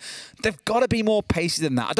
I don't hate or lament the older, slightly slower style of attacking, but I think in the current meta, defenders know they have to be unpredictable, rapid, aggressive, and you are giving them far too much room to do that.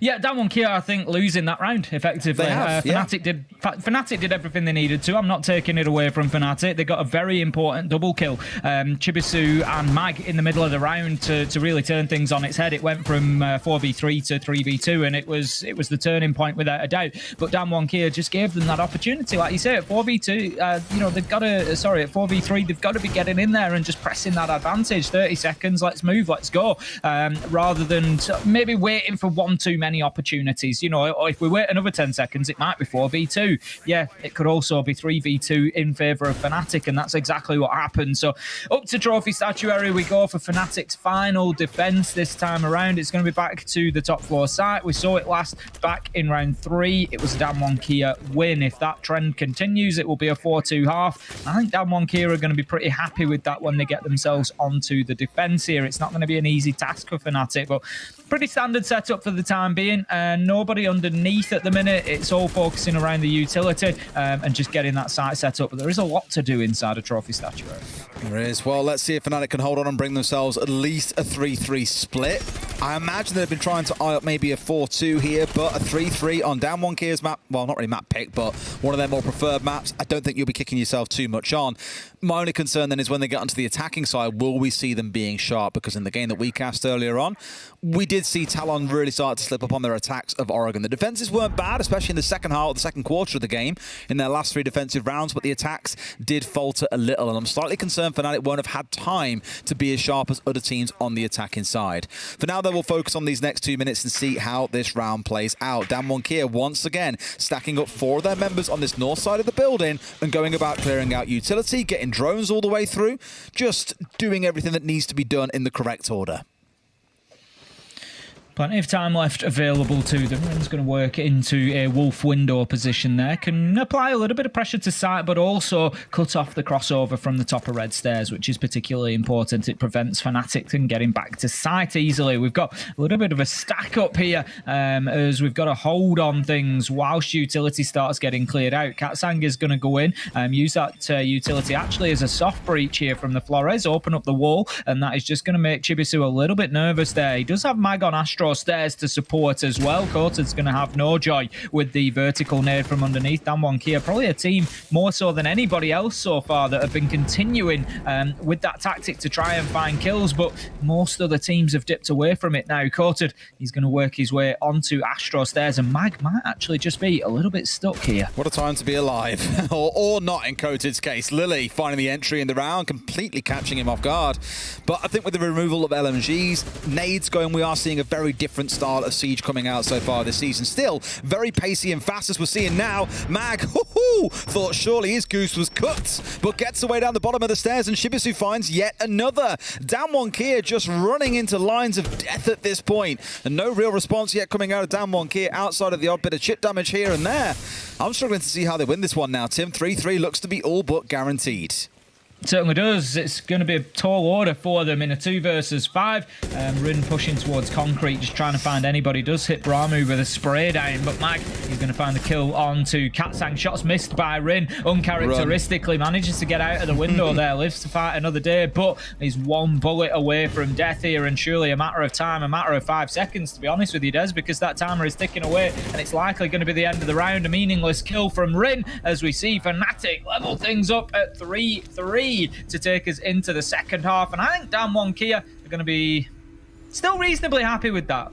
They will expect to go 4-2 on the defense here, I think. If not even more. Like, think about what we saw between Cyclops and Talon earlier. The difference in the teams that have been together longer, played at that international level. I just think you'll find Damwon Kia have a real riot here on the defensive side. My only concern for Damwon Kia's defenses is Yas was such a pivotal part of them. Think about the number of games we've seen on maps like Bank, where he just comes and flanks up blue stairs, for example, or backstabs you late in the round and finds a big 2K before the execute can even begin. I'm not saying that they're not going to be able to do that with PJH, but it is a big bit of the form factor that's now going to be missing from this team, and I want to see how they've backfilled that role on the defensive side. My question for Damwon Kia is, to what degree are they going to look to hold on to those south stairs? They played into it once, they didn't the second time.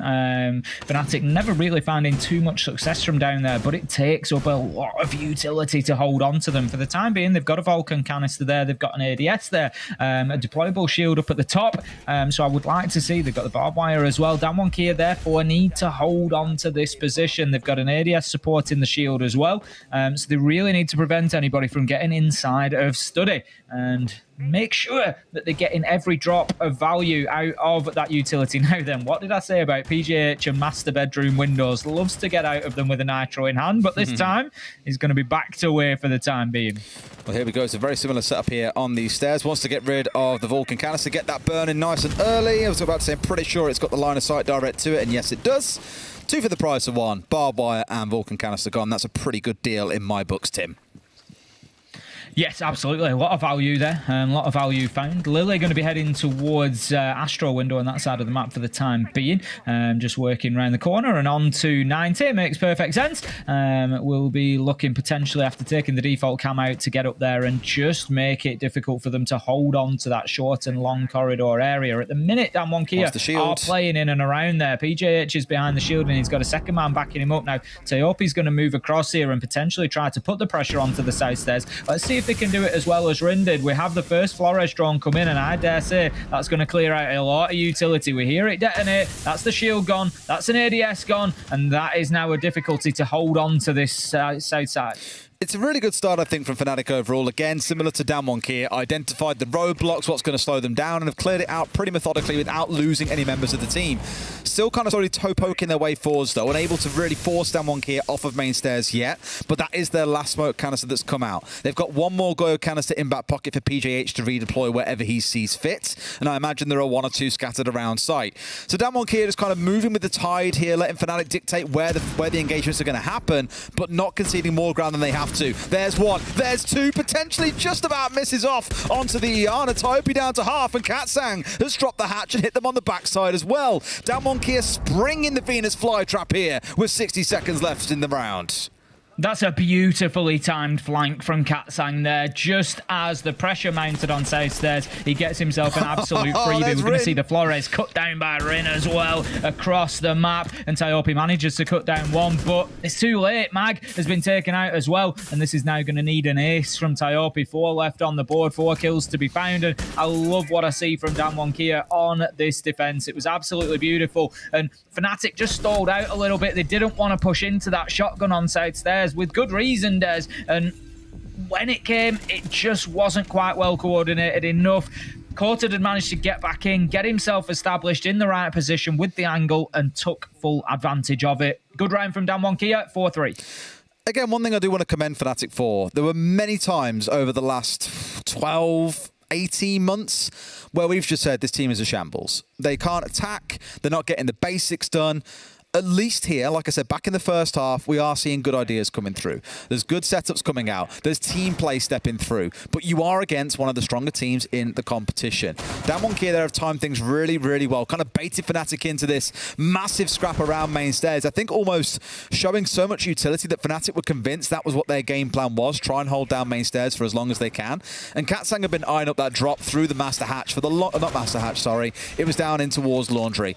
Waiting for that drop for such a long amount of time, and then finally makes the backstab happen with a good rotate in through Living and Library as well. So Damwon here, like I said when we got to the halfway point, playing that aggressive sort of roam game, keeping Fnatic constantly asking questions and wondering, okay, when are we getting shot in the back next? Good signs for Fnatic, but Damwon here right now are showing the heat. Yeah, exactly that, and Fnatic need to stop it quickly. Important round coming up for them, really. I feel like if Damwon Kia lock this down, they've got the 2 sites that they need. They can give it a whirl on the 3rd choice, but they know that they can always just go back and take Trophy Statuary, AVG again, and they win 3 points in the bank and up towards the top of the table. So Fnatic need to send a message here and say top floor is not all yours, and you're going to have a bit of a battle on your hand. Ramu going to be taking out Wolf Window from distance. I'm not sure if he saw a potential peek coming in from there, but one way or another, there will be no damage taken, and he's going to continue his approach to the building. Well, here we go then. On the march through in towards study we go, led by Tyopi on the Iana. I commended him back in that first half for a couple of rounds that looked pretty decent, but it's been silent ever since, 3 and 5 at this point. Just aware, I think, that top red, knowing how Damwon Kia play, you are absolutely going to be contested on your approach towards Trophy and Statuary. Tyopi moving forward, looking, ooh, that's dangerous. That is dangerous indeed. 4 ping on position. Absolutely, completely unaware of the position of that Valkyrie camera, but I'm not sure there's anybody from Damwon Kia really in a position to do anything with this information. Really, ideally, you want somebody underneath. You want a Nitro in hand. You want an absolute freebie coming up underneath. But at the minute, there is nothing they can really do to make this challenge. This is a real kicker seeing all 3 of these still alive. I know IQ is so rarely brought along as well. Normally when we see a Valkyrie, we'll see a response in kind from the attackers to bring the IQ, but Fnatic have very much locked into the roster they've got here, and they see absolutely everything. Coated almost finding his man, but just not quite lining it up right. Just not doing a good enough job, as you say, of taking down those black eye cameras, and Fnatic playing at a constant disadvantage here because of the amount of information. Tyopi sends in the Gemini clone just to get a bit of information back to try and counter everything that Damwon Kia are collecting. But Damwon Kia are looking good right now. They're just holding their positions. They know when and where the challenges are coming from. The one thing they don't have is somebody to challenge the rear side. Courted, however, manages to find a first kill onto Chibisu. There goes a second. He's done fantastically well on that trophy door. particular. 5 versus 3 now for Damwon Kia, 45 seconds. Almost runs into the bullet lines there, but keeps himself going. Coated, really proving his worth in this round. And nade comes over the top. Will it find the man? No. He steps a little bit closer, almost expecting them to push forward at the back of that nade, but they're being shot in the back here as well as one man works his way up from below. It's Katsang on the Aruni, finding one for himself too. This looks to be a bit of a shutdown once again by Damwon Kia. Fnatic have dillied and dallied a little bit too long, and Damwon Kia have taken that chance to pull off the backstab. Nice from Woogieman there as Katsang is a magnet for the attention of Fnatic. He just steps out and takes him down. There's the final kill towards Wolf. It's going to be from the Kaid, and that is going to be the round for Damwon Kia. I like what I saw there. Katsang potentially could have pushed a little bit sooner, but it didn't matter. The timing was right as it worked, and it got the job done. But Kota did have to go through 2 difficult fights before getting to that point. But in a 5-3 now, it's no surprises to see Fnatic taking that tactical timeout, because they know that their backs are to the wall. They can maybe win this tertiary site, but even if they do, they've still got to go and get wins out of Aviator Games and Trophy Statuary, which it hasn't even been kind of close. I wouldn't be shocked if coming into future Playdays you see them asking questions about things like Valkyrie. Do we ban it away? Do we have to start bringing the IQ, for example? Because that round there was a perfect example of just how infuriating the Valkyrie can be. And the thing is, it's like Capcan, or it's like Frostmatch. You know, your attention is normally elsewhere. If you don't see these operators all that often, you're not used to stepping into a room and having to sweep it and look for black eye cameras. You're not used to having to check every single doorway for Capcan traps. Little things like that is why you see players getting caught out by these gadgets from time to time. It's because you're just not used to seeing them. And Valkyrie's been banned away so often these days that, again, no big surprise it is catching them a little bit off guard. But I'd say not quite single-handedly, but those Valkyrie cameras that we saw available to Damwon Kia were a massive factor in that round. Do we see the IQ now? This could be guaranteed overtime coming out for Damwon Kia if they manage to get this round. It's going to be kitchen and dining. No pulse brought along, interestingly. It's an operator that we see quite often, but instead they are just doubling down on the Valkyrie. No surprise after the success that they had last time around. Right. No IQ as of yet, Des, for Fnatic. We may well see. It may well be that they just come in saying, look, we need to be more careful of those black eye cameras. Like, you know, open your eyes, everybody. Let's make sure that we're finding them. You know, that may be the mentality, that they don't necessarily want to dedicate the operator out to taking the IQ, but that they know that it's a problem that they need to deal with. I mean, Lily here could possibly be on, you know, black eye hunting duty. Does have those shock drones that, ever since their slight change where they don't shoot a piece of string anymore, it's actually a full-on laser beam. They can aim much higher as well, so you have much more ability to get rid of those gadgets wherever you may find them. But those being removed, no doubt scattered somewhat throughout the top floor, should be Fnatic's #1 concern, not just the default cams. This is it. At the minute, Lily doing valuable work, still taking out those defaults, and especially with the Twitch drone doing it at any given location around the map, it also prevents, because, you know, you got to think the level that these teams will work to, they will be watching those default cams and they will know from the order they're being shot out potentially where that push is coming from. So the Twitch drone doing that work maybe just puts a blindfold over them a little bit, but we've had some early progress made towards site with Mag going in on the ace and getting that breach directly onto site from Pantry to begin with, which just means that it's going to be a bit more difficult for Damwon Kia to rotate around insight at least. There's one black eye, so they are doing a little bit more due diligence here on sweeping out every single room to try and make sure they've been taken down, and such as that even now, look, you can see, just double checking absolutely everything to make sure they've got rid of them. And they've got the good amount of time to do it. If they were doing this in the last 60 seconds, different conversation we're having right now. But we've still got 2 minutes on the clock for all intents and purposes. Still plenty of time to work with. Still 2 standing.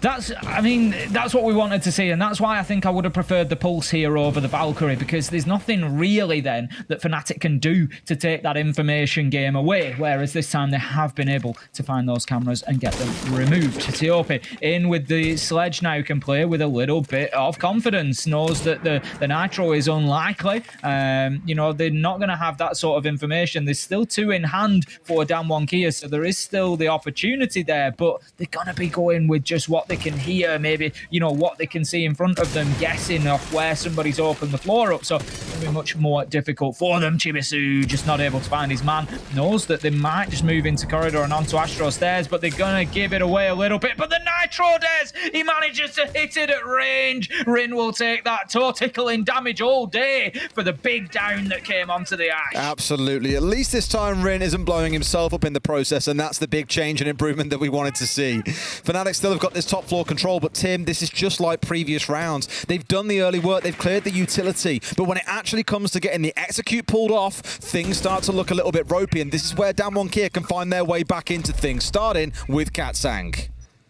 Big start taking Chibisu down. Look at the flankers coming out now. 3 players flanking on the south side, and Ramu finds one. Ramu's going to take down Woogie Man there, and that is a big moment for Fnatic if they want to keep themselves in this round. 4 versus 4, but 8 seconds left to go, Des. They've got to get this diffuser down. I can't see it happening. Mag has it in hand. He's in sight, but he's taken down. It drops a kit in no man's land. 3 versus 2. Surely another Damwon Kia round and a guaranteed overtime for the Korean side as they find themselves now 6-3 up, and as we expected, really starting to find comfort and cruising speed on defense. We'll be really surprised if they don't just close this one out here and now. It's small improvements being made by Fnatic this time round. Yeah, we had that same concern at 30 seconds. Okay, they're looking for the execute, but again, 3 members of Damwon Kia are now moving for the backstab. This time they do have control of that. They kill off at least, I forget who it was. There was someone trying to flank up behind them, and they do get rid of one of them at the very least. In fact, I think it was even 2. They found the one down at the bottom of Pantry Stairs basement, and then had the second one, I think it was Katsang, coming on the flank on the Valkyrie, and also get him as well. So good. You've got rid of the flankers, but now you don't have enough pressure on site because you've still been disrupted. You still had to turn and deal with these potential flanks coming in. So for Damwon Kia, where I was concerned about a lack of Yas to hit people on the flank like that, you've now got 2 or 3 players looking to play that kind of role. It's a very retake-centric style strategy coming out of them, but it's working wonders against a team like Fnatic. Here we go then. This could be it. As Damwon Kia could be really making a statement here, putting a marker down as exactly how the rest of this stage is going to go. It's Aviator Games, and it's a potential 7-3 that Fnatic are staring down. As I say, are we giving Fnatic the leeway, the benefit of the doubt at the minute? Absolutely. A lot of changes, but expecting this to be somewhat close, at least to their final form. They can't leave it too long to find themselves getting running, but Damwon Kia was always going to be a tough opener to start with, so it's not the end of the world for Fnatic at the minute. Lily is going to be watching the long angle from Wolfen towards Map's door there, so PGH just needs to be careful on the Valkyrie, so much so that he's going to dip himself away for the time being, not going to be taking any damage from the Mark 14 at long range. Absolutely not having any of that. Rin on the north side, Woogie Man on the roam. This is the exciting Damwon Kia team that I've always enjoyed watching, Des. They're looking good today. Are you ordering one of their jackets, Tim, or the jerseys? Because they are now shipping worldwide. Could be a jersey on the way. Unfortunately, small and medium were sold out when I checked this. Not that I've already checked, but... Did you capitalise on the free delivery for over $200 spend? I have not. I'm waiting for one of those jerseys to come back in stock in my size, and then there could be a little purchase on the card. Have you got a name on the back you want to use? Aspirations. Fantastic. The new How else am I going to dream that I'm playing for Damwon? Oh my god, I was going to say if Rin found a second, then it would have been magic, but Chibisu at least keeping things alive somewhat here for Fnatic. A 4v3 for Damwon Kia, though, as Woogie starts to balance the books a little more in their favour. And it's looking ropey once again for Fnatic, still being chased all around the map here, not really even getting to think about the site yet. Yeah, if I get my name on the back of it, we could do like a photograph, like after a football signing. You know, I could like have a little contract in front of me and hold the shirt up with my name on. You know, dreams can be had, Des. Dreams can be had. Chibisu, he's dreaming if he thinks he's going to be hitting a shot on that angle. I think it was very, very tight. Always going to be a difficult one. Tries to move around, though. What he has done is force the player back in towards sight. So that's something for Fnatic, at least. They know that they don't need to worry too much about Long. But as you say, they haven't picked up on Woogie Man, and he could be a real spoiler to this party. They're going to take out the deployable shield, but PJH, he's not the sort of player to back down from a challenge test. He's going to keep going at that pre-placed C4, and just on the walk-in spot as well when the smoke time's out, when they burnt through them all, which they have now. They've got 2 left and 45 seconds to play. You've got a C4 and 2 smokes to chew through. That is still so much available for Damwon Kia to play disruption here. If it goes horribly wrong for Fnatic, 2 players could be trying to step inside at the same time when this C4 comes out, but Chibisu's aware. He must know that yet again, Damwon Kia are looking for a flank play. Just waiting for that call here is Woogie Man. boy. As to 2 pushing, you're just waiting for the moment when it gets pulled. But Lily did move on a rotate. I'm not sure when. He's gone to study window, so he's not going to be challenging Woogie Man. PJH gets one. Blow it any second now. There you go, Woogie Man. Thank you very much. Gets a kill onto Mag. Katsan closes it out, and that's going to be Damwon Kia taking a full 3 points, and not just that, there's sending a bit of a message. They were absolutely all over Fnatic. They were. I mean, that second half, unreal. 4-0 on the defensive side, constantly hitting Fnatic on the flank, constantly making them doubt themselves as well. You know, no Nomad really being brought along. The Valkyrie was stinging him in the backside as well. Just a real masterclass there on their favourite map, and I think many will now look at that and say, this is why we don't take down Damwon Kia to Villa. I think it's lesson learned, isn't it? You know, there's going to be, that's the first and last time that Damwon Kia are likely to play Villa in stage 3, I think. Yeah, I think it gets kept away from them, to be honest with you, Tim. Interesting to see how it goes, of course, when we get onto an international stage, because for Damwon Kia, 18, 24 months ago, map pool was tiny. They've really worked on it and expanded it. Of course, they still have their favourites. But for all I said about Yas and being worried about will they still retain that essence, that at least, and I'll hold my judgment just yet because I haven't seen them against one of the other top 2, top 3 teams. That was a real star performance by Damwon Kia, given they've made such a crucial change, losing again, arguably one of the best players in APAC North. Yeah, absolutely. But I am going to sound a word of caution. And this is even coming from me as Damwon Kia, you know, somebody who really enjoys watching them. They've gone up against a very new roster. Fnatic have got so much work to do. Let's not get carried away just yet. Damwon Kia are not back. There is, you know, they played nicely. They took their advantage where they could find it. But there is definitely stronger challenges to come for them yet. And that's where questions will be answered. And that's what's so exciting about APAC North is seeing, can they rise up to those lofty heights once again ahead of the next major? Let's go to a quick break, and when we come back, Desk will break it down for you.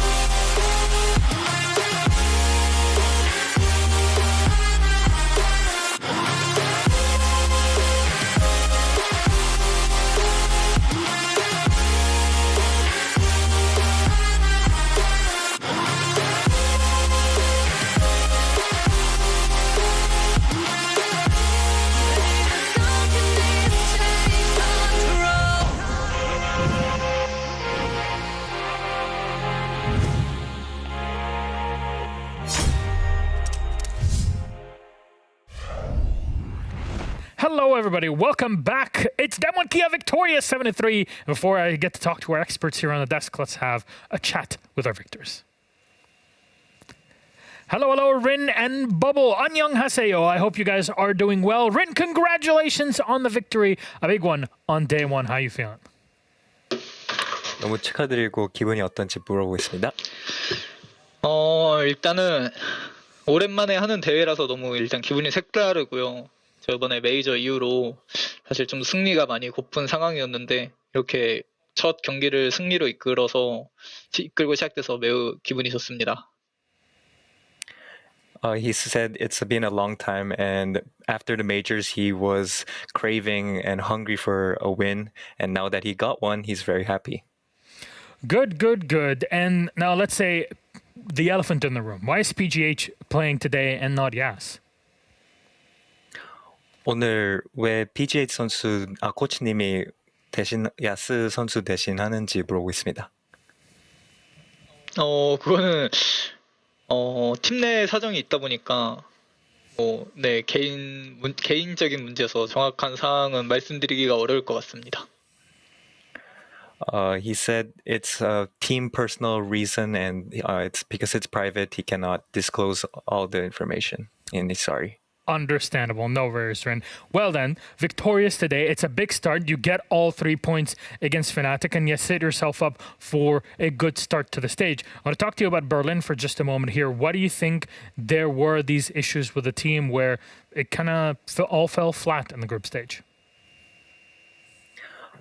지금은 현재 너무 잘하셨는데 혹시 독일 갔을 때 문제점이 뭔지 혹시 아시는지 물어보고 있습니다. 너무 많았던 것 같은데 저희끼리 피드백을 서로 해본 결과 제일 큰 문제는 너무 딱딱하다가 일단 제일 큰 문제점이었던 것 같아요. 그래서 이번에는 최대한 그 딱딱함을 풀어내 보려고 노력을 하고 있는 중이고 일단 솔직히 푸나틱전 경기 승리를 하긴 했지만 엄청 만족은 하지만 엄청나게 만족할 정도로 아직 풀린 것 같진 않아서 그 딱딱함 좀만 더 풀린다면 이번에는 좀 더 좋은 모습 보일 수 있지 않을까 생각하고 있습니다. So he thinks there are a lot of issues. He can't really pinpoint all of them, but then with feedback, they decided the biggest issue right now is that they are too rigid. Mm-hmm. And they right now are trying to work on trying to be more flexible and be as they were before. And with this victory today, they feel like with Fnatic, they don't think they were as satisfied. They were satisfied with the result, but they weren't as satisfied as they wanted to be, and they still need to work on their flexibility. There you go. That's day number 1. It's always kind of working out the kinks in there over the next couple of Playdays. Speaking of which, next Playday you go up against CAG, who were victorious today against your Korean rivals, I guess, in Talon. So what is there to expect for Damwon Kia against CAG, and what should the fans expect from you during Stage 3? 다음 경기는 이제 캐그랑 CH랑 하시는데 무엇을 예상할 수 있는지 물어보시고 이제 팬들이 담원기아 그리고 린 선수님을 무엇을 기대할 수 있는지 물어보고 있습니다. 일단 아까 안희찬 선수가 인터뷰하는 걸 들었었는데 안희찬 선수가 이제 저희를 이기고 메이저를 가겠다라고 이제 각오의 이야기를 하는 걸 들었는데 저희도 똑같이 사실 CAG 샌드박스만 이긴다면 저희는 CAG나 샌드박스 둘 중 하나만 이기고 나머지 다 이긴다는 가정하에서 거의 메이저는 확정이라고 생각을 하고 있기 때문에 CAG 저희가 이번에 또 저번 마철루처럼 마철루의 악몽을 한 번 더 떠올리게 해주도록 하겠습니다. So he said he watched the interview with CAG and he heard their speech of how they were going to crush Damwon, and he wants to say it right back at them. They're going to crush them. And he realizes that Sandbox and CAG are such an important team and they need to beat either of the teams. I'm sure he's confident about other teams too, but CAG and Sandbox games are highly anticipated for them. So he said that they were going to make them remember theme park's nightmare. That's all he had to say. Well, very excited for it. Then thank you so very much, Rin. That'll be Damwon Kia going off against Cyclops. Game number 2 next Wednesday on APAC North. Make sure you're tuning in for it. Till then, Rin, please take care. Bubble, you too. Thank you very much for translation. We'll see you next time. Bye-bye. 안녕. Thank you. And there it is. I'm surprised I wasn't called Mr. Losh during that. Thank you very much for it, Jack. But you heard it from Rin. At least we were told as much as we could have information-wise. Yes. And it all fits with what we were expecting. I think Damwon Kia over the past 3 months, if you wanted to attribute why they've fallen off, it was to do with what Rin mentioned. It was rigidity in attack and it was passiveness in defense. And the way the game, the meta's evolved past that, and they've clearly realised that, they've started working on it, and they looked very good for it today, particularly on the defence. Their early aggression, meeting the attack at the initial point of entry on the map, fighting them right the way away from sight, and being there together in numbers, being very dynamic. I was very impressed, particularly with Damwon Kia on their defence today. I think the word of the stage is flexible. That has been the name of the game for everyone that we've seen, and every region has been just flexible. You know, Rin said himself, flexibility is what they were looking for. I must say, we were sitting there watching the game, and I thought Damwon Kia were good in the opening half. I think that there was a few times where I think maybe they should have came away a 4-2 split maybe. But then as soon as they got into, I think, the defense, we just seen them just sky high. And I don't think it's more of a case of Damwon Kia were just really good in the defense. It was what I worried about for Fnatic is the attacking side. Because, you know, whenever you're changing players and it's, you know, almost like a new side with this Fnatic team, the attacks are always going to be a difficult thing. Everyone can defend. We always judge teams how good they are based on how well they can attack. It's not just can they attack. It's the same problems despite the new team for Fnatic. We went through stage 1, stage 2. Fabian just picked on them, as he did with G2. He's picked on Fnatic as well. Through stage 1 and 2, next? He literally was just going in on them for their attacks all the time because it just... The steps weren't being done. Yep. There was desynchronization, and it was the same again today. Unfortunately, 0 for 4 on the attacks again today. Yeah. Like on the attacks, like not even being able to win your gunfights. It wasn't close. They just didn't show up. There was so much nothingness as well. The time of the entry engagement on their attacks was just so late in the round. They just weren't taking There was one round where Damwon Kia had like 3 people alive, and the clock just went away. Like that just shows whenever teams like when was the last time you've seen a team just run out of time with like 3 players alive? Yeah. That hasn't happened since like NIP days, and that's like back in 2020. He's pushing Mickey storylines here. It was certainly worrying. The same symptoms we're seeing for Fnatic again. I want to end this on a bit of a positive note. Can we pull that MVP screen again for just a moment? Rin, if you're listening to me, you have to tell me how you get your hair so nice.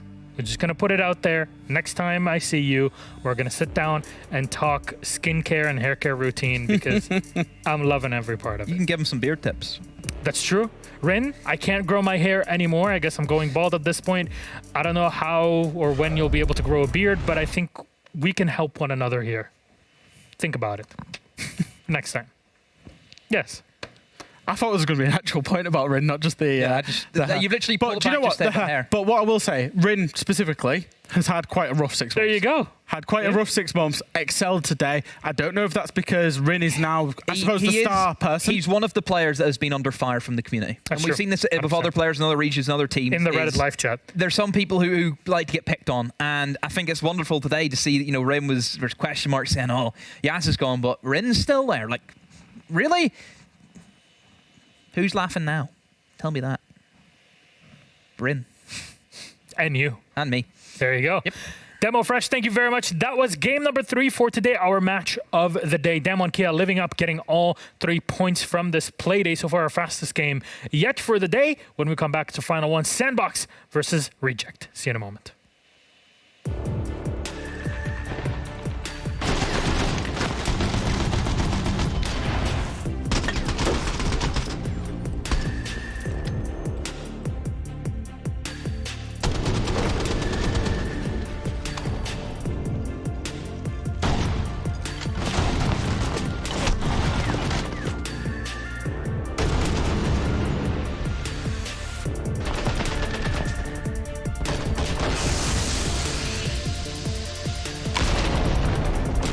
Onto Mag. Kazan closes it out, and that's going to be Damwon Kia taking a full 3 points. Calm down before you stress up the groove. The energy a little different when the blessings accrue. Hey, who you talking to? Just know I ain't no regular fool. Could be anything in the world, but I can never be you because I stand tall like I'm on my tiptoes, baby. You think a little too small. I got big goals, baby. Hey, where the money at? Look, I just need the info. Pronto, I go and get it and split it with my kinfolk daily, and I'm the type of that might change my number on you. Yeah, that's how you react when people took a slumber on you. Pretty brown skin, baby, I can see the summer on you. You see all the bread, and I know it make you wonder, don't you? Ooh, I ain't surprised at all. Seen them rise and fall. Went up the mountain, it wasn't hard to climb at all. At the top, I found some relief. I finally got some peace. Carry on, but please don't mess up the mood. Yeah, I worked too hard for it. No, I need it, beat it, before you mess up the mood. Yeah, ooh, I worked too hard for it, and I need it, so please don't mess up the mood. Don't mess up the mood. Don't mess up the mood. Yeah, I worked too hard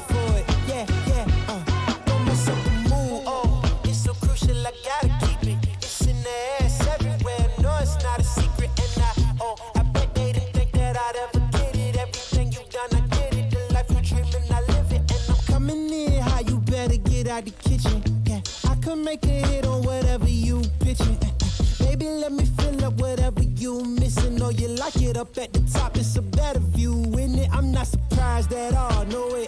Hey, what you need? Come on, just pay the fee. I supply it all. Went up the mountain and it wasn't hard to climb at all. At the top, I found some relief, you see. So please don't mess up the mood. Yeah. I worked too hard for it. No, I need it, beat it, oh, you mess up the mood. Alright. Ooh, I worked too hard for it. And I need it, so please don't mess up the mood. Don't mess up the mood. Don't mess up the mood. For it, yeah, don't mess up the mood.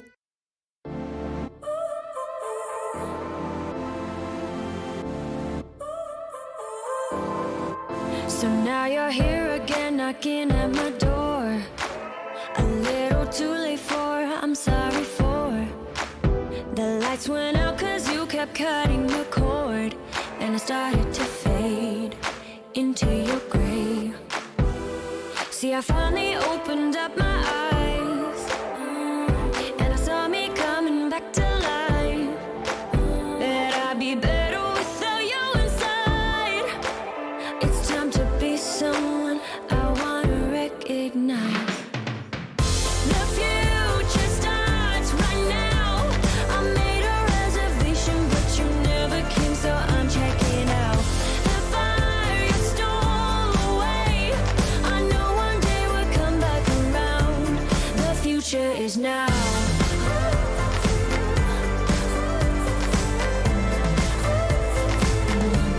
The future is now.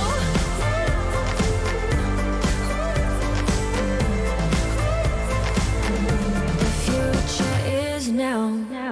I waited for you in the passenger seat. There's only so far I can ride in your dreams. While you were chasing everything else but me, I'm starting to break.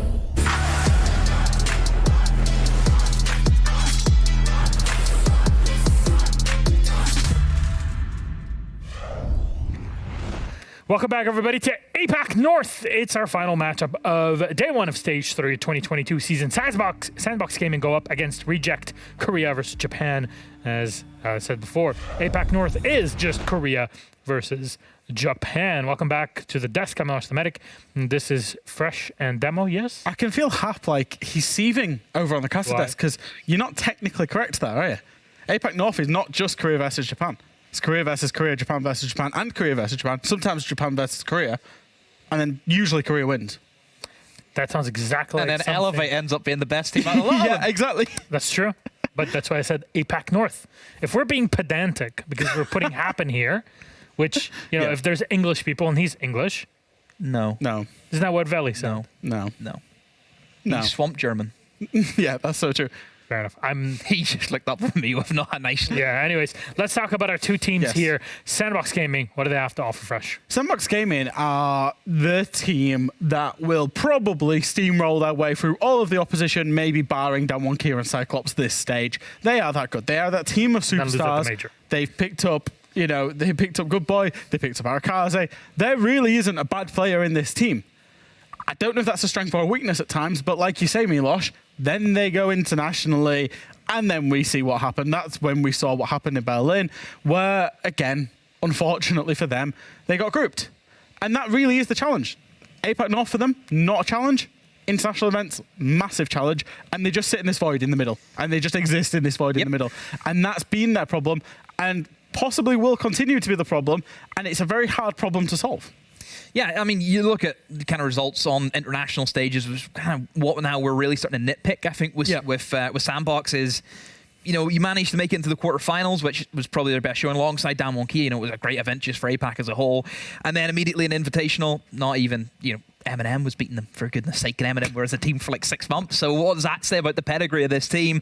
And then obviously we've seen them at Berlin, just another group stage. So it does feel as if this side, and even, you know, this team, like the origin of this team dates back, you know, all the way back to like Paris Major, for goodness sake. And even then they were still getting grouped. Before that. They've always been a side that just feels as if they're just there to be there. And that's what I want to see from Sandbox, is to break that barrier. I'll do you one better. Mantis FPS 2017, the very first time APAC was allowed to compete. It was Pro League Finals in Sao Paulo, and that was the PowerPoint Pro League Finals for those that remember. Taylor's always been there. Oh, yeah, I remember the internet. Yeah, I remember it. I remember it. I was on fire at that venue. That is currently where Brazil holds their usual shows. So there you go. Anyways, let's move on to Reject on the other side. Ooh. What can they show? Because honestly, I felt last stage they had a lot of potential. There's a lot of people excited to watch this team, Milosh, me included. The reason being is Reject, if you don't know the storyline, I'm just going to very quickly recap it for everybody. Right. We will talk about it. Beat Sengoku, got themselves up into this league in APAC North at the start of the year.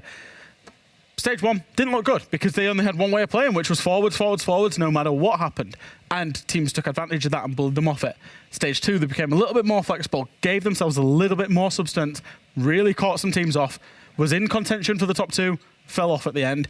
And I think stage 3, it's another stage of building for them. Yeah, I think as well, it's the kind of same storyline that we talked about with Talon, where this is a team that certainly can compete for those top 2 spots and try and compete for an SI spot. And these are where I think the matches that matter the most, because Sandbox are going to be big competition. Kai's going to be competition. Damwon is going to be the big competition that I think Rejects and Talon, they need to take them down, because not only are you gaining points, but also taking points off your opposition. So I think today is crucial for this side to get off to a good start and take points away from, obviously one of their competitions. Our map for this series, which one will it be? 8 out, 1 left, 9 map pool total. I always repeat myself. I feel like a broken record. Clubhouse, we'll see it again today. Reject picking the map, and that means Sandbox opting for defense start. Jack. Both teams have quite good history on this map, but not played it very much. Reject and Sandbox both played it one time this year.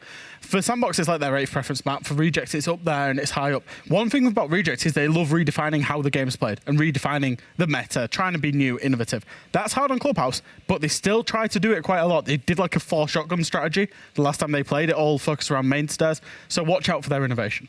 This team's right up my alley. Right up my alley, because this is like a workshop that I'm you have a really wide alley if you have CAG already in there. Like. FaZe Clan's in there, don't forget about FaZe Angie too. Yeah. And Eminem. And any team from the UK. Navi. Hell of an alley. Hey, a big alley demo. I support everyone except the French. So Clubhouse, I think as a general whole, I think the general, obviously we mentioned Wolves and BDS, not production. Don't get it twisted, production. Fired. We're in France. Don't get it twisted. Just the French teams. Demo. The guy that hires you is French. Do you want to backtrack on Reconsider. Backtrack. Well, I don't like the French team. No, I'm stacking that. British and proud. All right, on that note, thank you very much. He's very British, as you can definitely tell. Demo fresh, let's toss it then to our caster. Sandbox and Reject. Take it away, Happenem. Well, he's not coming back after this game. I just heard that producer say we'll talk about it later. So, you know what? Before we do that, we have another game to get through. The last one of today is going to be Sandbox up against Reject. We've just had the preface off the desk to see where this will go. Do you think we'll have another Nook ban? That is 5 of 5 for EU, currently 3 of 3 for APAC today. It was, I think, 4 of the games in NAL last night. I'm going to say yes. Nook is around a 90% ban rate across all of the 3 regions that I've just listed. I'm going to go for him. We're going to see Nook ban. Possibly. Well, don't. 99% sure. Doing it, yeah, okay. Don't get yourself locked in too much. Obviously, we had, you and I, a trip round club not too long ago. We found ourselves sort of seeing how the game came together, and the team without changes were the ones that drove themselves into that position. Here, it's 2 teams that have been able to build themselves a little bit of a bastion. We had Reject close to getting to the major. There we get a Nook. And we had Sandbox performing okay, but generally, this region didn't do too great. No, there's a lot to improve on. Hello, Window. Hi, Window. How you doing? Everyone say hi, Window. He's waving to you all back at home. Everybody watching. Wave back at your monitor. You might see it. Defense bands coming in. Mira, the first to be removed. We also have the Hibana earlier on. The Thatcher will be open. So Arcade could just as well be left open. Not really going to be a big problem. But sometimes you still see teams remove it either way. It's not going to be a case this time. Azami gone off the board. Of course, known for the keeper barriers. A lot of them in pocket. Can use them to turn any side into a maze. Azami's 100% banned today. Yeah. I'm just quickly trying to run through my brain notes. Nook, she's loud and she's instantly picked. Is that the full G2 cards for Reject? It is. Reject fans of G2. Okay, cool. G2, if you're watching, you know what team wants to meet you. You know what team is a big fan of your work. We might just go for like a different team every game as well. Who knows? Fair enough. All right. Let's see two things. One, the difference of Nook potentially in the hands of Take.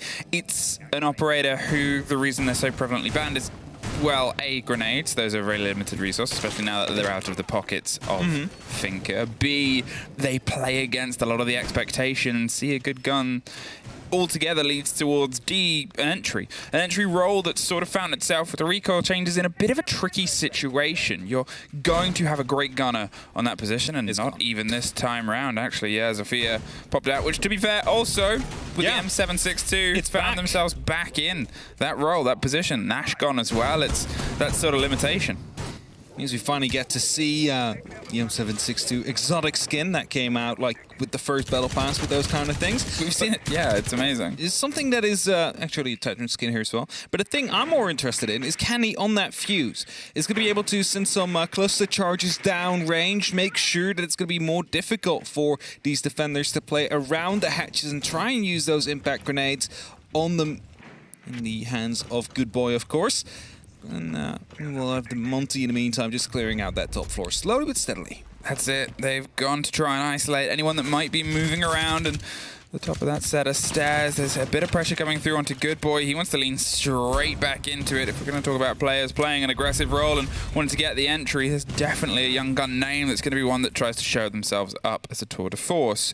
Good Boy has the support, so nobody can just charge up the bottom of the red stairs towards those players that are set up, sitting pretty on the top. How much attention can they pull? Well, there's only so much you can sort of get yourself set in. The pre-fire comes through. They get the connection on the next. Shile's able to find one. They're looking for the swing onto the Monty. Good Boy gets the support structure from underneath. Take is removed. Salty is suddenly very isolated. The pressure's going to have to come through onto the side, hopefully draw some attention away, but this clear on the top has fallen, and now the top can fall back. Window finds a fight on the core, doesn't quite get the second. Envy Taylor is also making his way down. Now it's the two remaining players. Candy just misses the tail end, pre-fires, but doesn't get the luck. Otherwise gifted them in a position separated on the far side. Monty. He's going to be able to find one before being taken out by Sean, and leaves it only up to Candy now, who gets swung on by the Frost, but will be able to land that gunfight first. It's the second. 1v1, a minute left on the clock, and 5 extra seconds. Good Boy comes around the corner though with the MX4 Storm, and will lock it off for Sandbox as a 3v1 almost went south there. I think that was it, and it was sort of the call. As soon as they started to lose the bodies elsewhere, as we said, and saw the pressure started to come through down to the site itself, they realized, well, we cannot try and retake this territory. We know the players are going to be wanting to filter their way back towards the site. Sure, the game itself is a 3 versus 5, but it means it's a 3 versus 3 towards the site itself. It drew some firefights slightly out of position. They lost 1 or 2, and they almost pulled it back, though, based on the response of things going on elsewhere. They didn't sort of sit around and wait to see the result. They tried to form their own. We head over to bedroom as the swing round. Sandbox, they hold on to 1 round. Can they try and stretch it to 2? They definitely want to do so. Also, a lot of suppressors, actually, that last round. I don't know if you noticed, but like half the gunfights that took place was very quiet, almost silent, like non-existent. It's like people just dying, like little tufts of sound coming through. Exactly that. That's the sound of a suppressor. That is the sound. Thank you. Can you do the sound of a suppressor? That was it. Wow. Heard it? Okay, now can you do the sound of a muzzle brake? I've no clue. The Pensburg gun. Bang. Okay, bang. Reject. They had a bit of a good lead, and now we do actually get a taste of Nook. Take might be able to find a victim here on that lead, and as I said before, they have all the options that a good entry kind of wants. It's open. Yeah, that's popped open. Club does become a little bit of a risk of where the entry is. They have an angle, and that can force the players out, but there is still a route in a rotation round if they want to take it. It's risky. Sandbox can be a risky team. Hey. Just a shotgun. Yeah. Yeah, Static. He popped a lot of pellets into the player there. Just trying to place a breaching charge and find some pellets going his way. Taking a lot of damage now. Impact onto the CC window. Good boys aware someone's watching that on that roof. Need to continue on though. They cannot just stall out for Good Boy trying to take him out. So the opening on the jacuzzi wall will be there. They hope to put pressure onto Sandbox from multiple different angles that way. They're really being patient right here, not overextending their stays. Also, no real pressure truly coming upon them here, as they just have the freedom to swing every now and then. Window just got into that position a second too late to miss the take onto Good Boy. Good Boy still sort of playing around the angle. He's got the catch on any grenades. It's the pressure that Reject need to apply towards the site to maybe draw his swing, and then they can go behind the drop of the body. But they're not confident yet. That's the big sort of risk right now. Reject haven't been able to find truly a proper sight on anyone, something that they can act behind. The knowledge that they came off the body losses with the previous round gave them a drive towards the site that they could push. Here they don't even have that. This grenade, well, it might just get it. No, a little bit too premature to get the proper pop onto Envy. He's still in a very dangerous position. Tadaniki's just going to drive in, cannot win the fight out. Arakaze gets one, looks for the second, gets dropped in response. Candy gets a very important revenge, but there's Envy Taylor, swung around from the door. This should get caught. No, doesn't. Take is able to instantly remove Good Boy as the quick response. The disc wasn't quite close enough, and suddenly a couple of Sandbox players have fallen. There's one more. Window with the watch down underneath, looking for the hatch drop there, trying to find the catch on the loose player. Not a grenade to pop up. Envy Taylor knows he's got to give it a little bit of width, but do they know the slow creep of the Nook on the far side? It's going to be the big question here. Drones are coming through. We'll be finding some information that will be fed now through on the location of Envy Taylor. Window looking to go up these main stairs, misses the shot. Static somehow lives a second time around before he does get injured. It's now a 1v3 situation. Envy Taylor in the gym needs to try and clutch this out. He doesn't find either. Take is going to be able to shut down both, and Reject will put a round on the board. Yeah, the Nook got themselves into that position, took the grenade kill onto the window. It was, as I said, Reject. For a long time, they were fishing, trying to find a thread, trying to find that first step, that first route. It came on the back of a drive. They knew they couldn't get the cemented kill with the grenades, so threw the man in. Lost that first engagement, won out on the second. The trade was very important at that point, and then behind the back of that, it drew some focus and just shook the tree enough for the apples to fall. One apiece, and they're not going to try and double it back. They're going to head over to CC instead. That first grenade, by the way, I'm just going to say it, would have killed the Frost player if it was last patch. Like, landed right above his head, but a bit too far away to get that kill through. So that's just a small, you know, example of the difference that we do have in grenades. We said it before as well, some vertical grenades today that didn't outright kill someone. It's like that would have happened in the old patch. They, of course, do have a smaller range nowadays. You need to be a bit more precise with your grenades if you want to be taking out players with them, or utility for that matter. So, as we continue, there's going to be some anchor holes to be created onto the stage wall, just to make sure that anybody in stage or in stock is about to be shut down from the other side. Kate and Bandit, by the way, a lot of electrification on the board. Gotta stop them. Ain't no way you're getting in here. Well, they'll probably still get in. EMPs on Thatcher is open a lot now. We also have the Maverick, so it should be easy ways through. And that means two operators and their gadgets, well, they slow them down a little bit, but shouldn't be too much of a problem for Reject here. All right, Monty, what is your A rate through here? It seems like they have a bit of caution paid towards the windows on the far side, and we saw the approach before that it was slow and steady. There's the break on the wall underneath. They know that they probably won't get that off in time before this pops. Does it make it? It does. Just detonates quicker nowadays as well, so the heart breach charge did receive a little bit of a buff where it takes about like half a second less to detonate it, so that's just the difference there compared to that electric claw being redeployed. And now that they've got that angle, it forces out any potential player that might have been underneath, so Salty can do this, find himself with only really a single angle to play against. Arakaze is tucked in on the top, has an ADS for a little bit of support and structure. Good boy gets a bit of a blow as the wall itself, the main CC wall, is being popped open by the Maverick. They're making sure here that they're doing all the steps they need to. The canister just buys them a bit of an escape route. They can pop themselves further away, but now that that's open, you're going to suffer a lot of pressure here onto that player on the top of the catwalk. Waiting for that breach, needing everybody to be ready to reply and act upon this piece of pressure that's about to come down. There you have it. Instantly, Telestrator tried to run through, but got stuck somehow.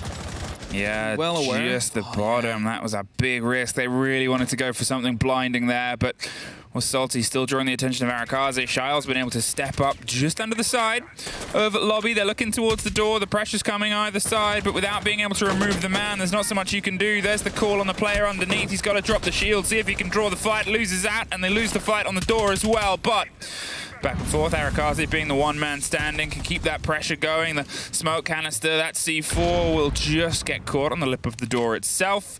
Still locked outside the 4 versus 3. So 2 Claymores outside there, so really wouldn't be able to go for a run out after he would win this round potentially. Can he wants to get an EMP in, just so they can start opening up a bit more, possibly around that wall, around the construction wall. Arakaze is going to be able to go for the gunfight there, misses out, but the trade instantly comes through. There it is, Good Boy finds Candy. They've got that locked down. They make sure they keep Garage. Windows tucked underneath, but it's quickly responded to by Good Boy, who's been such a big pressure point, and Taylor with the final point on the site itself, and they just sort of kept Rejects questioning how to get into Garage. There was always another problem. Maybe if that breach had been one that had been successful, they'd been able to drive behind it on CC, they might have been able to get a little bit more of a surprise strike. Yeah. But sometimes all the pieces don't quite line up. I mean, they had the opening there, they had the Monty on the top of catwalk. The Monty unshielding and going for an ADS there. Big mistake. You really needed to get your teammate to be able to take that gunfight as soon as you do unshield. It's more of a distraction move than it is actually to take the fight, of course.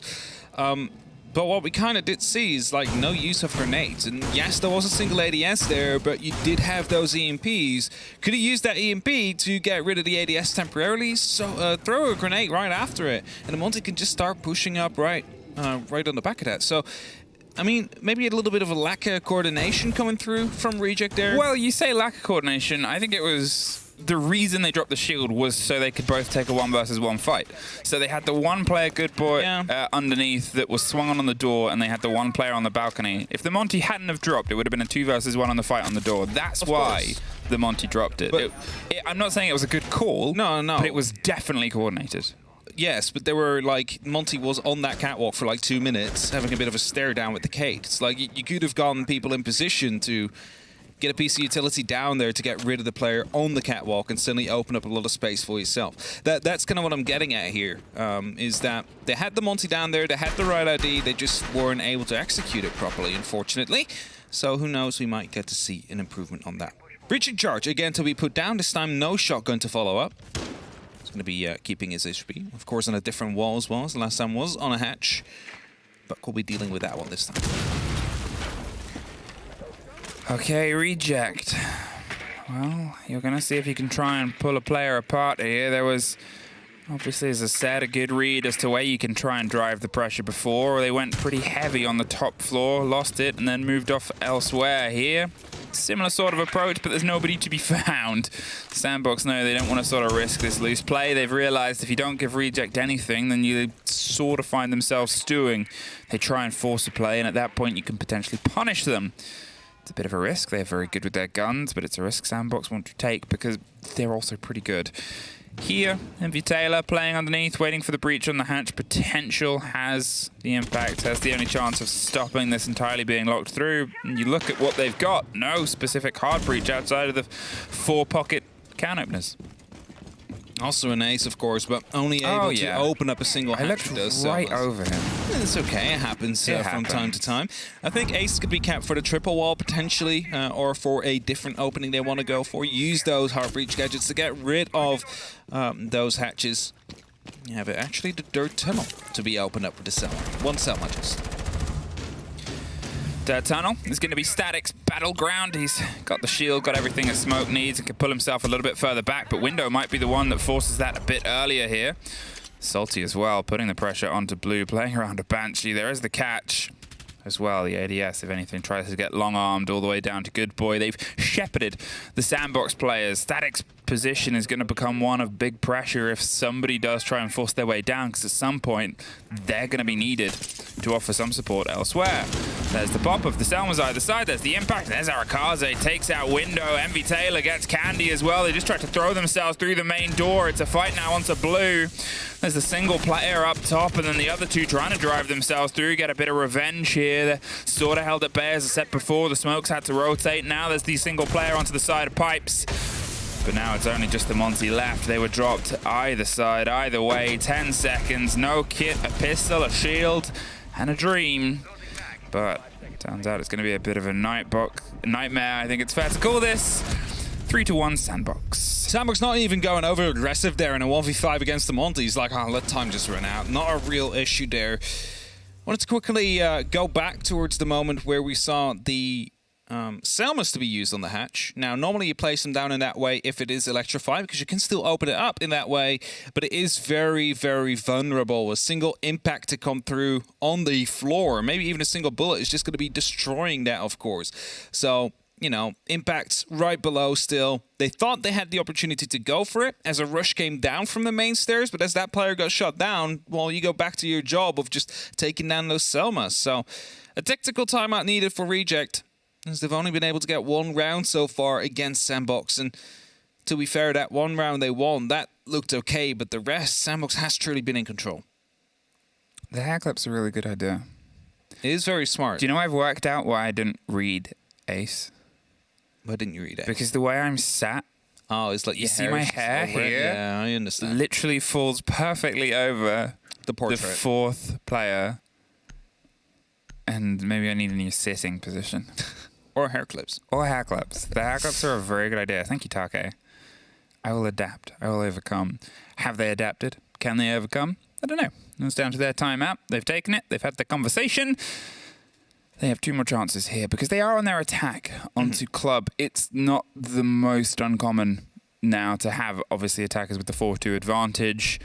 If they can pull a 3-3, it's still all anyone's guess. I mean, you never know. You've always got statistical anomalies, but we've got to look back to what Reject did really well, and their surprise attacks was sometimes some of the best, especially I think it was maybe Skyscraper, these two teams met at that I remember. I could be wrong about that. I will find it in a moment.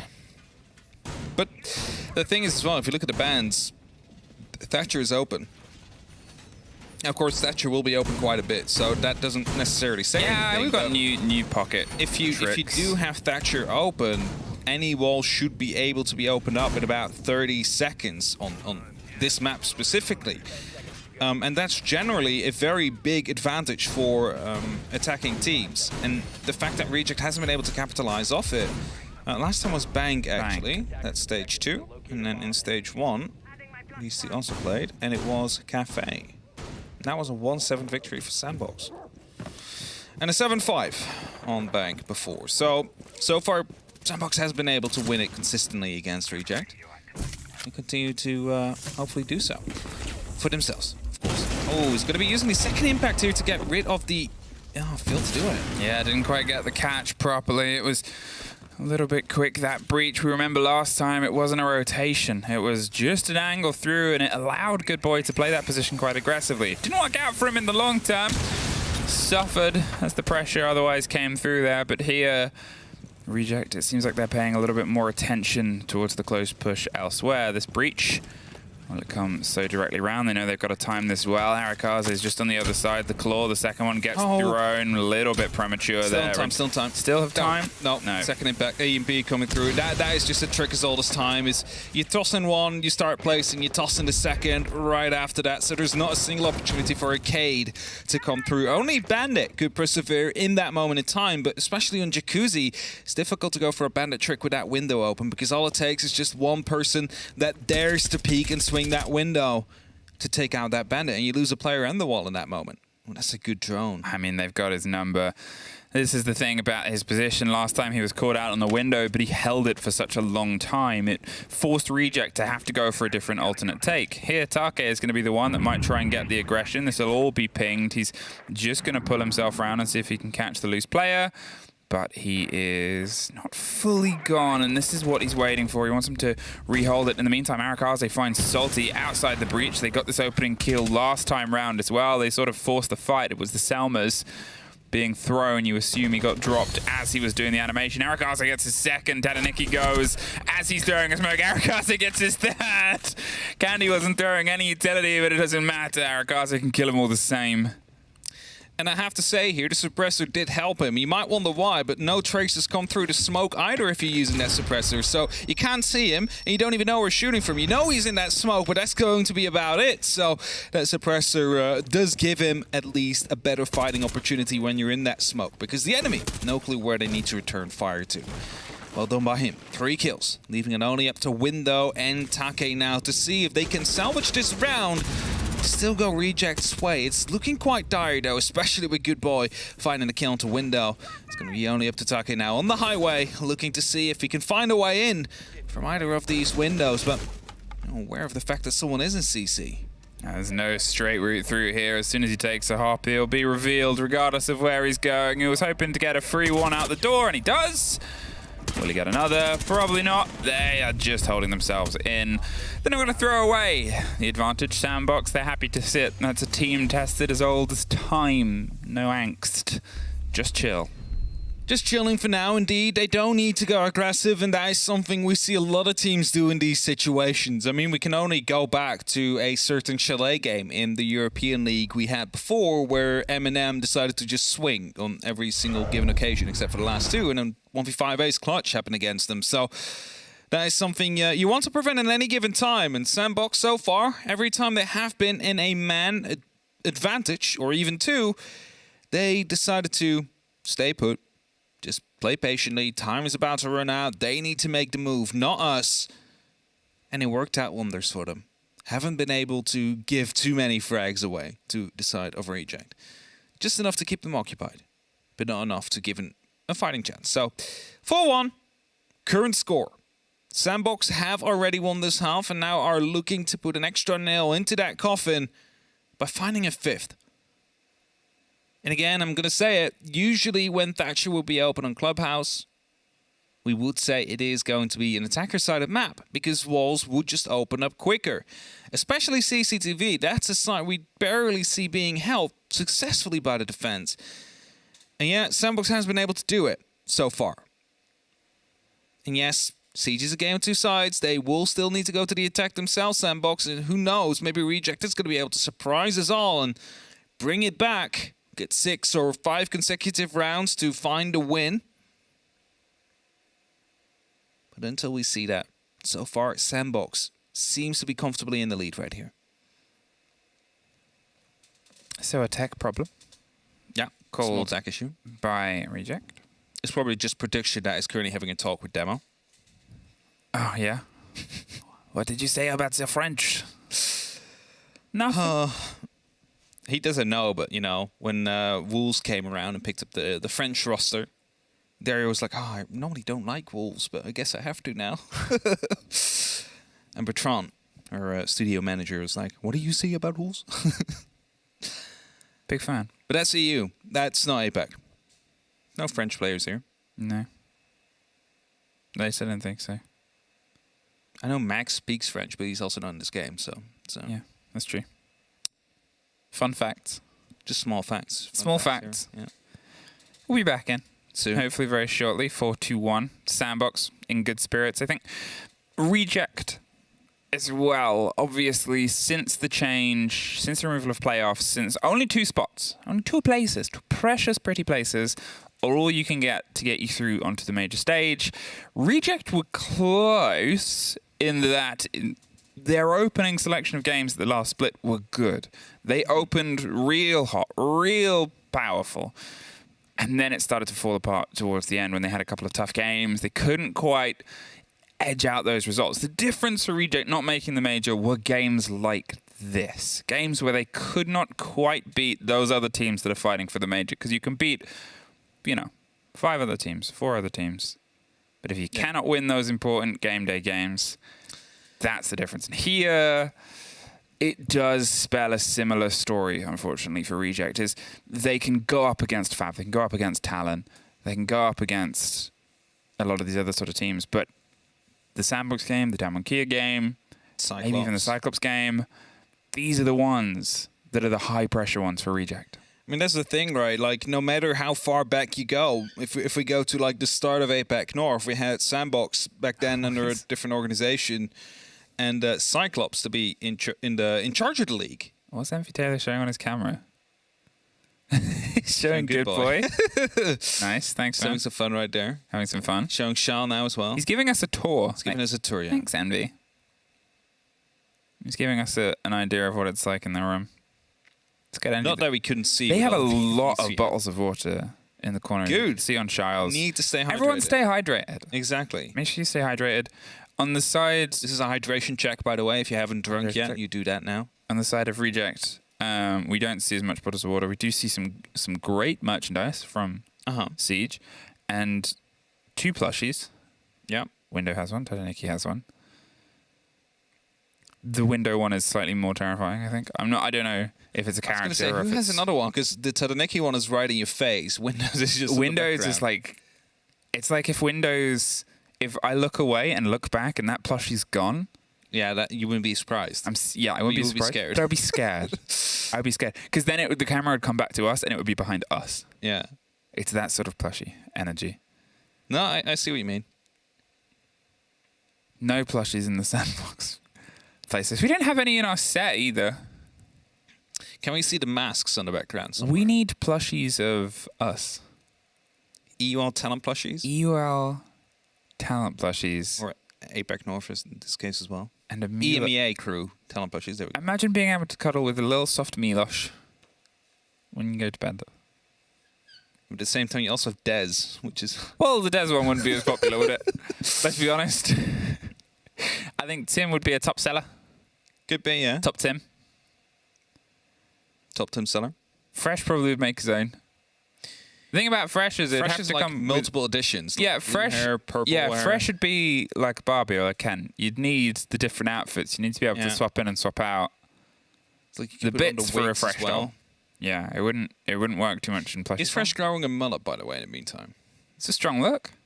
It's a look that's coming back in, the mullet. Yeah. I was just debating. Like I heard him talk about it before, and I was like, yeah, this could be the start of one. Imagine Parker with a mullet. There you go. You imagined it. I did, yeah. If anyone is listening and can Photoshop... Oh, please do. Parker and Taro with a mullet. Taro bang. And maybe like a mustache. No beard, just a mustache. The one that Easy usually carries when he shaves off his beard and then leaves his mustache. That kind of mustache. Easy could also be a mullet person, but those two for me are very interchangeable people.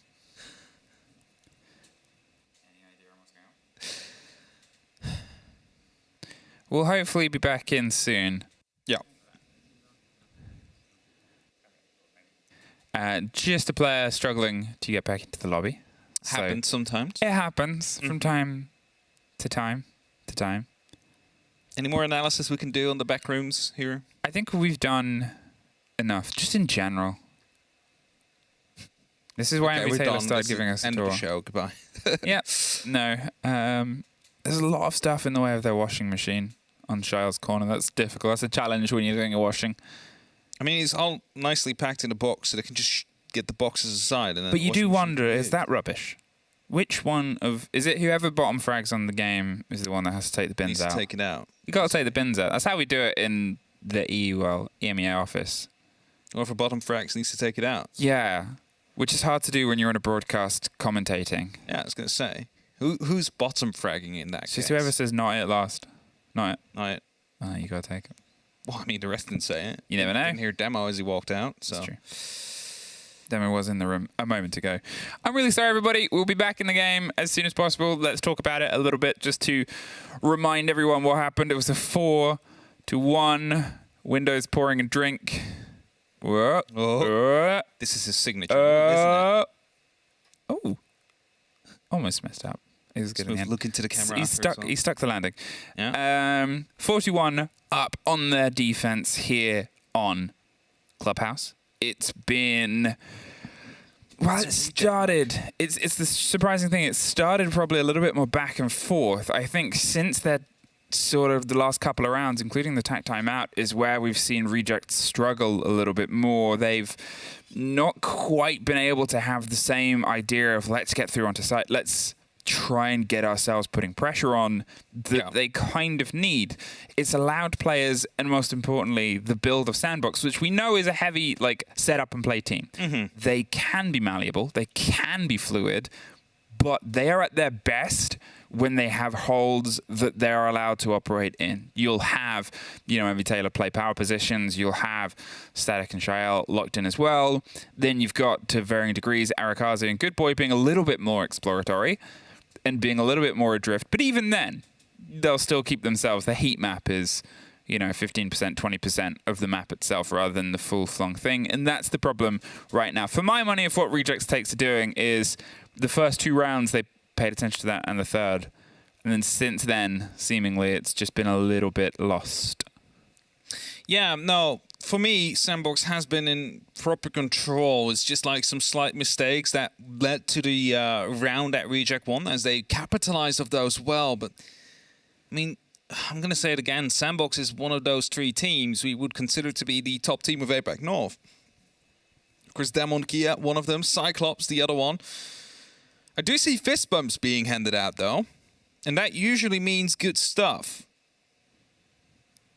So I think, if everything has gone right, we are getting back into the game. I mean, Envy Taylor was just sleeping a second ago, and he's up right now looking into his monitor, so I assume that we are ready to go. There we have it, the game. It's up and running. And CC and Cash is going to be the last site Sandbox will go to for this half at least. We do go to overtime. We might see them go back there to defend.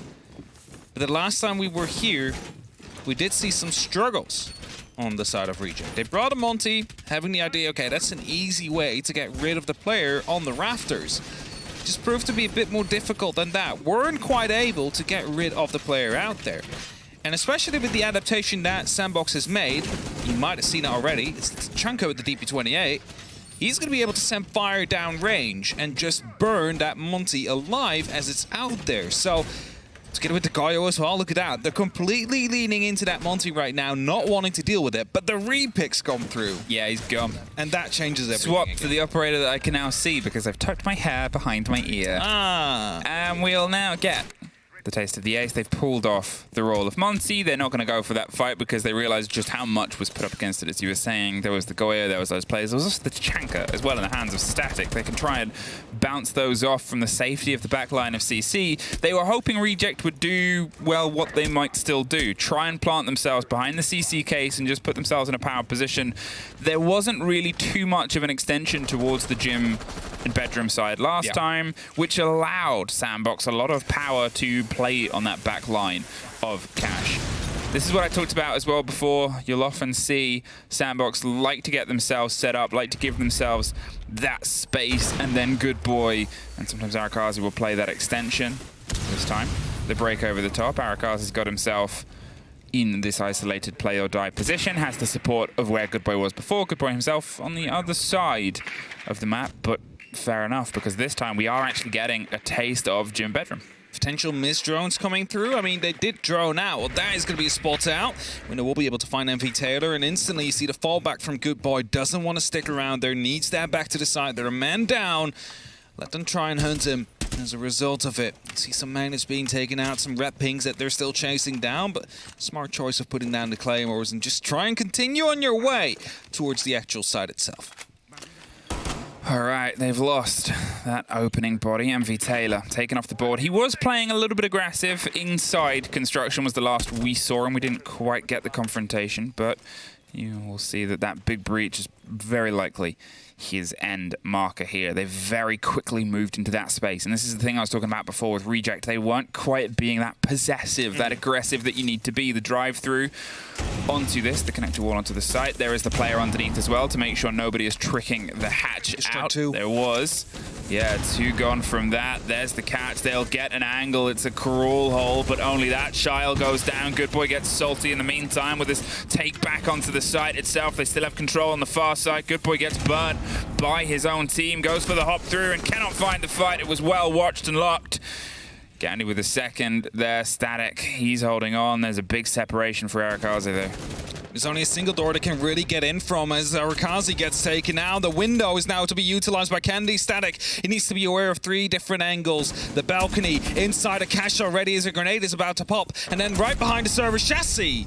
Candy will take him out in the end. It's Reject that will find a second round nonetheless. 4-2. Reject at least get a little bit more of a buffer and a breathing zone, and they take one of those very important rounds, which is the one just before the turn of the half. You can utilize a little bit of that and go, okay, there's our breath. Now let's take a deeper one. Let's see if we can try and put some pressure here on what is our first preference on our defense judge. And Arsenal, all the way down in the basement. They've got what seems like it's going to be a bit of a tall hold. The Mozzie to control the drones, the Castle to control the space. You're seeing some hatches will get popped. You'll sometimes see the mute brought alongside the setup, but not in this case.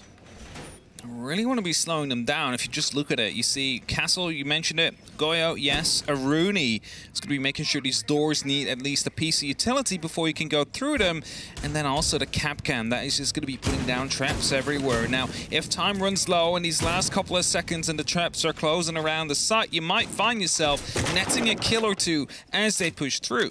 The other route you can go at it is put them at entry points, put them in random doorways in the middle of the map that people really don't expect a Capcan trap to be present, like this. Like, it's a normal door, you probably use it, you don't expect Capcan traps to be there because there is multiple ways around it. You can just go around the bar the other way, not have to worry about it. But sometimes out of pure convenience, that door gets used, and that will blow someone up if they don't pay attention to it. It's also a very orange room. Yeah, and it's a drone, a door that you won't drone. It's like, you don't check that door. No. Okay. The pressure starts on the top. As I said, it's likely to be a bit of a tall hold, and we do have that. A couple of players tucked. Window, you assume, will get a second of awareness. There it is. Pulls himself back as the breach comes onto the castle. They're not wasting any time. They know what they want to break open, and they're making sure that they're stacked in the positions to do it. The sledge and the breach at the same time forces, hopefully, a player into a tricky situation. They're combining the forces, mainly to create a little air of panic in the Reject players who suddenly have to work out just exactly what's being popped open. Cannot do single target focus because there's multiple targets, and this is Good Boy trying to open up towards one. Candy, he takes the drop on the hatch. He's not going to sit around. Neither is the Capcan. Leaves just Window alone, and he's going to hide himself in logistics and hope. Those default hiding spots, you are obliged.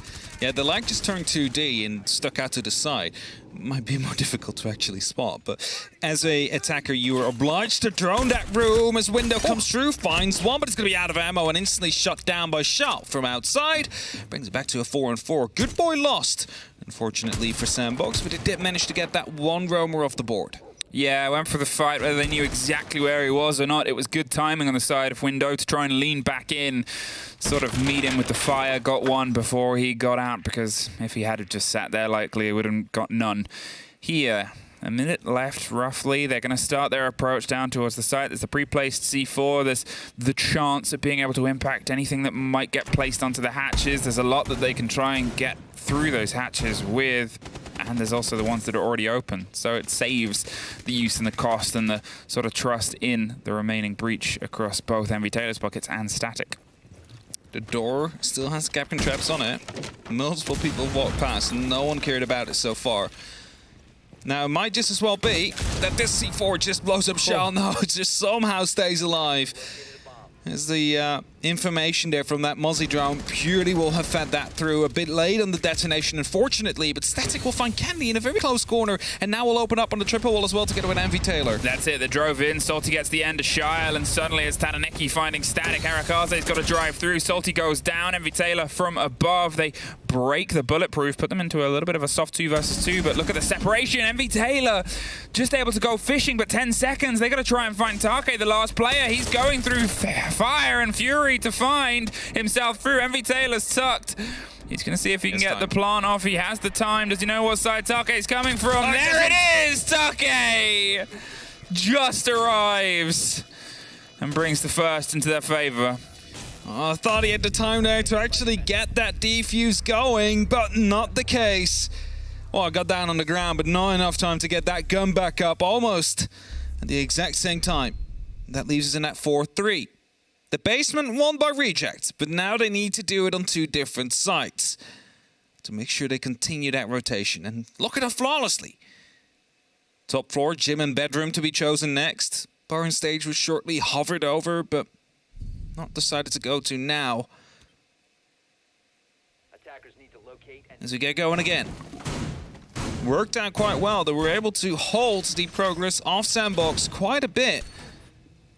Even though it did come down quite close in the end. It was that 1v2. Maybe it would have been better to just go for a plant, to just go for the cover rather than go for the chase with one and the other still being upstairs, needing to make their way to the site. But that's hindsight 2020, as they were unable to. What is he shooting at? He's shooting with the MK14 outside. Are there things on the corner? Usually? Oh, the hatch. Ah, okay. You can't reach that from there? I didn't know that. I guess so. Yeah, you can. Okay. Well, that's Tadaneki has an echo drone, so that's where you assume the link-up's going to happen there as to why they've opened that hatch. It also, you know, usually you'll see that's the play, an echo drone that pops up, gets the read on everything. We've seen it played by teams before. It could also be the usage of a C4. They've got 2 options for it, but you're looking at who's got them in the angle you'd need. It's probably not as likely to net results. Nicodrone's currently also not really near that area of the map, but you know, you have the opportunity, so you can move out. Oh, that is a good spot. And they know that's going to be opening up, but that's at least 1 player spotted out. Yeah, there's the breach on a single side, drops down, and you know, with the ping, has a bit of the reveal. There's a bit of concern. Paid towards it. It's an echo drone going for an adventure. The school of APAC, teaching the world. But to be fair, actually, I've seen these plays from APAC before. When the echo drones started to come through and they lost the invisibility, that sort of reveal on teams was, well, let's just play them visible. MV Taylor is now wondering where he just got spotted from. He got red pinged. He's like, I'm getting spotted somehow. I have no clue what's happening. So he just decided to go off, go to a different spot. And Salty would just find Shao, a beautiful shot onto that angle. Don't have to worry about that sledge anymore. That's 2 grenades out of pocket. 2 left to go in the hands of Good Boy. Oh, that shotgun can be a sniper and is in those hands, able to take care of the repelling player. On the far end, Salty, he's prepped, hoping to get a bit of a break on that. Hoping the gate goes and then he can follow it up. Good Boy. Curious about a fight underneath. There's still the red pings. There's an echo drone doing everything to make things awkward for the player, sitting there as long as possible. But Good Boy, if he can slip past this focus and he can just find his way up red stairs, a rotate of another player might draw the attention. Good Boy's got himself tucked. He's hoping somebody's wanting to get aggressive on the back of those red pings, but they're not quite offering it. So instead, this will happen. The grenade underneath. Doesn't quite get the full catch. The smoke canister does give Candy the idea to do this, hold the angle, but Good Boy wins it out with a hell of a swing. Arakaze takes care of Tadaneki, and in the blink of an eye, they have lost their hold onto CC side, but 40 seconds. They've got to do a little bit more now.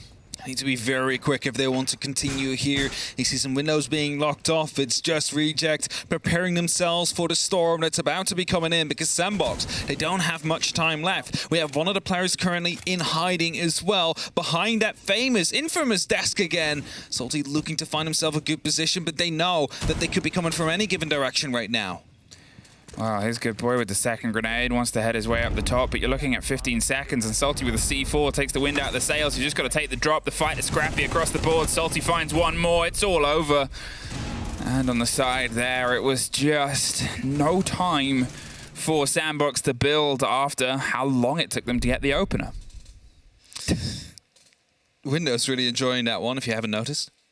But a lot of information the entire round being fed through by the yokai drones, just going outside the red pings, knowing that 3 people were coming from that side. And yes, you lost that first initial gunfight. You lost 2 players in that progress, but you knew that the majority of the team was coming down from CCTV. So you can put some more guns towards that direction. You do not need to be careful for Jacuzzi or for any of those hatch drops if you know that the majority is in CCTV. So it helps you down the line as well. And I said it last round, they were hovering over Baron stage, but didn't quite want to play it yet. This is the tertiary site for Reject. We are not going to CCTV Cash, a site that Sandbox went to twice and won once. It is going to be that Baron stage, where Rogue was able to win the major in Berlin. We've been taking some pages out of their books. I mean, lessons learned. Yeah. Why not learn it from the top? But as I said, I know, obviously EU, I know APAC and the bias. He wasn't the originator of that. No. It had been done in APAC. It did. Yeah. You can say he mastered it. He's definitely known for it now, right? I mean, you saw the signs, DPEC plus drone equals death. That's like the reputation he has. He's known for it, and he's mastered the game. But it's nothing new towards these teams, which is always that sort of, idea here is, was that really what stumped Sandbox for such a long period of time, where they had such a major turn of force? The take onto the top was good, but it was, maybe a minute late. Opening to be made onto CC1. Of course, not going to be the initial site itself, but top floor control. Really important on Baron stage. And that starts around CC Cash. You need to take control of that so you can head towards construction, get that hatch into your grasp. After that, a potential plant on the stage could be useful, could be possible. Very aggressive Jaeger right here, just finding our Kazi, and Good Boy taking a lot of damage down as well. It is just falling apart again for Sandbox here. That's it.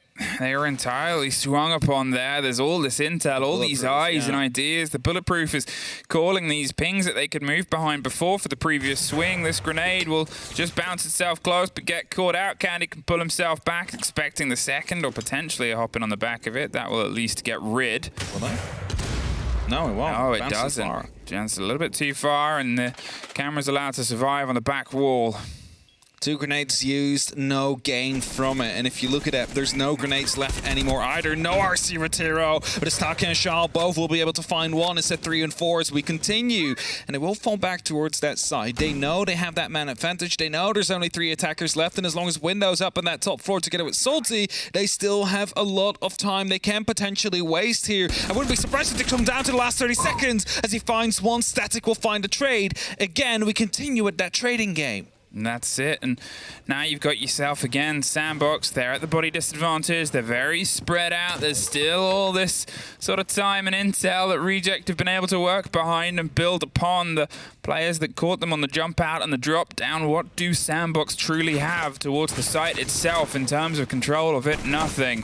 And in terms of lockdown, even less. Take is pushed a little bit further back, but the pressure of time still isn't on them. The breach itself has to come through onto the site. They need some of the angles, and you can see they've rotated their way back up to the top, spraying and hoping to catch the loose player. Envy Taylor cannot quite make the connection with the head behind the bar. 15 seconds and pre-fires, but it just takes a second to pop up, and a second more. Reject pull ahead. 4-2 to 4-5. Rejects needing a single round more to find themselves at a match point situation 2. They want the 3 points. And there's a tactical timeout to be called now by Sandbox. They realize that it's slipping away from their hands. They're losing grasp of this game. They need to get things back on track. Ever since that rehost, they haven't been able to perform the same way as they did before. Sandbox. Things have gotten a little bit shaky here. There's been surely... You see that pillow? Location. What? You see that pillow on the back of Static? Sorry, I was just distracted by it. Someone's face on it. Never mind. Go ahead. What?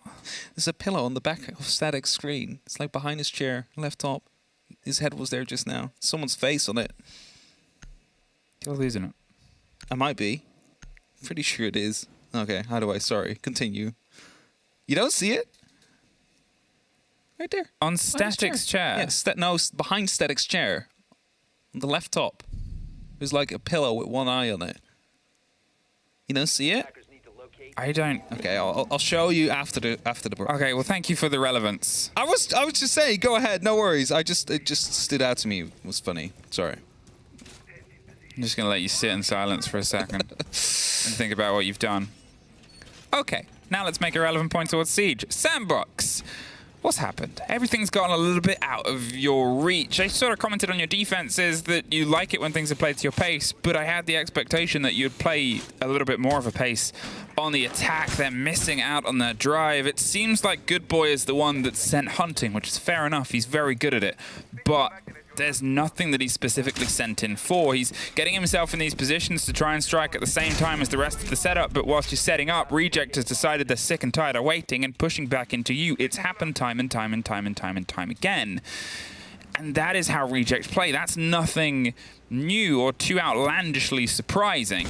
So at this point, their team talk taken, they've got to realize that they need to try and take a little bit of that pace that we criticize Reject for not quite having throughout most of their rounds and drive themselves in towards the pressure. Why is it 2 people around stock? Is what I'm wondering. Is like they're very aggressive to go for a bit of a run out, just hiding here next to a hatch. So Mozzie under drone, protected. Lucy ready to respawn whenever it's necessary.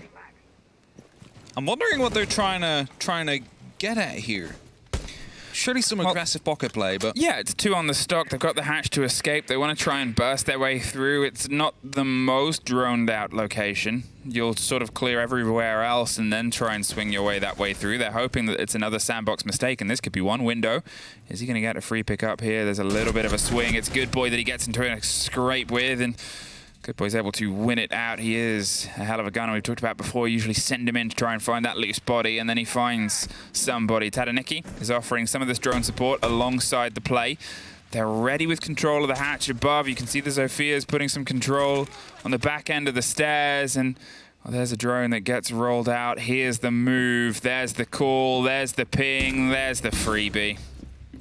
Slowly rotating back towards the side as well, Candy, but Take stays active, doesn't want to leave yet because they know that was one player. Taki can now still go on, needs to drop that hatch but gets taken out. Shao suddenly coming through the wall right there. Will also find the Yokai drone. Sandbox coming out on top. Yeah, we talk about the trust of intel there. They heard the breach of the hammer at the last possible second. They were hoping the echo at the full read of the players inside, but one slipped by. Now, with those 2 hatches open, with the pressure they can try and apply itself on the site, they're in the 4 versus 3 and they have plenty of time. Whether it was fully rewarded or not, they've got to try and make the most of it here to try and pull themselves back level before we find ourselves teetering onto map and game point. Good Boy with the pressure down on the main stairs, the double door, trying to put some focus down. And see the echo hot-foot out of there. He's not going to stick around and see what happens on the wrong side of this wall because he gets the sinking feeling it's about to be blown up. Well, he finds that elsewhere anyway. Static gets the kill. Salty opening up a long angle here. Suddenly Motorcycle isn't as safe anymore as it once was. Even though he's not currently using it, he's opened up an angle though into the arsenal as well that could be used for any of the players down the main stairs, but that's a diffuser drop. Well done by Candy. Suddenly it's a 3-on-2 situation. Well, Salty suffers on the scrape in the back. Good Boy can't quite get the cement of the kill, but he knows the player's gone down. There's just the one behind the shield there, dancing, but you can't quite outdance Good Boy. He's able to find his triple for the round. He was able to get himself in an engagement. It's one more for Sandbox. Whether it was gifted, whether it was expected, either way, it's theirs. They got to see if they can try and pull this game back by the reins. As soon as it became a 3v1, he also knew he was running out of time because soon that was going to be the main hallway / the arsenal player that was going to swing on him as well. So he needed to go aggressive towards Motorcycle. Unfortunate, not able to lock in the gunfight there. And round 11 will decide who is going to be picking up a point, but also has the opportunity to fight for 3 because only one of these 2 teams will be able to do that after this round is over. Will it be Sandbox or Reject? We do not know yet. Reject has decided to go back up towards that top floor, towards the gym and bedroom. Let's see if Sandbox can find themselves a more effective approach this time around. Reject. You were pretty solid before. A little shake, a little bump in the road, but I think one of the things that I've enjoyed about your performance so far is it's so multifaceted. All 5 players have been able to really drive themselves into this. Everybody's had their moments. Okay. Candy and Salty are those names that keep popping up in terms of big swings across both halves, but Take, on the side of the defense, has really come into a little bit of his own. Here, one more chance, one more hold, one more opportunity to try and push this across. It's once again down to Sandbox for my money to be the ones with the pressure, the time, something that they've been missing even in that most recent round, I think. Yeah, they need to make sure that they keep that time factor well ready and controlled. Don't want that going out of your way, needing to go in quickly, making these scruffy mistakes that will allow Reject to capitalize on it. And yes, you might get away with it more often if you have that man advantage. Is that, by the way, another charge that we just saw shut out on the hatch? Might have been Shao, but opening will be made. Onto the Jacuzzi wall. Don't think they'll be able to trick in time. Opening has been made, actually, this time. C4 coming through, somehow dealing no damage to Static, who just repelled out in time. Playing both Kaid and a Bandit and that wall being opened. Yeah, again... I think they were a bit out of position as well. Thatcher's on the board, Tadaneki. Oh, you live. He really tried to risk that one, didn't he? Not when you take a lot more damage from an exothermic popping off if you're next to it, so he's lucky to get away with his life right there.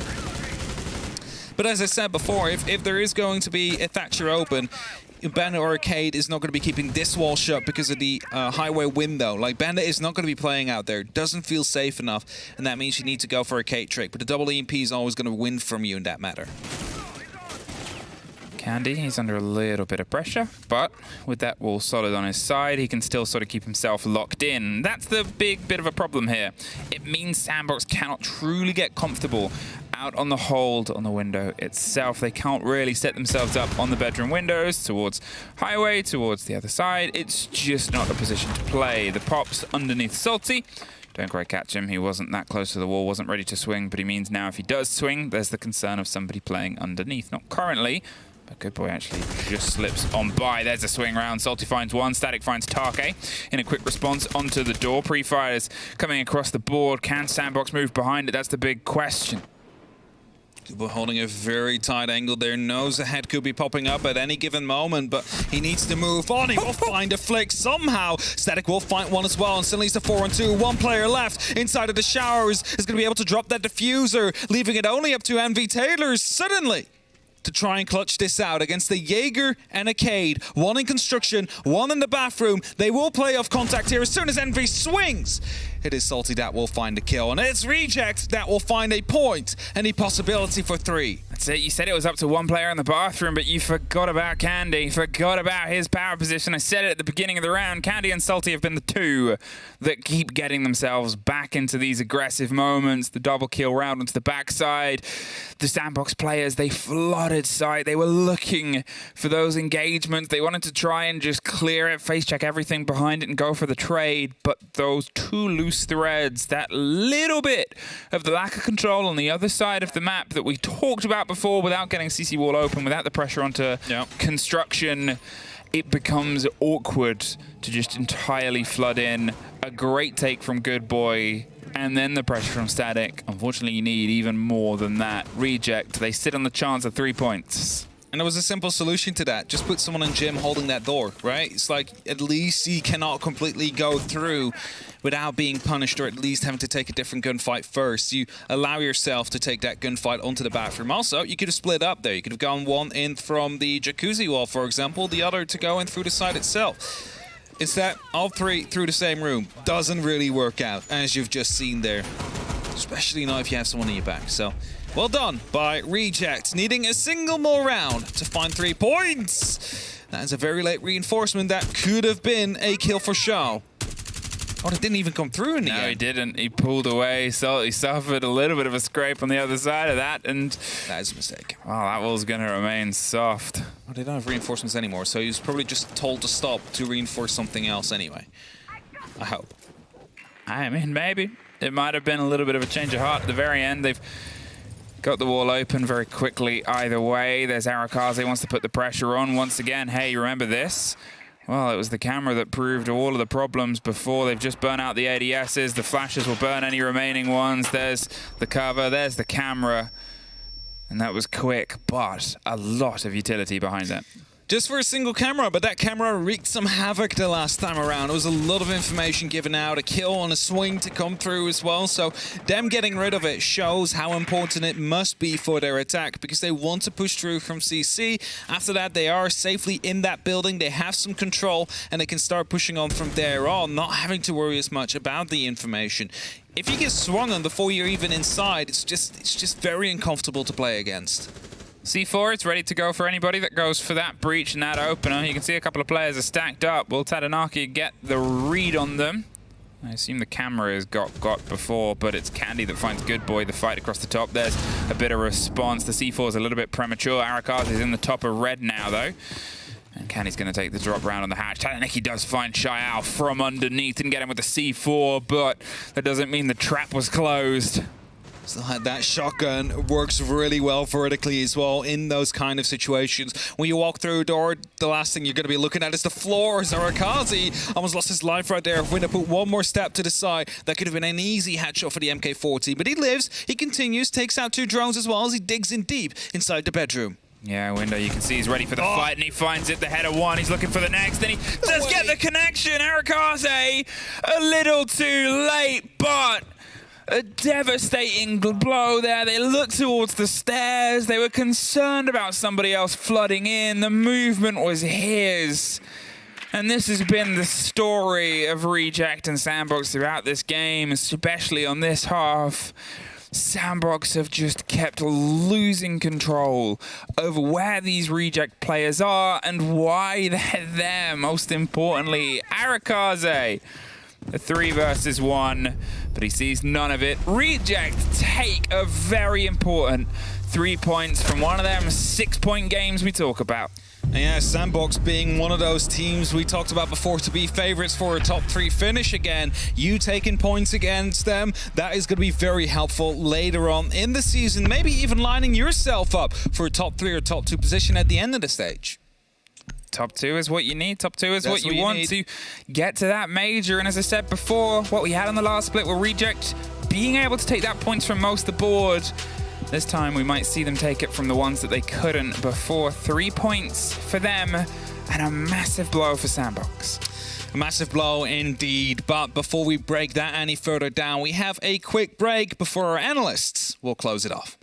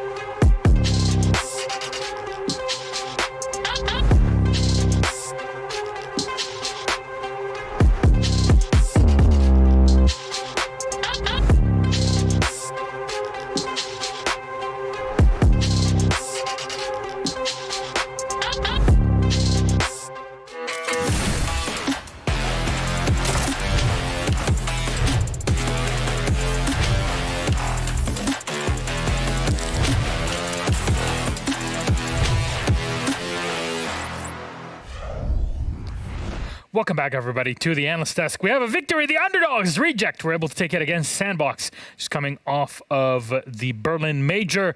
Friends, you're going to help me out for this one because it looked real tight on Club until the last round. And that's exactly what it was, Milosh. I think the one thing about these two teams on Clubhouse is neither of them wants to play that process-driven Siege, right? Neither of them wants to play that ABC, especially Sandbox. They're a team that's full of superstars. We're seeing Emma Taylor having to play Breach, Shell having to play Thatcher, and it's that same old problem with these teams that are full of like really aggressive players, very flexible players. You put them on Clubhouse, they've got to be forced into that rigidity, and I think that's why we saw neither of these teams basically be able to attack on Clubhouse. It was very defender-sided, which is it's strange to see from where from the European meta, where it's very attacker-sided. Yeah, I think come to the point you mentioned, Jack, about very rigid, and it doesn't really give these teams the freedom. We know that Rejects are crazy people, as we know. I think as we've seen that, right? Because I'm putting them in the same category as what CAG are at the moment, where you have no idea what they're going to do. And I think whenever you've got players like Good, I'm a big fan of Good Boy on Sandbox. I think then you restrict him because he's not allowed to go and do his own thing where, you know, other maps, it gives you a little bit more flexibility. You can maybe get some cheese kills. I don't think you get that with Clubhouse because it is structure. It's a structure dome. You have to play this certain way. I talked about the kind of recipe. You have to do things in a certain order. And if you try and jump the gun, that's whenever you're going to get punished. And to be fair, both teams were at fault today for that. Yeah, I think It was a really awkward game of club to watch. It genuinely really was a little bit. And I think maybe just that differentiating factor was just Reject's, I guess, what's the word? Fluidity on the defense. Particularly they used the echo drones and the bulletproof camera. They started presenting problems. A lot of info, which is... I haven't really seen a lot of info this week. It was info. It was presenting problems as well, right? You saw how much focus in that very last round was placed on that bulletproof camera. And that's the same. You give the info, you make the plays off it, and that was literally the difference of winning 5 defenses to Sandbox winning only 4. All right, friends, I'll be back to you in a moment here. Let's have a chat with our victors. Reject are on the line. Hello, Candy and Gunboy, translator for this interview. Candy, you start off with a hell of a way here in stage 3, a victory against a big team like Sandbox. How do you feel? まず今日の勝利おめでとうございます。対戦相手サンドボックスという強敵だと思いますが、今日の試合いかがでしたか？そうですね。とりあえず勝ててよかったなっていう言葉につきます。It's just one thing that we just wanted to mention. It was just good that we could win this game. Well, very good to hear then. It was an important one, always getting that first win, something that really sets you on the right path. And I want to ask about this sort of play style that you guys are setting up for the stage. What do you think we can expect from Reject? How are you guys structuring your team? Because everybody else has been talking about flexibility, and I want to hear from you. 質問として一つ、プレースタイルのことに聞きたいんですけれども、リジェクトしてチームとしてどう攻めとか、プレースタイルを構築しているのかっていうのをキャンディ選手から聞きたいです。そうですね。全員でその一つの目的に対して、情報を取ったりして、でその中でこう取れそうなキルがあったら、なんていうんですか、自分でこうやりに行っていいよっていう感じの。それに合わせて僕たちも動くよっていうプレイスタイル取ってます。Basically, they have one goal that they have as a team, and like drone everything and find a chance. But if they see a chance, they give permission for the players to go for that chance and get the kill and make man advantage and stuff. That is how it's structured. Then talk to me about that Ash ban. Why was it specifically? アッシュバンに関して、理由を教えてください。そうですね。新シーズンになってから他のリージョンでのアッシュのピックが増えてて、なおかつ R4C が最近すごい強くて、アタッカーそのサンドボックス強いんで、すごいアタッカーに向けてのバンになりました。Since the new season came out, we've been watching other regions play, and there has been a rise in the Ash pick, and the R4C definitely is a weapon that we need to be careful. So that is why we banned Ash to kind of lower our risk of getting killed by the attackers. Fair enough. If it really is something to worry about in this case, we've seen the impact on recoil on many weapons, including the R4C and the M762 for all the Zofia players out there. Now, next Playday, you go up against Fnatic, a team you faced off against in so many different ways, but now they're a different opponent. What do you want to say to Fnatic? 次の対戦相手、フナティックで数々の試合をこれまで経験してきたと思いますが、メンバーが変わったフナティックに対しての意気込みを教えてください。そうですね。メンバー変わってすごいなんか打ち合い強い人が増えたなっていう印象なんで、こっちも打ち合い強いメンバー揃ってるんで、打ち負けないように勝ちたいと思います。The member changed, and the image that I have for them is that they are really good on gunfights, but Reject has good gunfights fighters as well, so we will not lose and win the whole game. I think if you play a good attack, you'll be fine. Anyways, Candy, thank you very much for that. Anything you want to say to the fans before we close it all off? 最後にファンの方に一言お願いします。そうですね。シーズン1、シーズン2とだんだん強くなってきてるんで、リジェクトは。シーズン3になってももう一段階強くなったリジェクトを見せたいと思うんで、引き続き応援よろしくお願いします。From season 1 to season 2 and season 2 to season 3, gradually our team is getting better and better, and we want to show how much potential we have. So please keep on supporting us. All right. Thank you very much, Gunboy and Candy, for the interview. Congratulations to Reject. They'll be playing against Fnatic. That'll be game number 4. Same timing as today. Make sure you're tuning in next Wednesday for that. Until then, thank you so very much for the interview, both of you, and we'll see you on Wednesday. Sayonara. Bye-bye. Bye. And there it is. We got the intel that we needed. Gunfight talk about Fnatic. And one thing to highlight about our Japanese interviews, because Japan has been 2 for 4 today, which, you know, you can account for a similar thing for Korea. It's a 50-50 split, is how you say, so desu ne, before every single answer, just like the Germans would be saying genau, it's the same. It's just basically indeed or I see or this sort of. It's wonderful to, you know, realize these sorts of things. Indeed. So desu ne. All about the train, Milosh. Choo-choo. Where's the conductor hat? The reject train is coming. It's been coming. It's been brewing. And they've gone and they've made a statement piece. In Playday 1 of APAC North, they've gone out and beat one of the tournament favourites, one of the best teams in the league. In regulation, they've gone and they've made a statement. That's going to fill them with confidence because, like you said, they had a rough stage 2. They had a rough stage 1, a better stage 2. Stage 3 could be the stage. I'm just saying, just keep it in the back of your mind. It could be the stage for Reject. Big game, because I think other teams are going to struggle against Sandbox. I wouldn't put it past teams like KAG or Damwon to lose the Sandbox, so I think the fact that Reject's been able to do that is going to put them right up there, because now those 3 points, not only are you obviously taken away from Sandbox, that's 3 points you've got against a team that others might not even be guaranteed, so it's a big one in terms of the title race.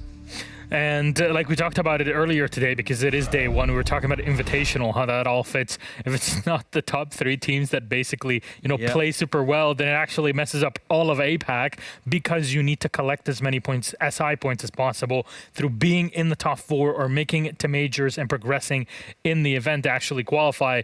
A win for teams like Spear and Reject actually really hurts all the others. Only 7 Playdays too. Yep. So 6 left because we're done with our first one, right?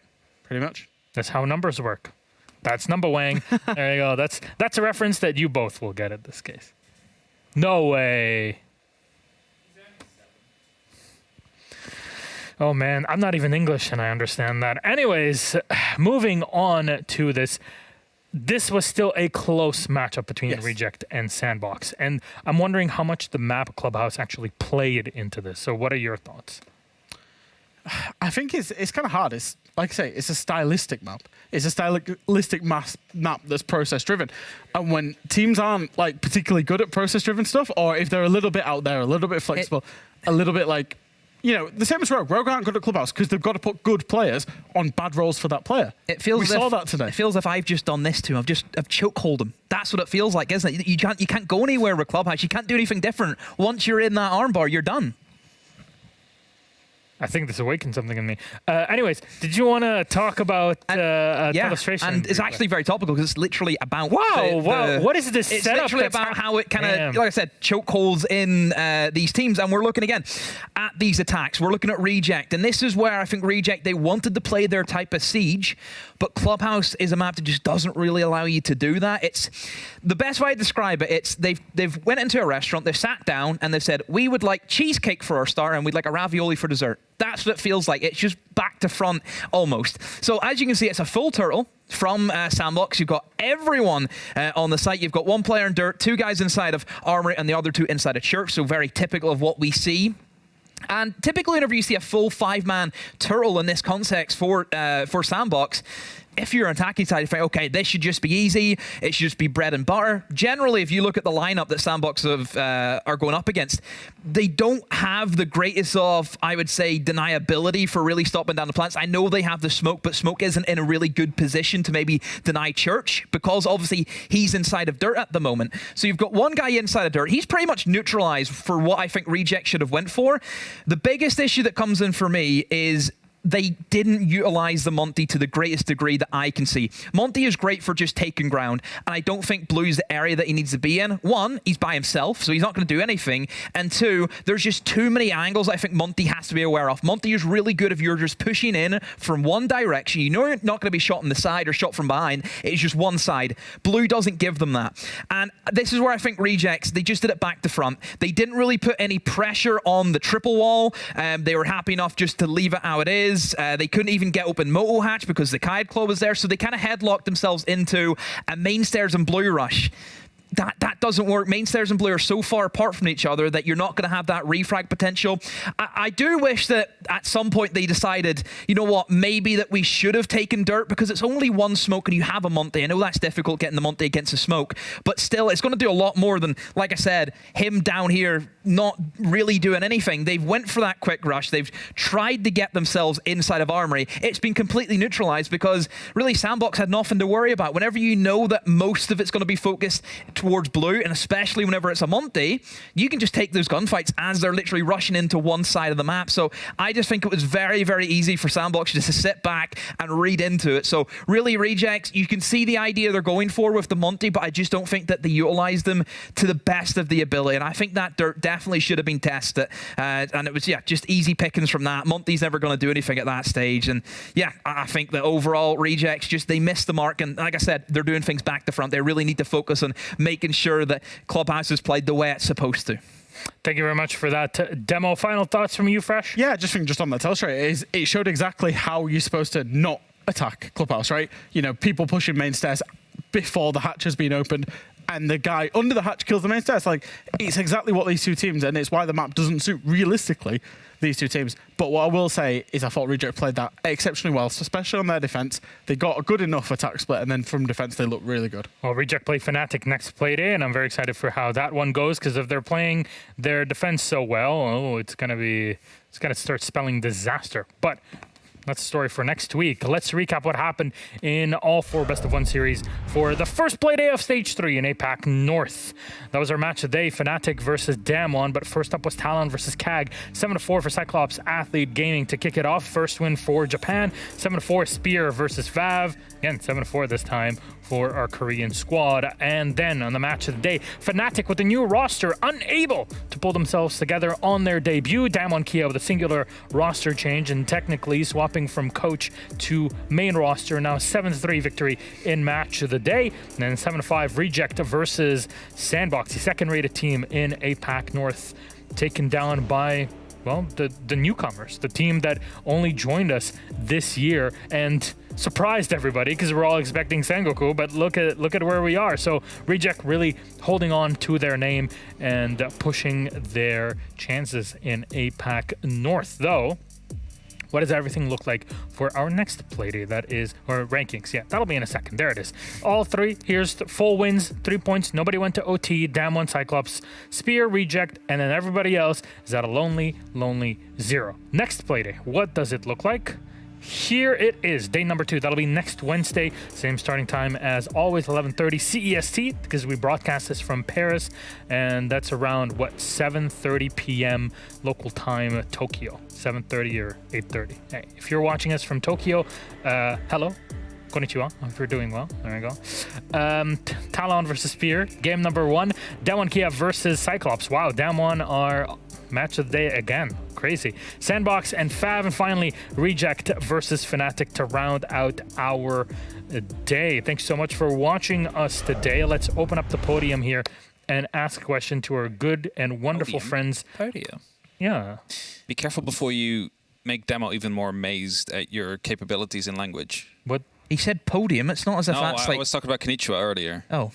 Well, I knew that. Yeah, I know. I watch anime. Oh, great. We got another anime watching now. Oh, Demo is like chief anime. Not as heavy as what like Dez is. You just watch Pokemon, right? No. I don't even consider that, because that's more like American, isn't it? It's more westernized. It's not good enough. No. It's been appropriated. Why are we on a podium? Podium like first, second, third. Do you mean pedestal?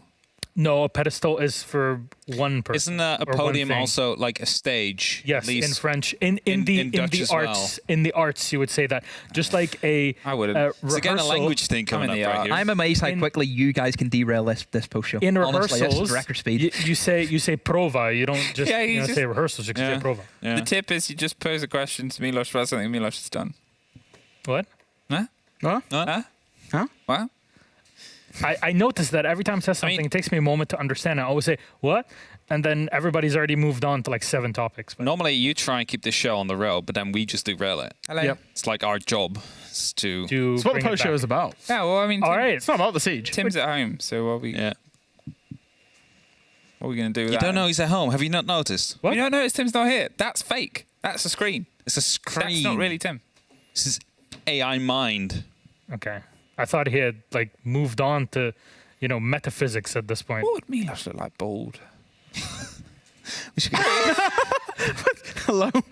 He's here. No. It's just a picture. Don't worry. It's just a picture. See, It's just this picture. It's like Honestly- if you log off the program we have, it takes the last frame, and that's like what stays on. He should have cat ears. Emmy. Why does he have cat ear headphones? Can we do this quickly, production? Can you just put some I cat would love ears to on? see that. I mean, you say, what would I look like bald? if I They've were gone to bald? put cat ears on. Give me 20 years. I'm Middle Eastern. We can also just get you a bald cap. You could also just shave your head. Oh, down. Halloween's coming up. Bald cap season. Oh, you wore one. Cap season. Bald You cap wore season. one. Anyway, what did you want to talk about? Siege? I don't know. You already It's forgot. just that I'm going bald. That's it. I'm excited for... You don't even know what you I'm want to ask excited of for me, the Lodge. Damwon Kia game. What? I'm excited for the Damwon Kia game. Yeah, were you Cool. asking us which game we want? The other match of the day. What about our predictions for today? I'm curious. Thank you, production, for saving me. Bring it up. Production, I want to imagine you bald. There it is. Oh, Damn. Mr. Losh, we got the reject game. I'm still on 50. What, I got all of them. Mr. Losh, you got all 4.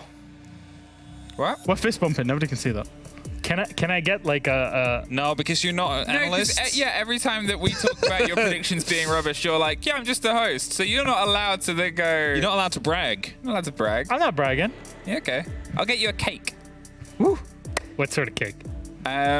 Carrot. I've Carrot never cake. tried carrot cake. You never Maybe had I that? have. Maybe I Carrot have. cake's really It's good. just the first slightly strange cake that came to Carrot cake's better. No, a caterpillar cake. caterpillar cake, I was about to yeah, say. but we're going to bring Caterpillar. Is he called cake. Colin still? are we gonna Or has there bring- been disputes are we gonna about bring that? him a Colin? forgot to bring Milos a caterpillar cake. I mean, Tim is still coming in at some point. Tim, Yeah, I'm going home next week as well. wait, so can I'll you, bring get, it. can you get him back so we can ask him just for a second? Tim? Please. Tim? Production. Tim. Tim? There it is. Tim, can you get a caterpillar cake? Oh, This is me. Yeah, do it Oh, again. yeah, Wait, go ahead, go don't ahead. look at me. Don't look at me. Tim, can we get a caterpillar cake, please? Oh, of course you can. Cakes for everyone. like it's a Christmas. Like Father You was like Father Christmas. Oh. This is like the caterpillar cake is like what Colin. Germans do, but with salami, where they they make like this. That sounds like a really bad cake if you have salami in it. Who's putting salami in a cake? All right, I'm gonna put that. So my brain is fried today. Wait. I'm We finding a didn't caterpillar sleep well cake. because I have a question for you. No, What's the none of question us for have me? slept because this building works. Yeah.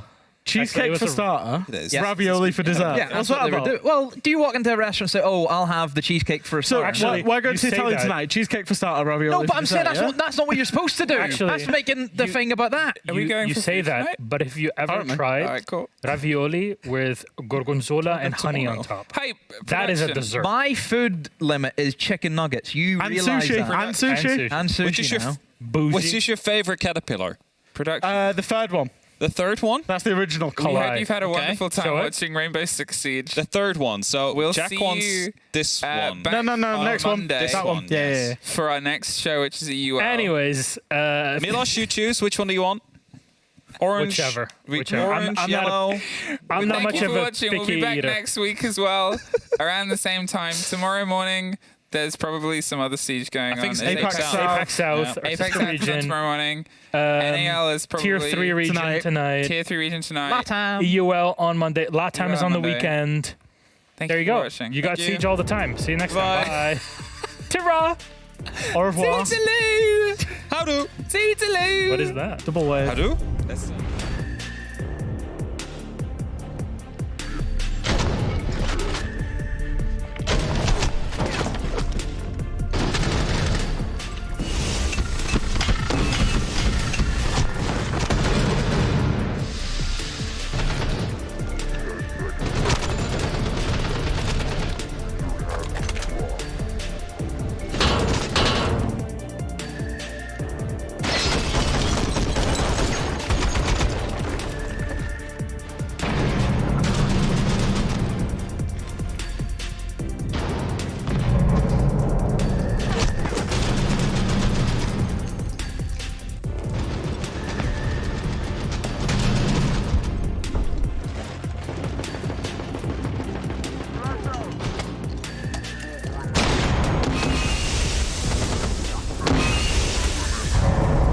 4 fly through. It's a flawless round from Cyclops. Tim, I've got to give such...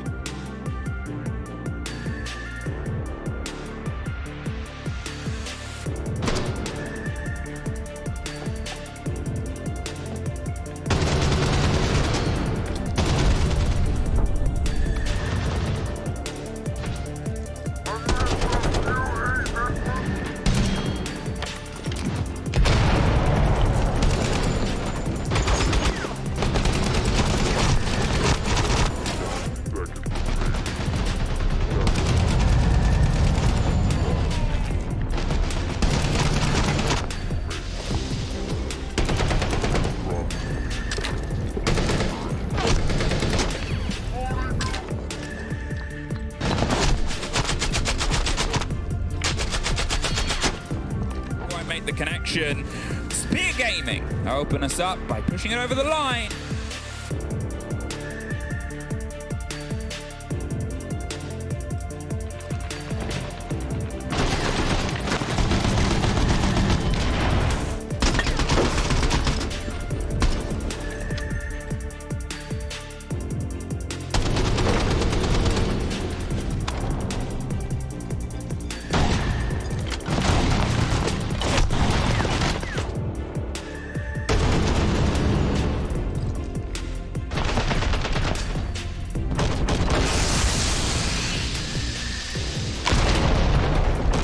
Onto Mag. Katsan closes it out, and that's going to be Damwon Kia taking a full 3 points.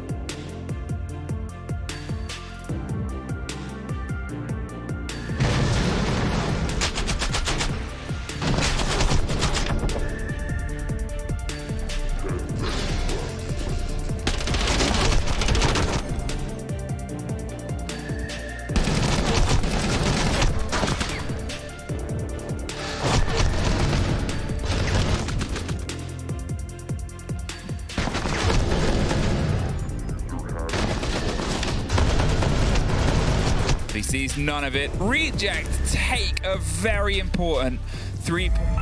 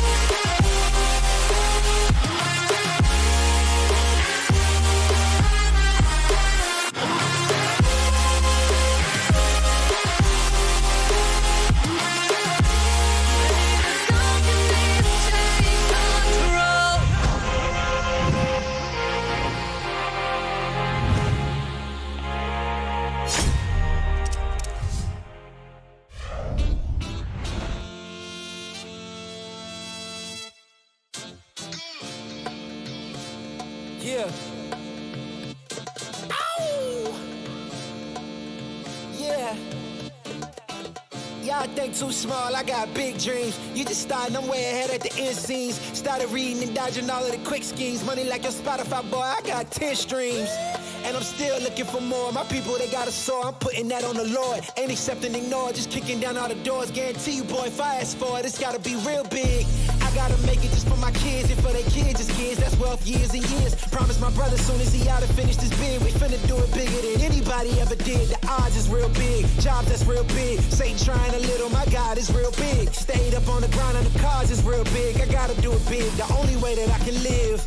And I promise I'm trying to. Before you count me out, homie, let me remind you. They was blocking the shine, now I think it's my time to. Counting them dollar signs like lights, they'll blind you. Let me rewind to back when I was broke and I couldn't acquire 2 cents. And now I got 2 rents. They was sleeping on me, homie, must have got too big. Call my phone, I be like, who this? Damn right, hell yeah, I'm brand new. Smell like can too.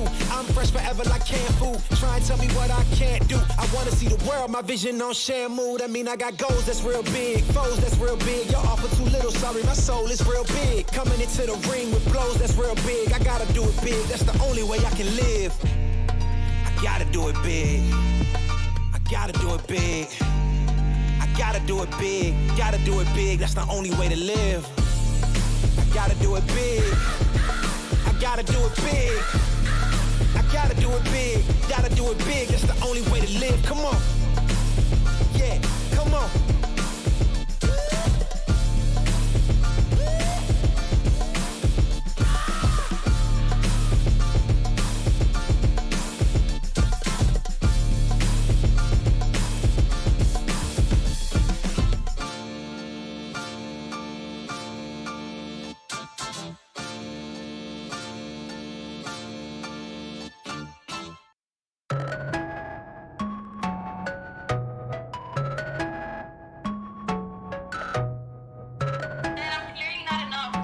You are clearly an AP 2-tone.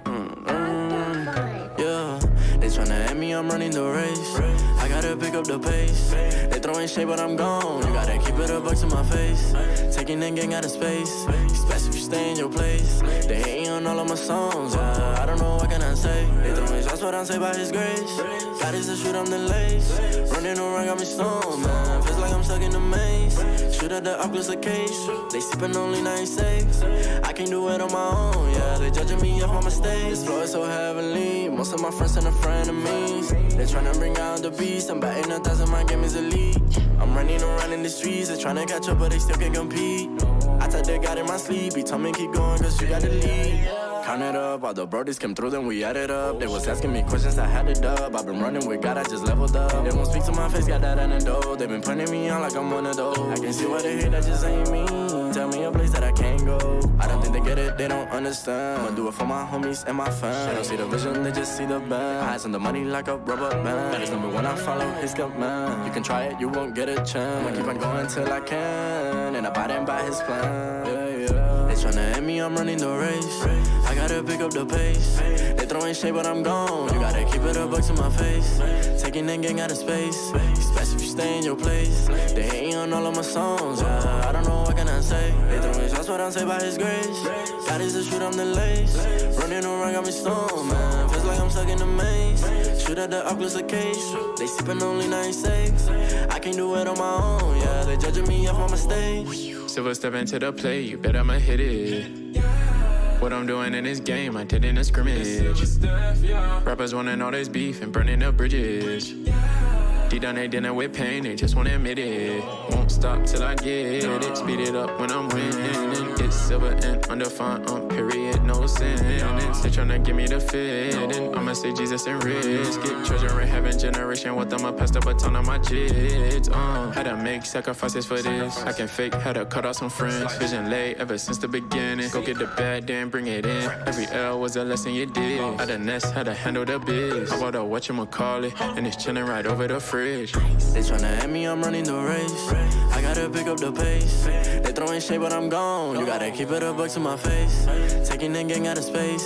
Especially if you stay in your place. They hating on all of my songs. I don't know what can I say. They throwing shots, but I'm saved by His grace.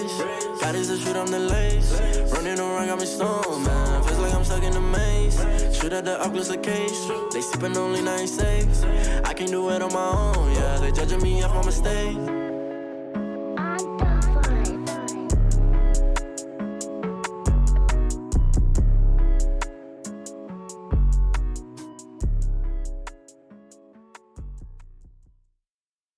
Calm down before you stress up the groove. The energy a little different when the blessings accrue. Hey, who you talking to? Just know I ain't no regular fool. Could be anything in the world, but I can never be you because I stand tall like I'm on my tiptoes, baby. You think a little too small. I got big goals, baby. Hey, where the money at? Look, I just need the info. Pronto, I go and get it, split it with my kinfolk daily, and I'm the type of that might change my number on you. Yeah, that's how you react when people took a slumber on you. Pretty brown skin, baby, I can see the summer on you. You see all the bread, and I know it make you wonder, don't you, don't you, don't you? Ooh, I ain't surprised at all. Seen them rise and fall. Went up the mountain, it wasn't hard to climb at all. At the top, I found some relief. I finally got some peace. Carry on, but please don't mess up the mood.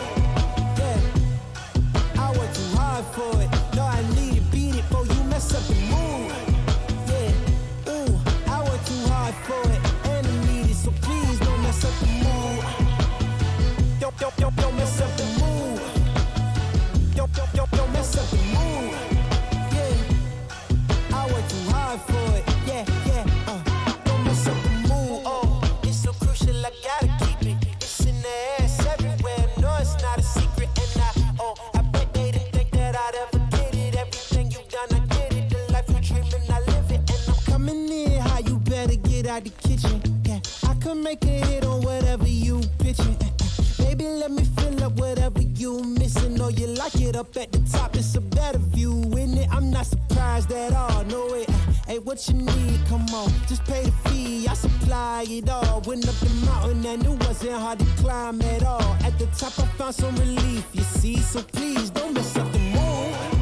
Yeah, I worked too hard for it. No, I need it, beat it, before you mess up the mood. Alright, ooh, I worked too hard for it, and I need it. So please don't mess up the mood. Don't mess up the mood. Don't mess up the mood. Yeah, oh come on, I worked too hard for it. Yeah, don't mess up the mood.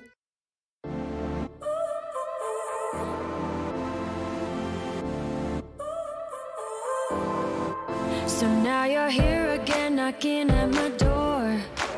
A little too late for, I'm sorry for. The lights went out cause you kept cutting the cord, and I started to fade into your gray. See, I finally opened up my eyes, and I saw me coming back to life. That I'd be better without you inside. It's time to be someone I wanna recognize. The future starts right now. I made a reservation, but you never came, so I'm checking out. The fire you stole away, I know one day we'll come back around. The future is now.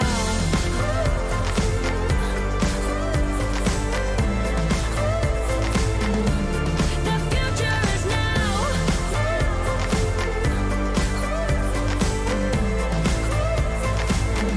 The future is now. I waited for you in the passenger seat. There's only so far I can ride in your dreams.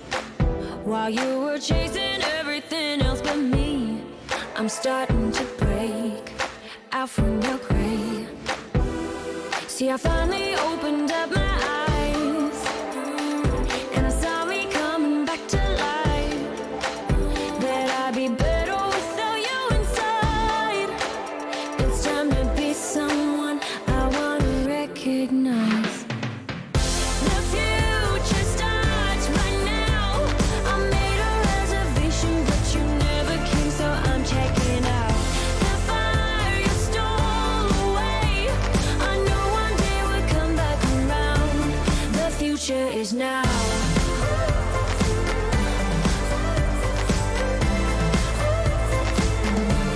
The future is now.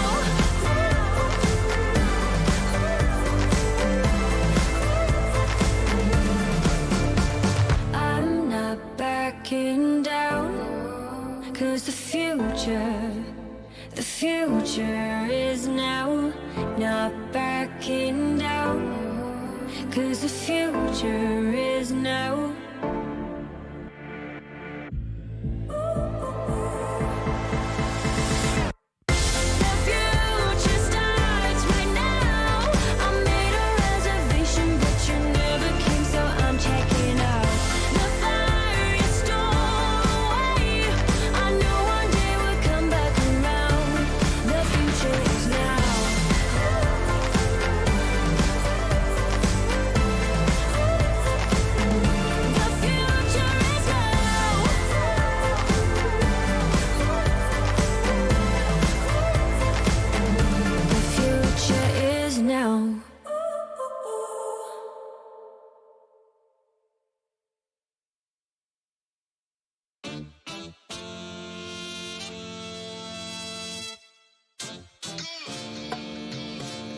Yeah. Ow! Yeah. Y'all think too small, I got big dreams. You just starting, I'm way ahead at the end scenes. Started reading and dodging all of the quick schemes. Money like your Spotify, boy, I got 10 streams. And I'm still looking for more. My people, they got a soar, I'm putting that on the Lord. Ain't accepting, ignore, just kicking down all the doors. Guarantee you, boy, if I ask for it, it's gotta be real big.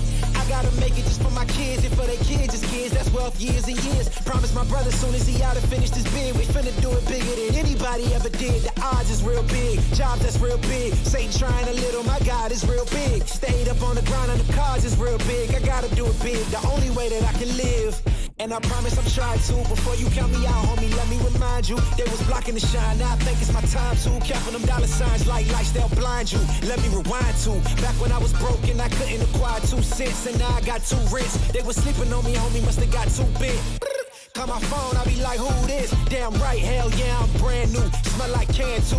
I'm fresh forever like canned food. Try and tell me what I can't do. I wanna see the world, my vision on Shamu. That mean I got goals that's real big, foes that's real big. Your offer too little, sorry, my soul is real big. Coming into the ring with blows that's real big. I gotta do it big, that's the only way I can live.